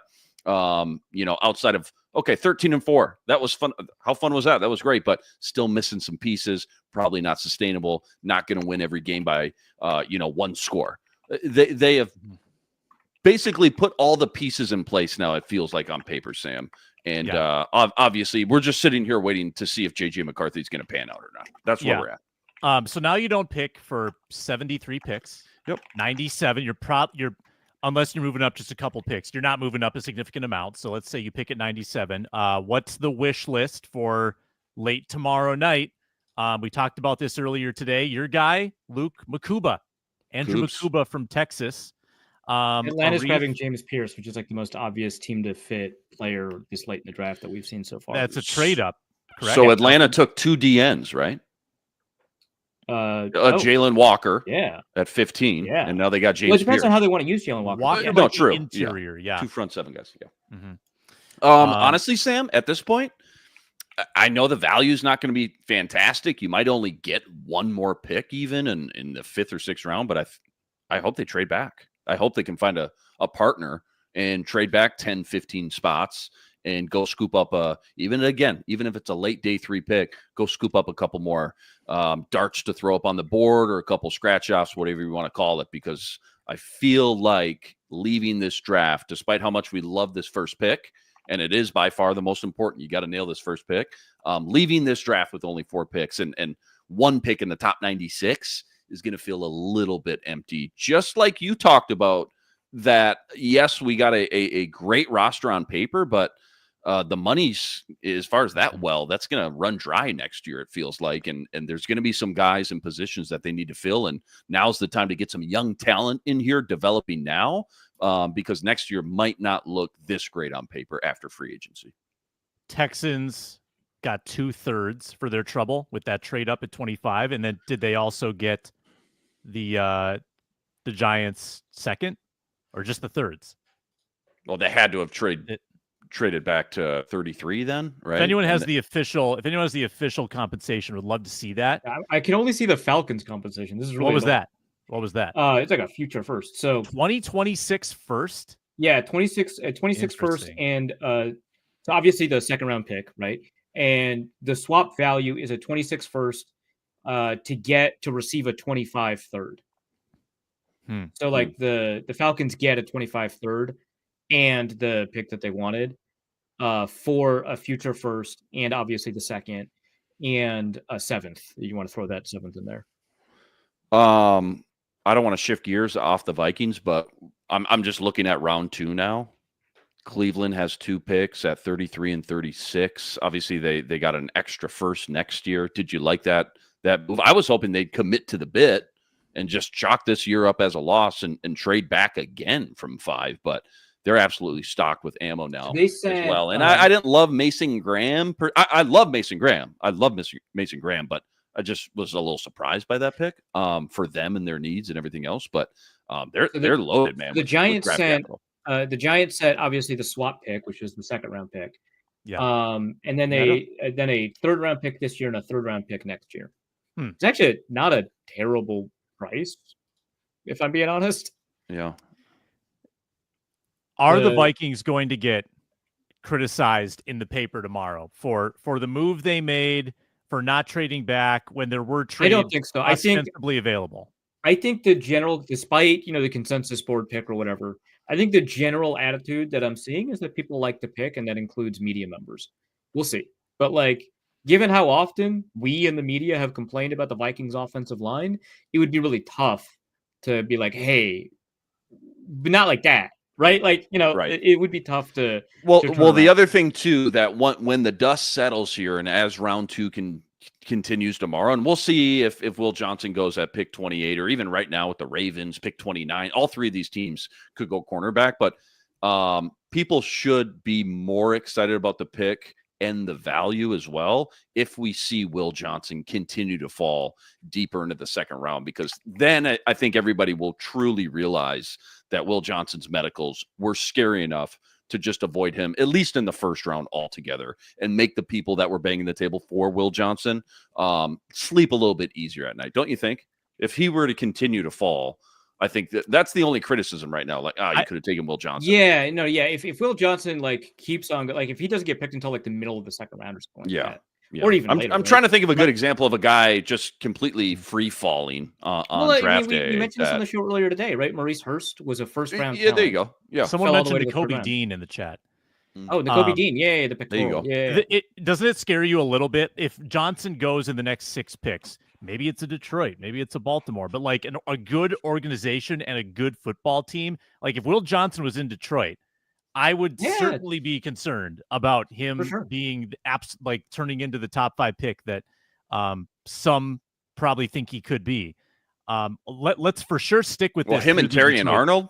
I mean, Yeah. just that group now for the next 5 years. Yeah, that's scary. A Michigan boy and Alabama boy, first round. So corners. there's some discussion in the chat right now about like quote unquote, where did Donovan Jackson rank? So Donovan Jackson had a very low variance. So what that means is across the 112 rankings that I have, a large number of people ranked him around the same area, and that area ended up being 36th overall on the consensus board. Now I talk about the consensus board all the time. It's my baby. That doesn't mean that it is the truth, right? The consensus board get things wrong, the NFL gets things wrong, but I don't think it would be fair because someone in the chat is talking, saying he's the 54th ranked guy. I don't think it would be fair to find one of the lowest rankings on him and use that to pillory the Vikings. I think it's fair to say this is a good player. Maybe you could have gotten him later. Maybe you could have played around with trading him down a little bit. That's all fine. And obviously the Giants were, entertaining that possibility, as were the Falcons, apparently. So that I think is a fair vector of criticism. But like finding stuff that says he's definitively a mid-second round guy, obviously someone has that opinion and someone might have really good reasoning for that opinion, but to argue that that is kind of the broad-based opinion that evaluators have, I don't think is particularly fair. So I just wanted to like put that out there. Some people in the chat asked, where is he by consensus? 36th, and you picked the 36th overall guy at 24. Obviously that is a reach, but it's not that dramatic of a reach for the way NFL teams pick in the mid to late 20s. What happened? Oh my God! What? So the Giants traded up to get Jackson Dart. They traded. They're obviously their second and a third and a future third, and then Falcons traded somehow more, I think, to get James Pierce. That doesn't answer my question. What happened? Oh, the Vikings drafted Donovan Jackson. He's a guard from Ohio State. Okay, thanks. He's played left guard and a little bit of right guard. He's a team captain. You should check him out. Yeah, if you don't watch the Penn State game, every other game, he's like a stud. That was one of the ones where he was he was on the outside there, right? Against Abdul Carter? Yeah, exactly. Yeah. Not worried about it. I'm not either, and I feel like a little slightly annoyed that people kind of make a big deal, or I read a lot about people making a big deal about that. And I'm like, dude, it's Abdul Carter. And also, to your point, we're going to play him at left guard. He was at left tackle for how many left tackle games did he actually start? Let me look this up real quick. Yeah, I've got it right here. Yep, he played left tackle the first 5 games of the season. Nope, guard the first 5 games of the season, then pivoted in week 10 to left tackle, and then did that for the duration of the playoffs. Championship, by the way. He's got a championship ring. Dude, he was a stud in the playoffs. He was on a tear. He allowed fantastic. 2 He got pressures. that Trayvon Henderson running game going. Quishon Junkins. I mean, he that offensive line was great, phenomenal. But he was fantastic. Phenomenal in the playoffs. Absolutely terrific. Allowed 2 sacks last year per PFF, 1 the year before, 2 the year before that, 5 for his career. Only 2 penalties over his final 28 games, a holding call versus Iowa last year, and a block in the back versus Indiana last year as well. 2 penalties. I didn't watch either of those penalties, but I bet one of them was BS. Oh, 100%. I'm just going to put it out. Yeah, probably. Once again, 53 career games. Luke, we're kind of reviewing the wish list now that the Vikings aren't going to pick for 70 picks. What do you want to accomplish before the draft starts is over? For the Ravens. Malachi starts? Yeah, we're going to watch all the other players we spent the whole offseason talking about evaporate here, and now we're going to have to be into you got to this is the go get your guys part, right? Whoever you think your sleeper is, who's going to be there, the guy who's going to be a third rounder, but you have him in the high second, you're going to get excited about those players. And it's going to vary, like we're deep enough where it's going to vary wildly who people are and aren't excited about. This is where a name to actually watch now might be Benjamin Morrison. His medicals are more concerning than even Will Johnson's. But his tape is also kind of as good. Yeah. But that's his something tape you in do. 2023 was like top 3 corner in the country. Yeah, and for what I could see of 2024, even though he missed a ton of it, just looked awesome. Just an awesome corner. There is your we trust the medical staff risk. I think that's a name to watch all day tomorrow. And at a certain point, too, when these guys fall, too. At a certain point, to your point, like when these guys fall, at a certain point, it's like, okay, the risk is just worth the reward at this point. Like if this guy pans out and we're taking him at 97 And outside, if when healthy, he's a top 15, top 20 prospect. I think sometimes good GMs just take a swing and say, just do it. Let's just go. Yeah, and I think 97 is a little bit rich to expect him to be there. Yeah, agreed. Yeah, agreed. Andy Fisher says Asante Samuel to the Vikes for sure now. That feels. I think the Score North tip line might have cooked on that one. Another medical travesty, who was going to make like $60 million, $80 million in free agency, and then it all fell apart. John in the chat. Yeah, I mean, I think there's definitely picks. We're excited about the picks. There's the chance of high impact. I think John is complaining about other members of the chat and not about us. Oh, okay. Sorry, John. Yeah.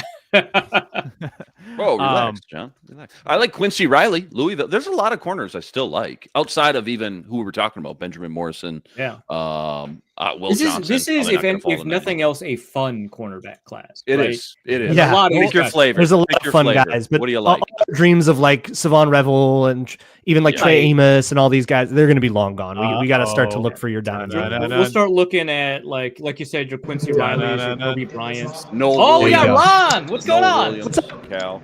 Take your victory. What's the vibe? How are we feeling? I'm feeling great. Donovan Jackson, Ohio State, offensive guard, 24. So, I had it all along. Yeah.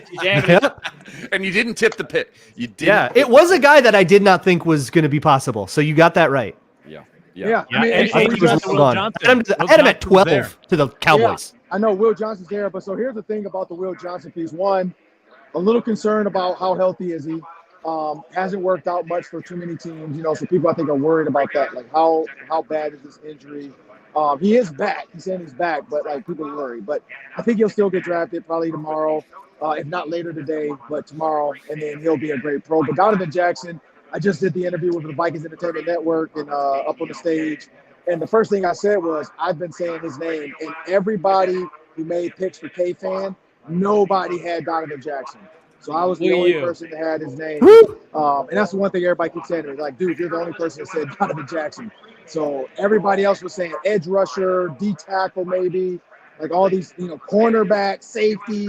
Nobody thought Donovan Jackson was the guy because after the kid from Alabama got taken, they felt, they were like, hey, they're going to trade out of this. Even, a couple of execs that were standing by, they all were like, look, I think Kevin's going to trade out of this. And so are you saying they had Tyler Booker, who went 12 to Dallas? Yeah. They would have taken him if he was available? Yeah, Tyler Booker was the name they liked. They weren't sure about Grace Zabel or another name would jump up there. But, yeah, Tyler Booker was another guard they liked.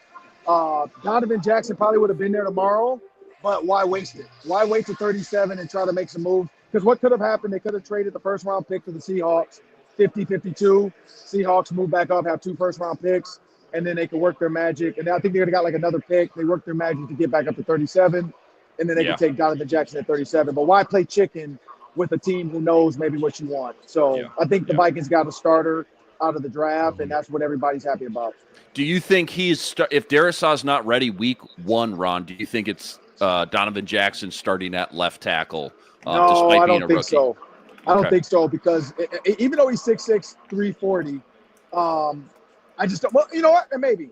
I don't think so though. I think he's definitely a guard. I would honestly see Brandel get more run in practice before you would see that with Donovan Jackson. He's a true big guard, and when you think about the one buzzword I kept hearing. Because I was over here. I just interviewed Henry Thomas, who's the former Viking. Henry Thomas. I interviewed him live. So we're at some point, Sam and I will put that on the Ron Johnson show.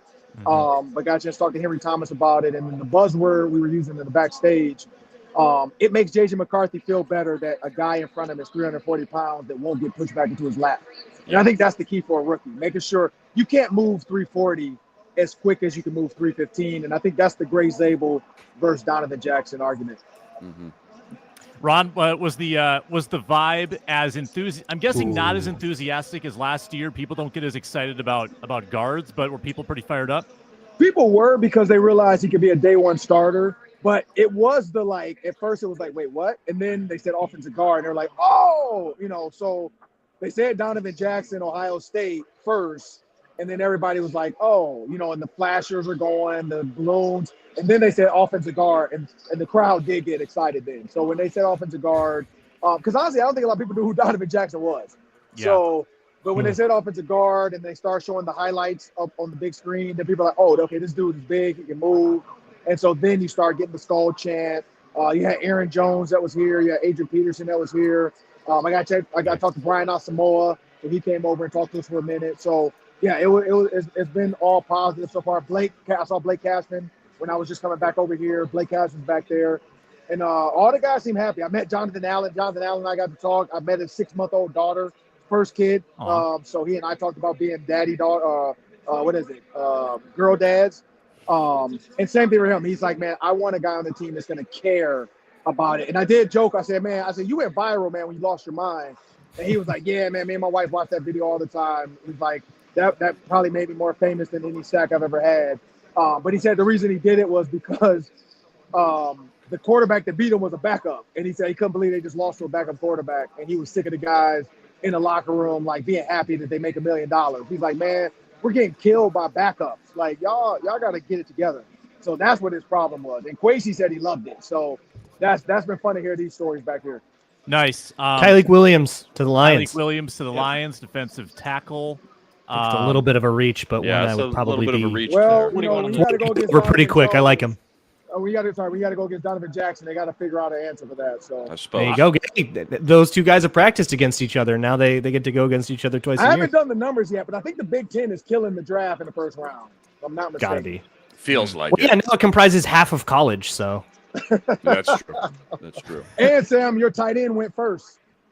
Colston. Yeah, what'd you think about the Packers and Bears before you got to go? Colston Loveland and Matthew Golden. Colston Loveland was awesome. I love that pick for them because that gives them a security blanket for Caleb Williams. I think I said that to you, Sam. I said he's going to go before Tyler Warren because he's a true tight end. Tyler Warren is like Dallas Clark to me, which fits the Colts. Like the Colts want a guy that can motion, that can be in the backfield, they can do a bunch of stuff like Dallas Clark used to do. And so I think that's what they were going for. But the Bears need a true stretch the field, down the field, tight end, put them in a red zone, put them out wide.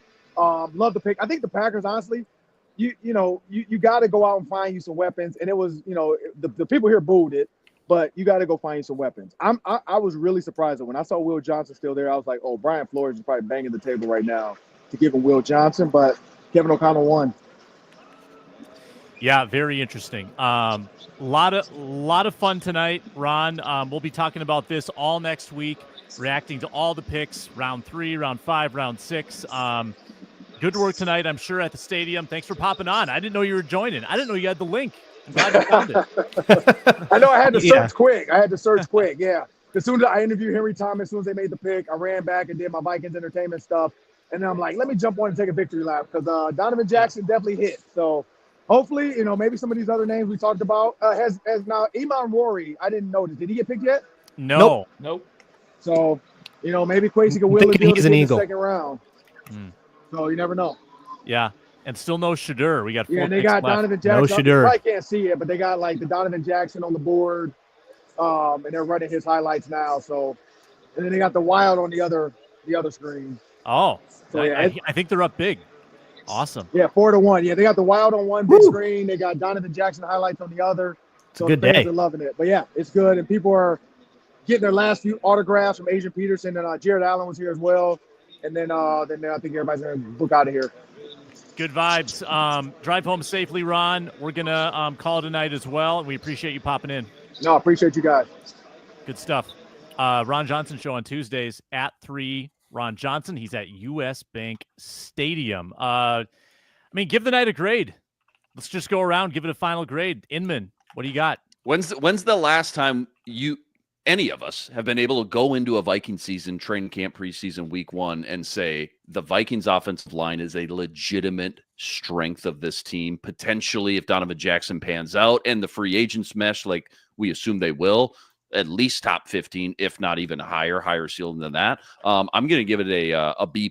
I know some people are going to be mad at maybe the lack of value compared on the big boards and maybe wanted to trade down, but this is a plug and play day one guy that should be on this team for hopefully the next 5, 6, 7, 8 years. I like it. Ron? Yeah, I'm thrilled. That's a guy that I love just the theory of having, 5 guys on O-line that you're excited about. No weird, Donovan Jackson will probably compete with Blake Brandel in a formal sense, but like first round pick, you put your investment down and decided. I remember Kwesi talking about like turn a weakness into a strength when he went in front of the media talking about like free agency, turn a weakness into a strength.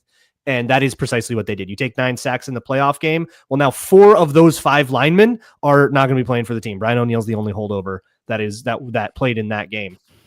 So I love it. Total reconstruction. And we're going to beat everybody with hammers. This rules. Field Yates tweet. Jordan Donovan Mason, Jackson 1,000-yard. Vikings. Oh, 1,000-yard Steven. 2,000-yard backs. How about Donovan Jackson? The Vikings might be my favorite pick of the night. By the end of the past season, he put on elite tape at both guard and left tackle. Extremely dependable, selfless player, tough, rugged, and athletic. Excellent football player. All Jackson he needed was Yates's favorite player in the entire draft. NFL Network cut to the Ravens draft room. You can see their whole board. No, it's last year's draft. That's what's in the background of the Ravens draft. You can see like Joe Alt and JJ McCarthy on it. Okay. It's just last year's draft order. So my grade, I think, is a B+. I think the Vikings accomplished what they wanted to accomplish. That's always great. I don't think they did it in the most ideal way. I think that they sacrificed a lot of value to get what they wanted done. That's still an above average grade. That's still good, right? So I don't want anyone to think that a B+ is a criticism, which people often do. I think the Vikings are in a good spot because of what they did, but I think that they sacrificed a fair amount to get there, and they didn't play the odds, which is fine, right? But it's not the most that you could have done to get the guy that you wanted. I like Donovan Jackson, but could have gotten him a little bit later, and there were a couple of really great trade offers on the table. Yeah, you have to assume that they turned down the chance to get day 2 picks. I think so. A lot of times when we talk about like trade down opportunities and stuff like that, it's always hypothetical and we don't know for sure. And technically we don't know for sure, but we do know based on reporting that the 3 teams ahead of the Vikings were in negotiations for their pick. And then immediately after the Vikings, the next 2 picks were immediately traded. And I think we can infer fairly strongly that there was 1 or 2 trade offers on the table for the Vikings. The Falcons have twice now given us a total shock. I don't know if that particular trade offer with the future first was maybe even on anyone's radar, and that is where it comes to me and like the relationships. And this is the weakness you have with Kwesi, which is does Atlanta think to call him, or does Atlanta think to call the Rams when they're going to do something wild? The Rams don't care about picks, even though they did add a first next year. They added a first. Loaded up. Made a great move, but it is kind of funny that they just keep turning down the Giants pick. I actually agree with, or the Giants trade. I think what the Giants traded to get up to Houston was you would get pick 99, you get like another compensatory third, and then you'd move down to 33, and it would be. I think kind of meh to me, and I would be less excited about that than Donovan Jackson. That's not the value that I kind of thought would be on the table. The future first is a bummer, but I don't know if Atlanta shopped that. I would not be surprised to hear that Atlanta just called the team on the clock and went, we got to get James Pierce. We'll give you a first, because they do insane things apparently. Who's planning for that? Well, I'm not, but the Falcons called the Texans, but not the Vikings.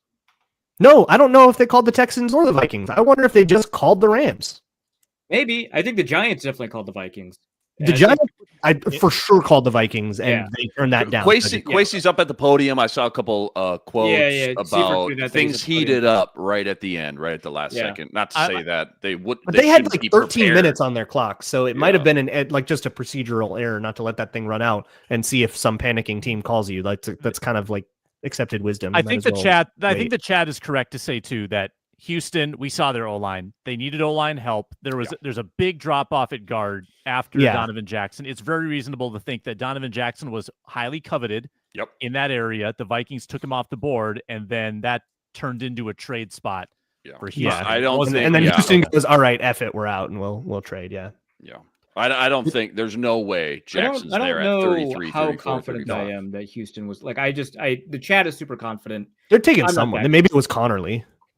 They're taking but then is he getting past the Rams? Is he getting past the Chiefs at 31? Eagles always in play to take an O lineman. You never know. Cleveland got 2 picks at the top of round 2 first pick. I mean, and the like fourth pick. ultimately, this is a probabilistic exercise, right? Especially when we're doing a counterfactual that they should have traded, as opposed to like finding out what happens when they do trade.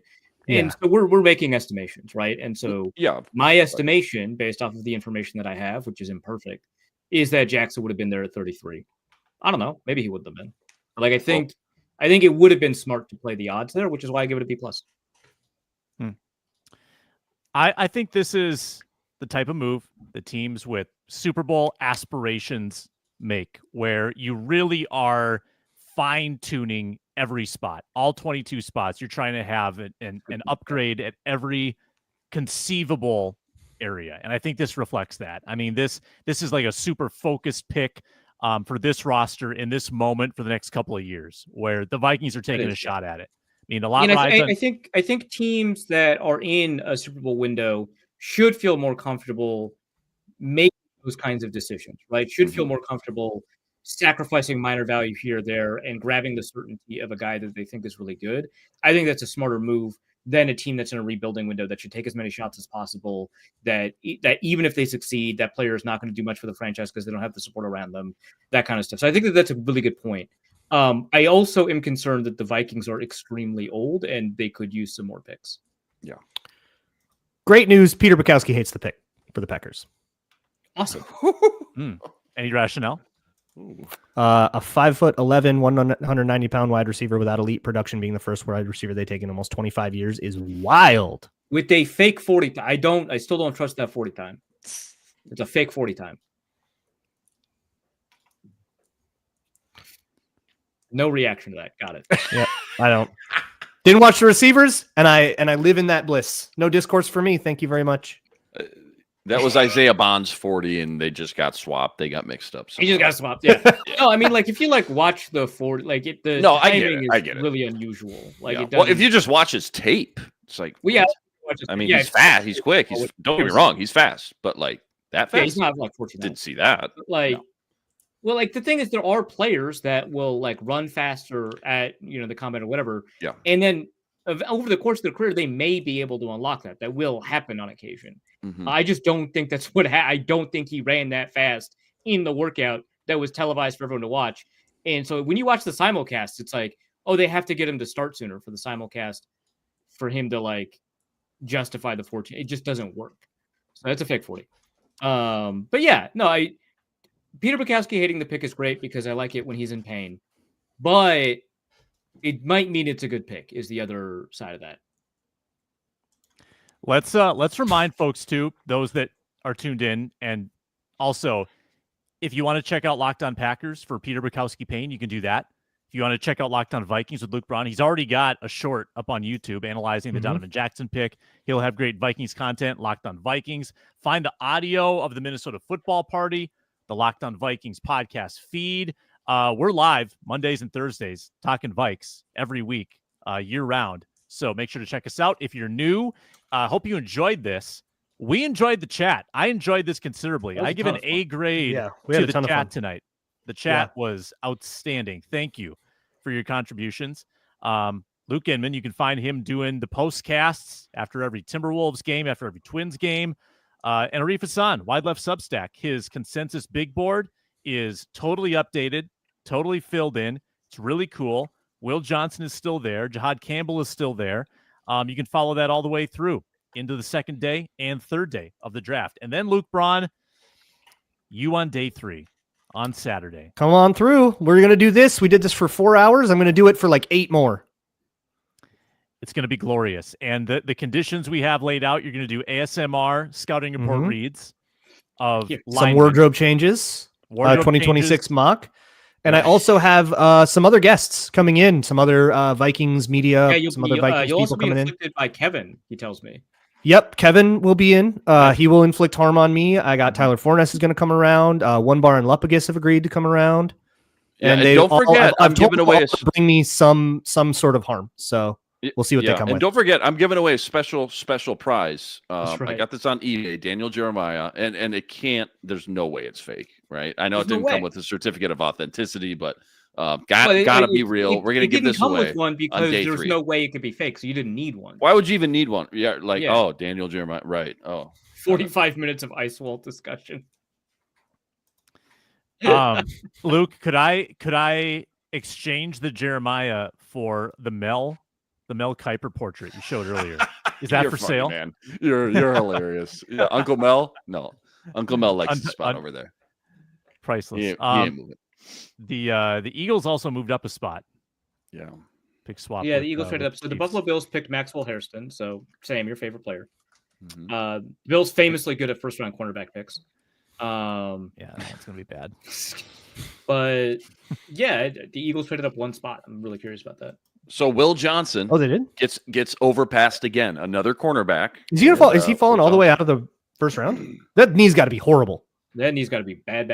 Well, that's what I'm saying. Like, people who didn't like this Donovan Jackson pick and wanted Will Johnson, the further he falls, the better that should make you feel. That I probably just, wasn't like, an option at all.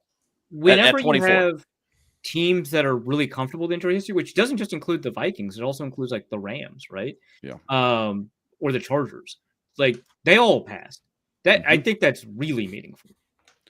Yeah, no, big time. That's why I said that gauntlet of Pittsburgh at 21, Chargers at 22, Packers at 23. Like, okay, yeah, he fell to 20, but is he going to make it these last three picks? This feels tough, and we're going to have to sweat this out. The fact that he's still on the board at pick 31, that speaks volumes. And yeah, he could be in for a slide tomorrow morning as well. Before we log off, let's see who the Eagles go with, just because the Eagles find a annoying way Jahad to Campbell. get the guy. It is Campbell. It is Campbell. Wow. Another Wow. team very comfortable with players who have an injury. Good consensus. So pick. so somebody's willing to take the injured guy, and it's not Will Johnson. Yeah, Wow. Oh, that's got to be bad because Jahad Campbell has 2 knee problems and a shoulder. and a shoulder. A shoulder that was so bad people would not stop talking about it. Yeah. So this And is, the Eagles bad. arguably needed a corner, too. Yeah, no, they did. Not argue. They did need a corner. Yeah.